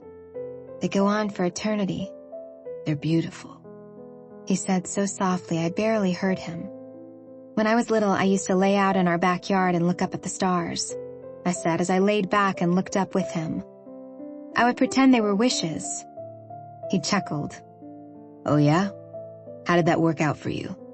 Taking his hand in mine, our fingers curled together. I'd say it worked out pretty damn nicely. I wished for my own bakery. You got that wish? Nick softly said. Yes, I did. What else did you wish for? A man to love me like my daddy loved my mommy. Nick's head turned to face me. I could feel the heat from his stare. I hope that wish has come true. Meeting his stare, I nodded. It has. He smiled and my heart melted. Any other wishes? Tears formed in my eyes as I looked away and back up at the stars. I wished I would be a mom someday. Nick was still staring at me. Look up at the stars, Nick. Do you see it? He did as I asked. Do I see what? With my free hand, I reached around and held the pregnancy stick out in front of us. My wish coming true. Nick stared at the test for the longest time before he sat up. My heart started to race. Maybe he wasn't really wanting a baby as much as he thought. When I sat up, I was about to ask him when he looked up at the sky and said, "Thank you." His head dropped back down and he wiped his tears away. Turning to face me, I could see the starlight reflecting in his hazel eyes. Cupping my face within his hands, he shook his head, then pressed his lips to mine. Our kiss was filled with so much love it left me feeling breathless. Gabby, I've been wishing since that night before our wedding for this. Warmth radiated through my body. You're happy? He kissed me again. This time he filled it with his answer. Don't you get it, Gabby Drivas? My love for you flows from the bluest of blue skies to the deepest of deep oceans. I can't breathe without you, and what you have given me has made me the happiest man in the world. A sob slipped from my lips. It's always been you, Nick. The moment I met you, I knew I could only live this life with you in it. He smiled. Only with me, huh? Nodding, I clutched his shirt in my hands and pulled him closer to me as I whispered, Only with you. My love for you will never stop, no matter what. Nick's eyes searched my face. The day you married me, I thought it was the most amazing moment of my life. He chuckled. Now I see that was just a stepping stone to so many more amazing moments. Dropping my head to his chest, Nick wrapped me in his arms. We're having a baby, he softly spoke. I looked back up at him and our gaze locked. Yes, we are. He furrowed his brows. I wonder how long we can keep it from my mother. With a smile so big and bright, I brushed my lips against his as I replied, She already knows.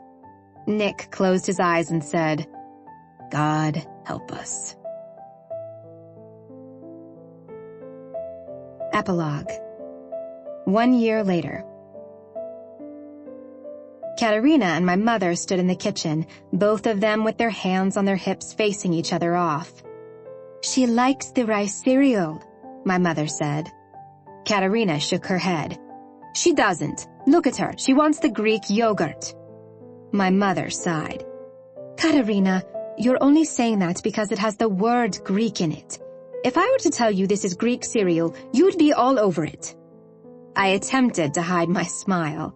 My mother and Katerina had become the best of friends. Competitive as hell in the kitchen, but best friends nonetheless. So glad your parents decided to move here, Charity said as she handed her son, Mick, a cracker, then watched him wander back over to the pile of toys on the floor.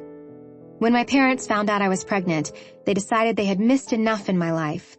3 months later, they sold their place in New Jersey and moved to Colorado Springs. They loved it here, and my brother Antonio and his wife Kate weren't too far behind. They lived in Denver, though, since the FBI office was there. Me too, I said with a chuckle. Why don't you mix the yogurt into the cereal? I said with a smile. Both of them looked at me like I had lost my damn mind. I know the idea of compromise is something neither of you know, but my daughter is hungry. Morgan was opening and closing her mouth each time the spoon came within reach of her. Oh, my sweet baby girl, let Nonna feed you your yummy cereal. Katerina reached over and dumped the Greek yogurt into the cereal, causing Morgan to laugh. Then she leaned over and said, Morgan, your yaya will not let you starve. I couldn't help but laugh as they both took turns spooning food into Morgan's mouth. Nick and Cole walked in and both stopped to look at the sight before them. Since when does she need 2 people feeding her at one time? Nick asked with a chuckle. Hush, Katerina said. Cole leaned down and gave Charity a kiss. Hey, he softly said as she gave him a warm smile. I couldn't help but smile every time I looked at how happy the two of them were. They'd gotten married this past summer in a beautiful wedding up in the mountains. Phoebe had been itching to get back into cake decorating and had done Charity and Cole's cakes. I loved the Italian cream cake so much, I offered her a position at the bakery as our cake decorator. For years, I'd had people asking me if I did cakes for weddings and showers. I never had the time.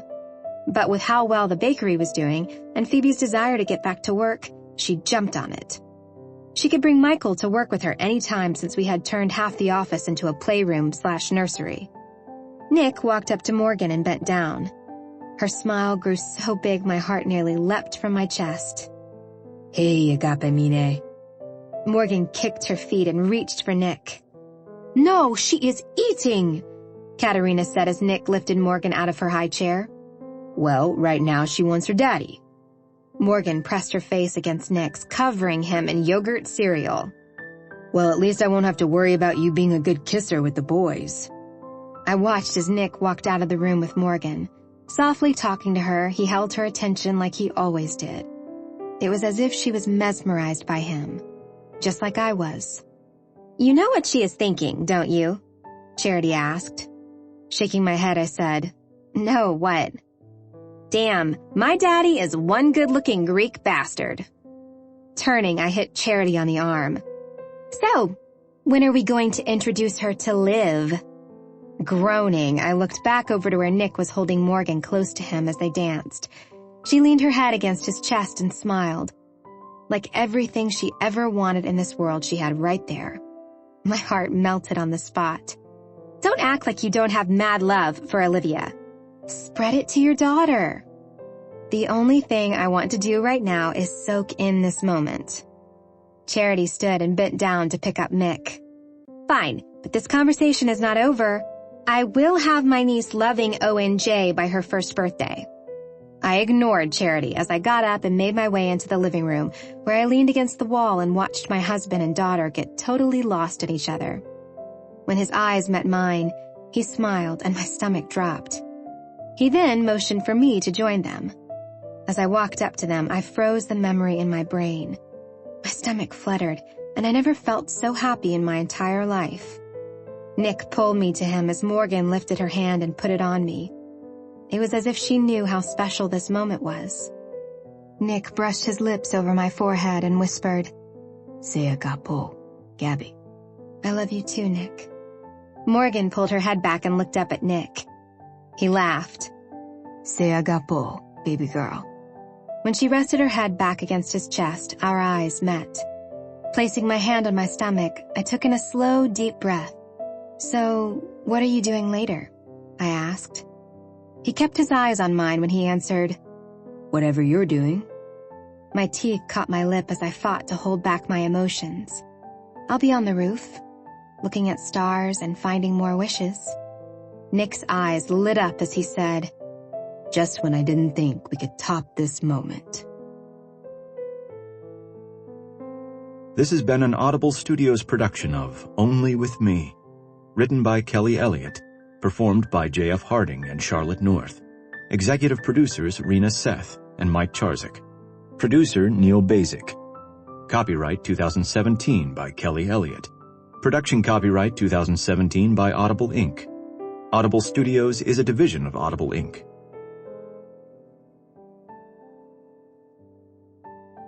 Audible hopes you have enjoyed this program.